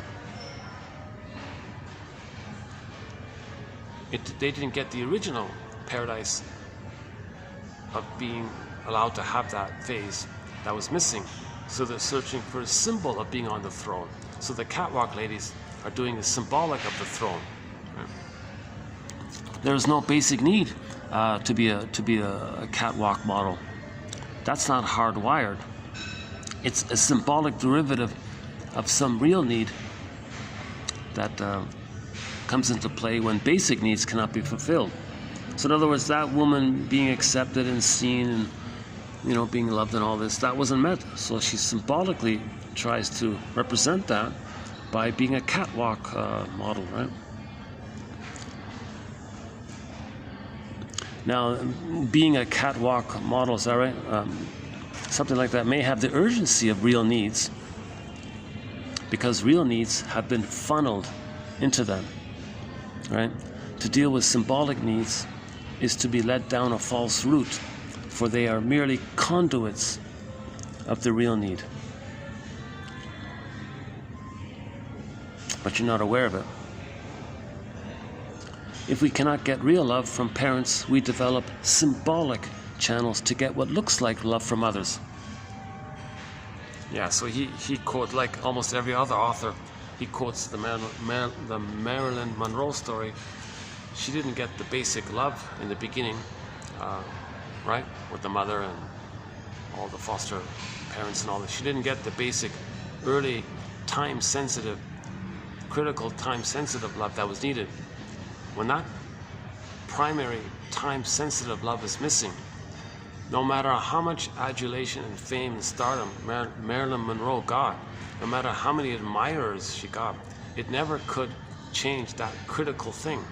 Because everything post is symbolic of that unmet real. So you can chase the symbolic all you want, right? Marilyn Monroe can marry every Hollywood famous, powerful super. It doesn't change that imprint. It's a time-sensitive issue. The baby's laying down deep neural circuitry by the interaction with the mother in the first 3 years. If that's all flawed, then everything you do afterwards is some convoluted symbolic representation of what was missing back then. It doesn't change the wiring from back then.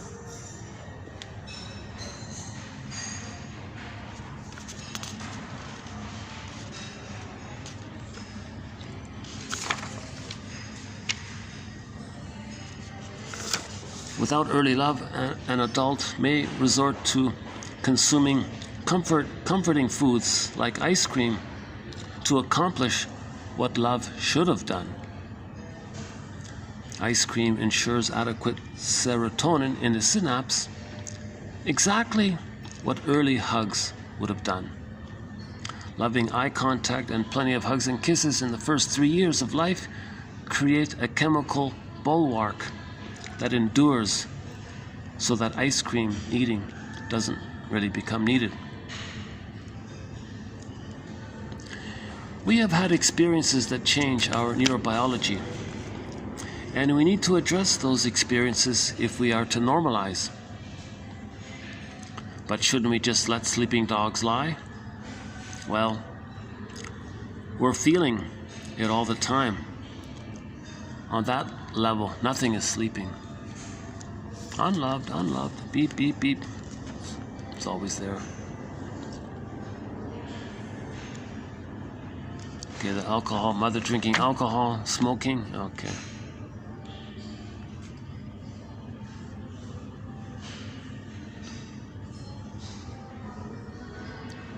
Okay, the person who gives up easily because the mother took massive anesthesia at birth, pattern was set in. Feelings are us. Feelings are, I feel therefore I am, so feelings are us. For one person we say, I feel therefore I am. For more than one person we can say, feelings are us. This is the ultimate meaning of finding yourself. For example, if we discover we were unloved at age 4, we are finding our true self. The aim in any therapy is to give the client back her real self. Is to give yourself back your real self. So you're feeling the pain of having been unloved. That's finding your true self. That's the goal of therapy. Yeah, here's a funny one. Not funny, but here's a I don't know what to call it. It is not very fair that a trauma which lasts perhaps minutes or a few hours at the beginning of life can ruin the rest of a person's chance for happiness in life. That is why care of the unborn child and infant are so important. We don't want babies to have deep neural imprints of pain and abuse. That's really a hard curse. They'll be searching for symbolic love the rest of their lives, not enjoying the present, dwelling in the past, repeating, still living in the past, carrying around a lifelong neurochemical neon flashing light within saying unloved, unloved, unloved, unloved. searching for symbolic. The belief can be symbolic. The cookies can be symbolic. It's not going to work. It's amazing, right? Baby's traumatized in a few minutes or a few hours, and then he sleepwalks. Then he sleepwalks the rest of his life.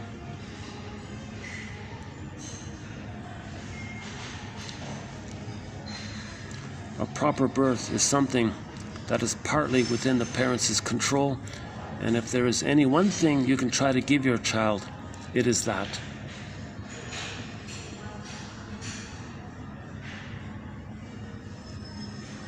Okay, this one about letting babies cry in the crib.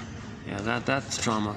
Don't let the baby cry to sleep in the crib. There's trauma right there. Oh, let him cry himself to sleep. That's the way it's done. Oh no. Oh no. Your belief is a defense against your pain.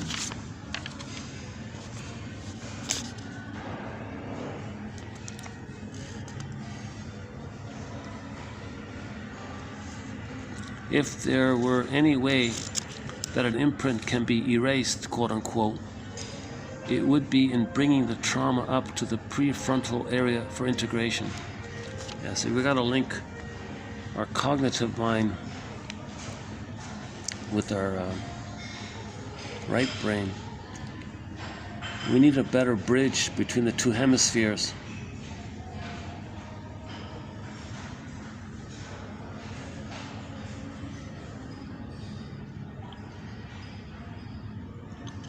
Yeah, here's an example of the mother using the child as a parent. One of the key reasons neurotics have children is to produce someone who will be loving, someone the parent can have all to himself. Quote, one time the child wasn't paying attention. The parent shouted at the little child, "Look at me when I'm talking to you." The emotional overreaction is an old feeling toward this parent's own parents, which has been repressed and now erupts inappropriately. Yeah, that's a pretty good example, right? Let's say the mother has a daughter, let's say, and she expects that daughter to provide the kind of love that mother needed back then in her nursery. She expects that from her daughter. So if the daughter, for a moment, looks out the window and she, enraged, "You look at me when I'm talking to you," right? That kind of thing, that's the rage that mother felt herself as a baby toward her mother back then. But she transferred that unfinished business with him onto the daughter. So she transfers her mother onto the daughter and wants to control the daughter, micromanage the daughter, and possess the daughter, and henpeck the daughter and all this, and have all these orders on the daughter and all this. And one time the daughter maybe looked away and she got enraged, like, whoa. That's a clue that she's transferring the past into the present with the grand fantasy that she can replay the problem in the past and the present. Okay, so in this case, she plays herself as her wounded child and plays her abusive mother image onto the daughter and thinks, now I'm going to control my mother. Because back then she couldn't control her mother, but maybe she can control her child, standing in as a proxy, emotional reincarnation proxy for her mother. So the mother thinks that she's controlling her mother via the fantasy of the child being her mother. So she's still in the past. So in the past, the mother would have loved to have said to her abusive mother, the grandmother, "Come on, mother, be there for me." But she didn't. It's frozen. Replay in the present. "Daughter, you play my mother. I'm going to control my mother now, you." Daughter didn't do it. The daughter didn't reply. So now she's all the rage that she felt towards her mother puts it onto the poor daughter. So the little girl cannot be the positive mother that she needed back then, you see. So her need narrows her perception. That middle one, the mother, the abusive mother now, her need to have her mother's love from the past blinds her perception of the reality of what's going on. Her daughter's not her mother. She doesn't get it. She can't get it. That belief, okay, is a defense against the pain that she carries from her mother. So when she says her daughter, okay,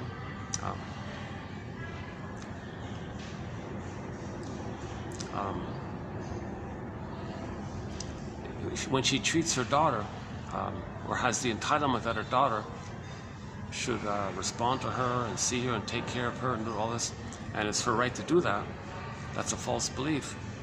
The mother might say, Virginia Satir says, "Dear audience, please, I can't take it anymore. Please stop telling your children that you gave them life and how guilty they are and now they owe you because you gave them." What an awful guilt-inducing thing to do, right? So that mother might do that. Look, I gave this child life. It's my possession now. Nonsense. What an awful thing to do. I feel a sudden swelling of anger and guilt at that thought, right? So I'm glad Virginia Satir. We don't have too many quotes of hers. We have a few of her quotes. If you look up Satir, S-A-T-I-R, Satir, Virginia. It'll just show up as V Satir,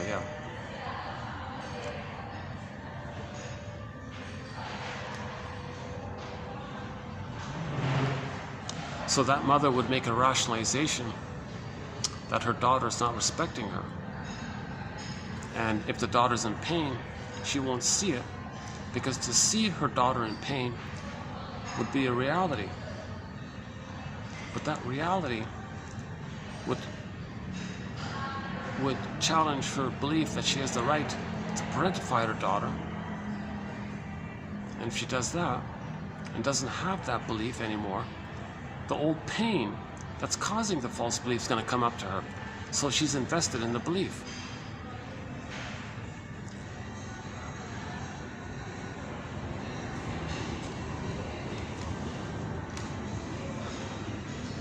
Look at me when I'm talking to you. The child should say, "Who are you talking to right now, mother?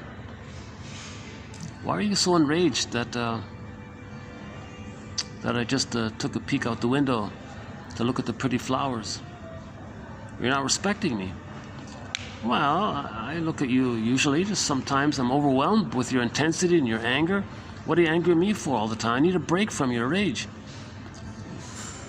So, you feel angry at me, mother, right? Feel that anger. Feel that anger. And, okay, like this quote says here, feel the hurt and let that emotion take you back to who you are really angry at. Mother, who are you really angry at? Can the child do that?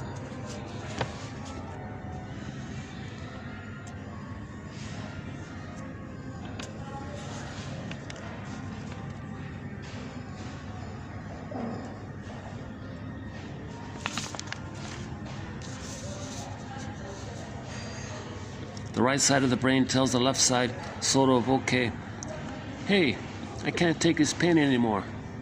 The left side says, okay, I'll defend you against having to feel it with a flurry of ideas and beliefs. That'll bury it, right? The left side, ideation, symbolizes what lies in the right side. Now try to talk to the person out of their ideation or philosophy. The left side creates ideas that reflect the feelings on the right, even when the left side has no idea what exactly is on the right side. Well, that's funny, right? Yeah. So the left side, the part of you that's creating all these beliefs, okay, I believe this and I believe that, or you buy some packaged belief from some guru, oh, I believe this, I believe that, or you watch a televangelist, oh, I believe what this televangelist, this smooth talking charlatan is saying, oh, I believe it's packaged, I believe. You don't even know what pain. You don't even know what pain you're squelching with swallowing the prepackaged charlatan lie on the televangelistic screen. Right? You don't even make the link that you're buying the nonsense or fantasy or hope or whatever. You don't even know that you're doing it to squelch the pain that you're feeling. You're just swallowing the fantasy hope thing, and you're not even aware that the reason that you're doing it is because you feel pain from your childhood. You don't make the link like that. And of course, the charlatan is hoping that's the case, because if you do get in touch with your pain, you won't believe that anymore. You'll be angry at the scam, right? Oh my God, how can they allow these scam operators do this? Janov calls them merchants of hope, or feel good, all these guys, merchants of hope, in a negative way, like a negative way.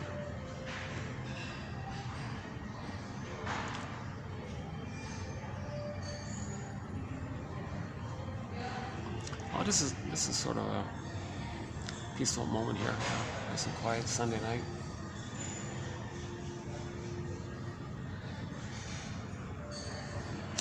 I wish I could afford to eat in there. It's too expensive.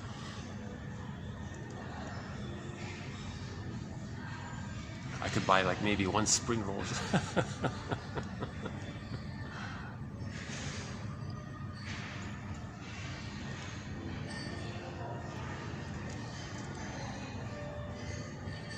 Yeah, I very rarely,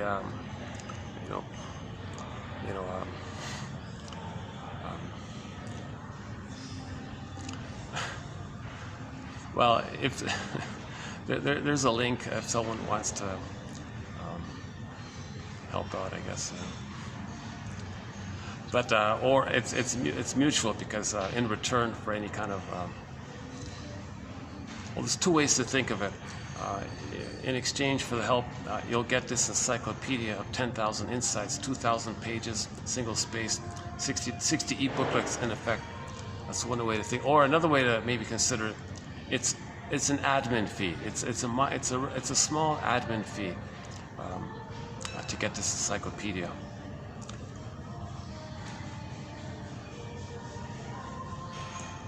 I don't think I could have. Yeah, I noticed. That's funny. Janov, his last book, he had to print it through one of those self-publishing print-on-demand things. Can you believe it? Here's one of the top psychologists of our time,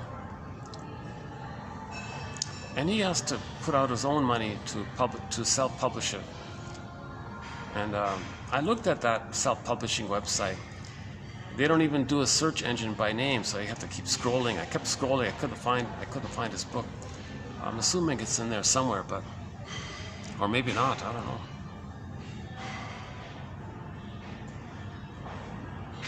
It's a good book. It's overall, it's a good book.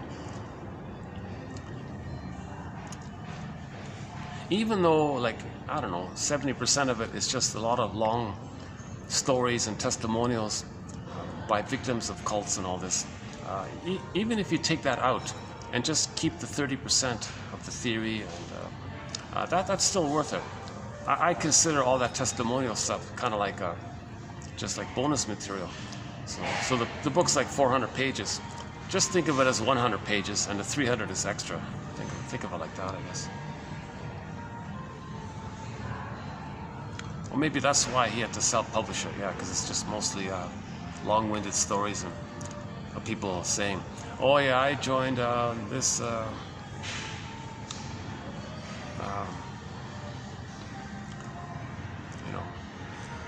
I was a follower of this believer. But it's mostly just harm. No, except for the ones that did the mass. You know what? Jesus Christ. See, yeah, he made a mention about those people who did that awful, that extreme thing. That was a defense against pain. Like, it's still against pain, right? Like, that's the ultimate final thing if a person feels too much pain. Because the scam lies, right? The scam lies. It is a scam, right? So the pain's coming up still. Well, try harder. Follow the guru more carefully. You didn't follow the guru's rules properly. If you follow the guru's rules more carefully, then your hope to get mother's love in the past will be fulfilled. I don't know how long that scam can go on. So I guess at some point, those famous ones.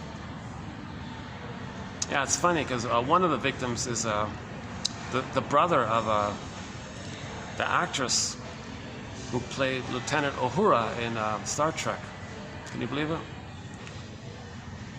So here you have this smart actress, what's her name, Nichols or something, who played the communications officer on Star Trek, right?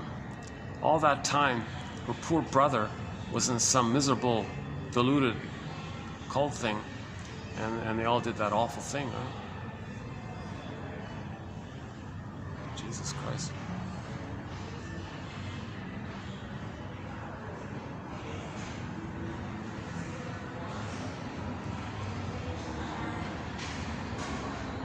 Yeah, there's a documentary on her. I think that's the only little short documentary I saw, was that one about the Star Trek, the brother of that actress.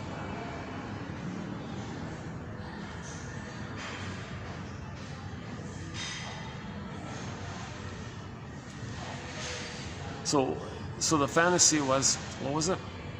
That one day they'll be loved, right? One day they'll be loved. So if they go on a spaceship, do this so they can go on a spaceship, then they'll be loved. Wasn't something like that? Wasn't it something like that? A lot of these cult things are to that effect, right? That some magical force will come and love you and save you. What's he talking about? Jesus Christ. In the limbic system, the baby wanted the breast mother. We're looking for the breast mother. We're still looking for mother's breast, motherly love. But we don't know it. It shifts into the cognitive brain, and we replay that symbolically, not knowing what it's about. So most of this religious stuff, right? It's the continuation of the symbolic of the problem back then. So that's why Janov was saying it's mostly preventative medicine. Let mothers give their babies a safe paradise in the uterus. No smoking, no drinking, etc. No arguing, no bad things. Let the baby have paradise in the uterus. Do everything possible to make sure the baby latches securely, safely, warmly with the mother. Skin-to-skin contact, breastfeeding, and mother's positive attitude in her eyes towards the baby. So leave the cord, leave the placenta, barring emergencies. Skin-to-skin contact. Don't separate the baby and the mother for 4 to 5 months. Father sleeps in a separate bed. In the main bed, it's just the mother and the baby. And Janov says, don't worry, she's not going to roll over him. Assuming the connection's there, the rapport is there, it doesn't happen. Because she's so connected, she knows where the baby is, baby knows where she is. They have that kind of rapport like that. That's why the father should maybe sleep in a separate bed for the first 4 to 5 months. And don't interrupt the two. The role of the father is to safeguard this womb, this extended social womb. Make it peaceful, make it safe like that, right? If the child can get that at 4 to 5 months, if the child can get that for 4 to 5 months, paradise in the uterus, okay, whatever complications that take place at birth, let them be resolved in the first 4 to 5 months. The mother can heal the baby if there are problems at birth. Sometimes she can't, and that's a curse for the baby there. But let the mother do everything she can to provide and latch on, and it can be healed. The mother can heal the baby's birth trauma if the child can establish that blissful oneness with her. But trauma often prevents it, that's the thing. The baby's so freaking out, he can't trust her again. You betrayed me, mother, at birth. You betrayed me. I trusted you so much, and you betrayed me. I'm not going to trust you again. So he's so difficult to trust her anymore. He's afraid of her. He's afraid of her. When the baby's traumatized at birth, the mother's a monster. He's afraid of her. He can only hallucinate, he's not really, the problem is there. But maybe if there is some kind of birth problem, mother's got to make a little extra tender effort to reassure the baby, I'm not going to hurt you. You're not going to be hurt anymore. I'm going to stay in bed for 4 to 5 months. I'm not moving here. I'm only going to move to use the wash. I'm going to carry you when I go to the washroom. There'll be no separations. Don't worry, I'm here. Let the mother do that. Maybe by that time, the child can establish it. And then maybe that's why it goes to 7 months. Like maybe if it takes the mother, let's say 3 months to get that, maybe the paradise is extended to 7. That'd be okay still. That range of the paradise is from 2 to 7 months, 4 to 5 on average. But if there's a delay, maybe it would be up to the 7 months area. So mother, in that case, maybe the mother would have to stay in bed for 7 months, if that's by theory. Anyways, if the mother can give the baby the extended paradise, with or without the need to heal the birth trauma, then at 4 to 5 months, at least, at the very least, the kid won't turn out to be a criminal, antisocial, violent, those bullying, violent, those kind of psychopaths, so that kind of most disturbed ones. He won't be in that area. Okay. At worst, he'll end up with one of the garden variety narcissistic personality patterns. So he might. So the next stage would be ideally that the mother doesn't rebuff the child between 4 to 5 months to 18 months, and sees the child in his uniqueness, and lets the child be a superstar on the sidewalk, walking around, that he owns the sidewalk, and he's a star on the sidewalk, like the catwalk model. What do they call it? The catwalk models. Let the child have that kind of thing, that he's a star, he's the center of it all. And he's a star. Not only is he a star, but he's a Superman star, because he's got motor skills. So not only is he a star, play the song "Star" by Streetheart on our soundtrack. He's a Superman now, or Spider-Man, or whatever. He's got superpowers. Let him have that phase. If you can have that phase and don't rebuff him for it, then in 18 months, oh my God, this whole issue of narcissism won't be resolved. He won't need to revert back and stare at his reflection in the pool of water, and a soul echo turns to a statue. And then he's going to search for symbolic glory all the time. He's stuck in that state. So if the mother can do that, it doesn't seem too hard. Then the worst will be, he'll be a clinger and a pleaser, caretaker. Very nice people, always helping, always wanted to, how can I help you, sir? What can I do for you? How can I please you? What do you need? I'm no good, but if I please you, maybe you'll return and help me. And like that kind of childlike little bit place. But it's not so bad like that. They're not hurting others. They're just begging for love all the time, but they're not hurting others, right? So if they don't get it, it's a little ouch, but they can handle it. They'll do it again, ouch again, they can handle it. So they're neurotic and dysfunctional, sort of in that way, but they're not hurting anybody really, and they're not narcissistic. The narcissism is gone, the bullying is gone. Those things aren't there. They're just the relentless, hopeless romantics maybe, and they can handle the disappointment.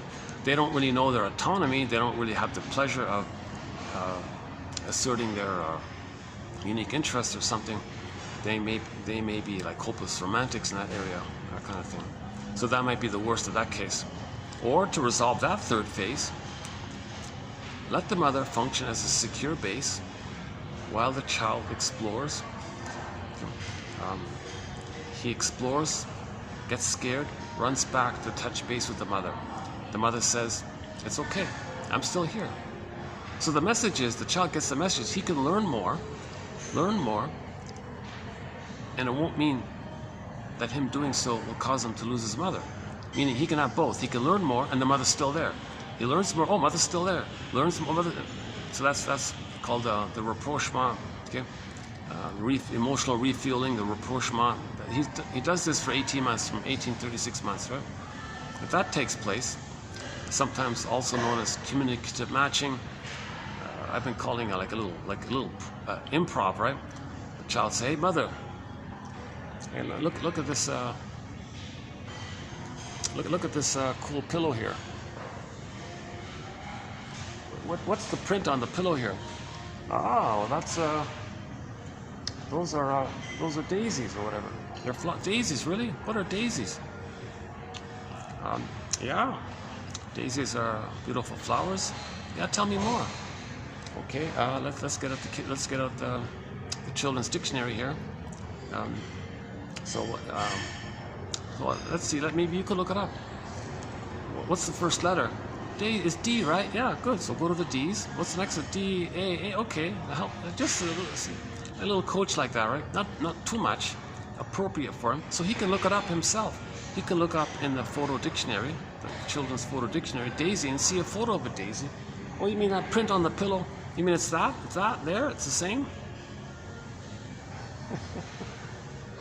Is it a daisy? I don't know what flower that is.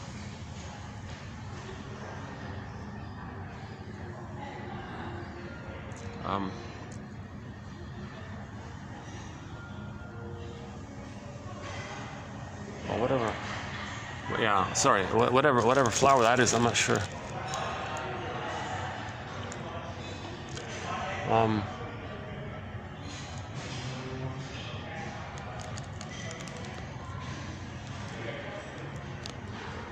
Could it be a rose? Maybe it's a rose. Huh? Maybe it's just a rose. No, it's not a rose. Tulip? Or maybe it's a tulip. Huh? Oh, maybe it's a tulip. Maybe that's what it is. Oh, I think they're tulips, right? Okay. The child says, "Hey, mother, I don't think it's the same. You're showing me daisy, but this print doesn't look the same."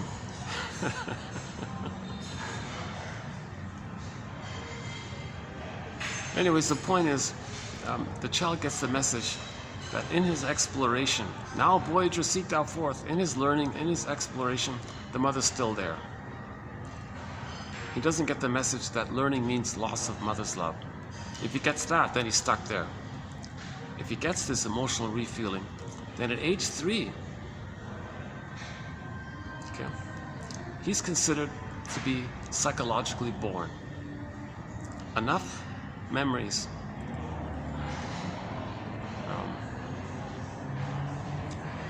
that he got his needs met during those 3 phases: birth to 4 to 5 months, 4 to 5 months to 18 months, 18 months to 36 months. There's 36 months, it sets in a psychic structure that he was loved by the mother, he differentiated, he felt safe. The mother is a whole person, he's a whole person. She's okay, he's okay. I'm okay, you're okay. We didn't say perfect, just three-dimensional. Mother's a person in her own right with feelings. We're all members of Homo Traumicus. I'm a person in my own right. Right? So-called good enough mother, good enough self. We're okay, you're okay. That kind of normal, and the temperament is calm, and he knows his interests. He has a consciousness of his interests and hobbies. He can enjoy the present, and he's off on his way, right? He's psychologically born, more or less, right? It's never a complete, perfect birth. Melanie Klein says, nobody ever achieves a perfect, complete psychological birth, but that's more or less what we're looking for, right? The psychic template, I'm okay, you're okay, right? In the prior one, it's I'm not okay, you're okay, and in the prior one, it's my not okayness, you can have it. I'll play infantile God. I'll reject human development. And they're all very angry like that. It's the singers. How are we doing here? Hang on a second. Let's check the battery. Battery's holding up, 55%. All right. Battery's holding up. All right, great.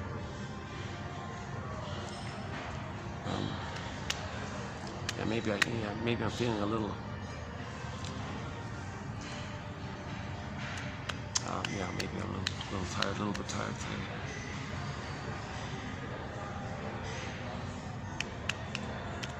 Yeah, yesterday and today I was a little tired doing these videos.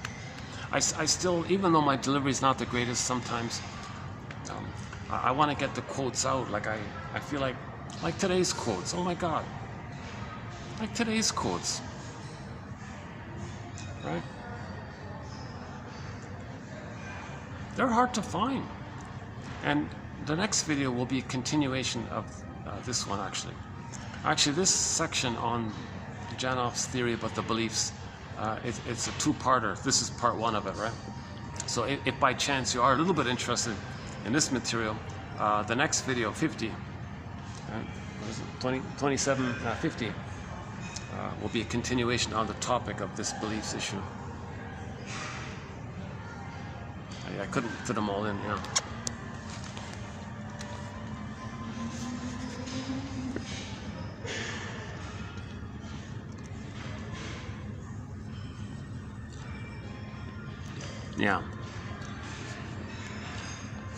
Yeah, so the left side creates ideas that reflect the feelings on the right side, even when the left side has no idea what exactly on the right side, what's going on in the right side. But the ideas reflect the feelings. And then you make beliefs. Oh, drinking's no problem. Why? It makes me feel good. What's the problem? Don't bother me with facts. Well, it's defense against the pain. Flight into ideas. Flight into the mind. When our emotional history does not contain too much pain, information is then shuttled to the front of the cortex for meaning and understanding. So we're okay, right? But when the pain is too much, the brain doesn't know what's going on. It is then free to create all sorts of beliefs. And the person even becomes a receptacle for pre-packaged beliefs by any charlatan who comes along wanting to make money.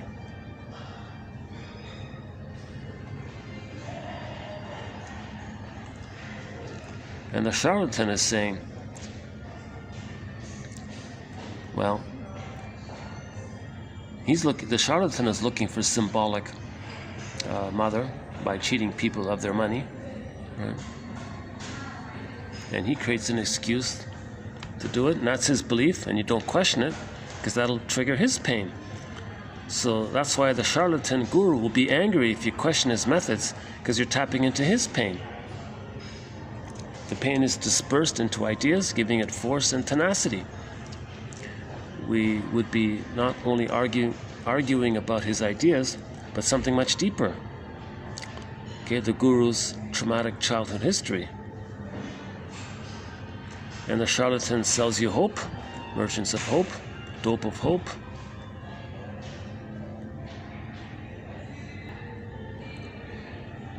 Yeah, and the charlatan who scares you with frightening images and all this, well, the trick is, we felt with birth trauma a catastrophic memory. All we're doing is seeing an image of it outside as a symbol for the inside. You see? So it's similar, right? It's a symbol, your belief, oh, this bad thing's going to happen. Well, it's a symbol for the pain that you felt and still feel. So you believe that, the guy tells you that, that's true for within. You feel a connection like that, then you say, oh, send me your money. Because he's giving you something external as a defense against your pain internally.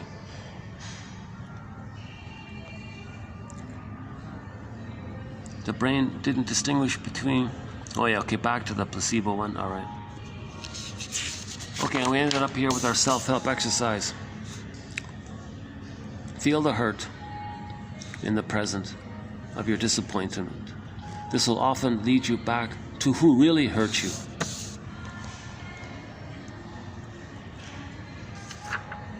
That's a good self-help exercise. Whatever you're saying about the person in the present, your friend betrayed you. Well, feel the pain. Stay with it. Who betrayed you? Really, like before. The present is a disappointment. It's not a painful, toxic, extremely hurtful thing, right? It's a disappointment. The burning pain you feel is from the past. Right? So in the song Fluschwieger, Katja Epstein is one of our musical voices in our soundtrack. She does a German cover of the song Heartbreaker, the Bee Gees song Heartbreaker. So if you say to your friend in the present, oh, you're such a heartbreaker, you're such a Fluschwieger, feel the hurt, stay with it. Who hurt you? Who really hurt you? Who caused that pain? The person in the present. Disappointing, yes.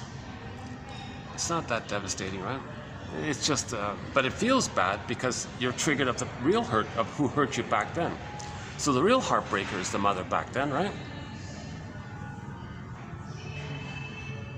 And I would say with that Montreal story, I would say the father was also a heartbreaker too.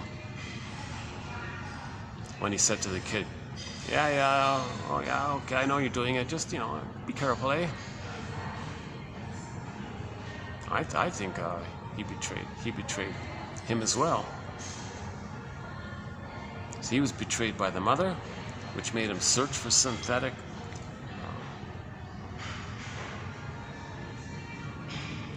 Well, he was searching for something that would numb the pain. So he was pained by the mother. His brain couldn't send him natural endorphins, so he would search outwardly for substances that would trick the brain to give it to him. Father said, oh, keep doing it, just be careful. The father's soul blind. The mother was soul blind to him. The father was soul blind to him. This kid, holy crap, right? I think in this case, maybe he should have gone to an ashram or one of those things. Maybe some of these gurus aren't, maybe they sort of like in those extreme cases, maybe they are helpful. In some cases, they might actually save people in some of those cases, right?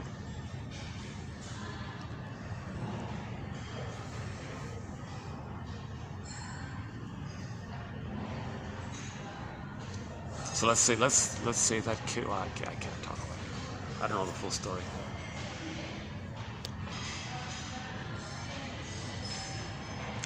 Okay, maybe I'll start to wind down here. Oh yeah. Oh, there's guests eating in there. Yeah. Oh, let's finish up here. Yeah. Hold on a second.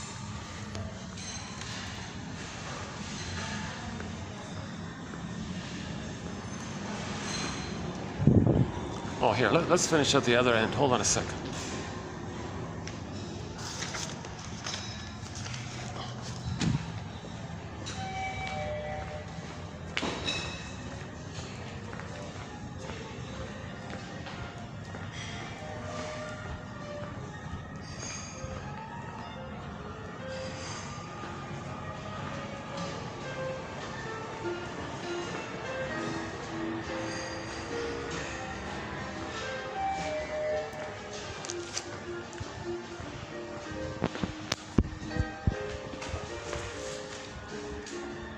There's always traffic across here, so I'll just wind down here.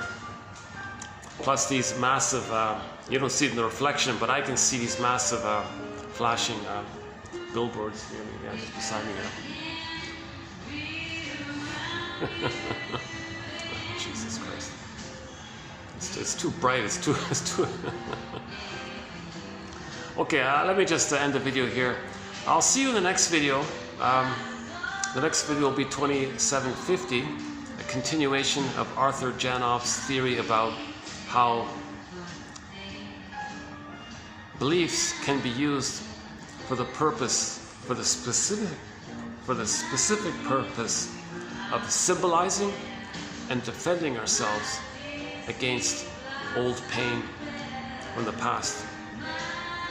So the belief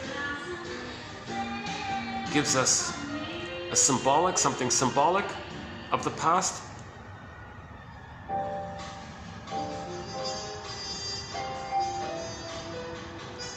That kind of seduction or promise releases endorphins somehow.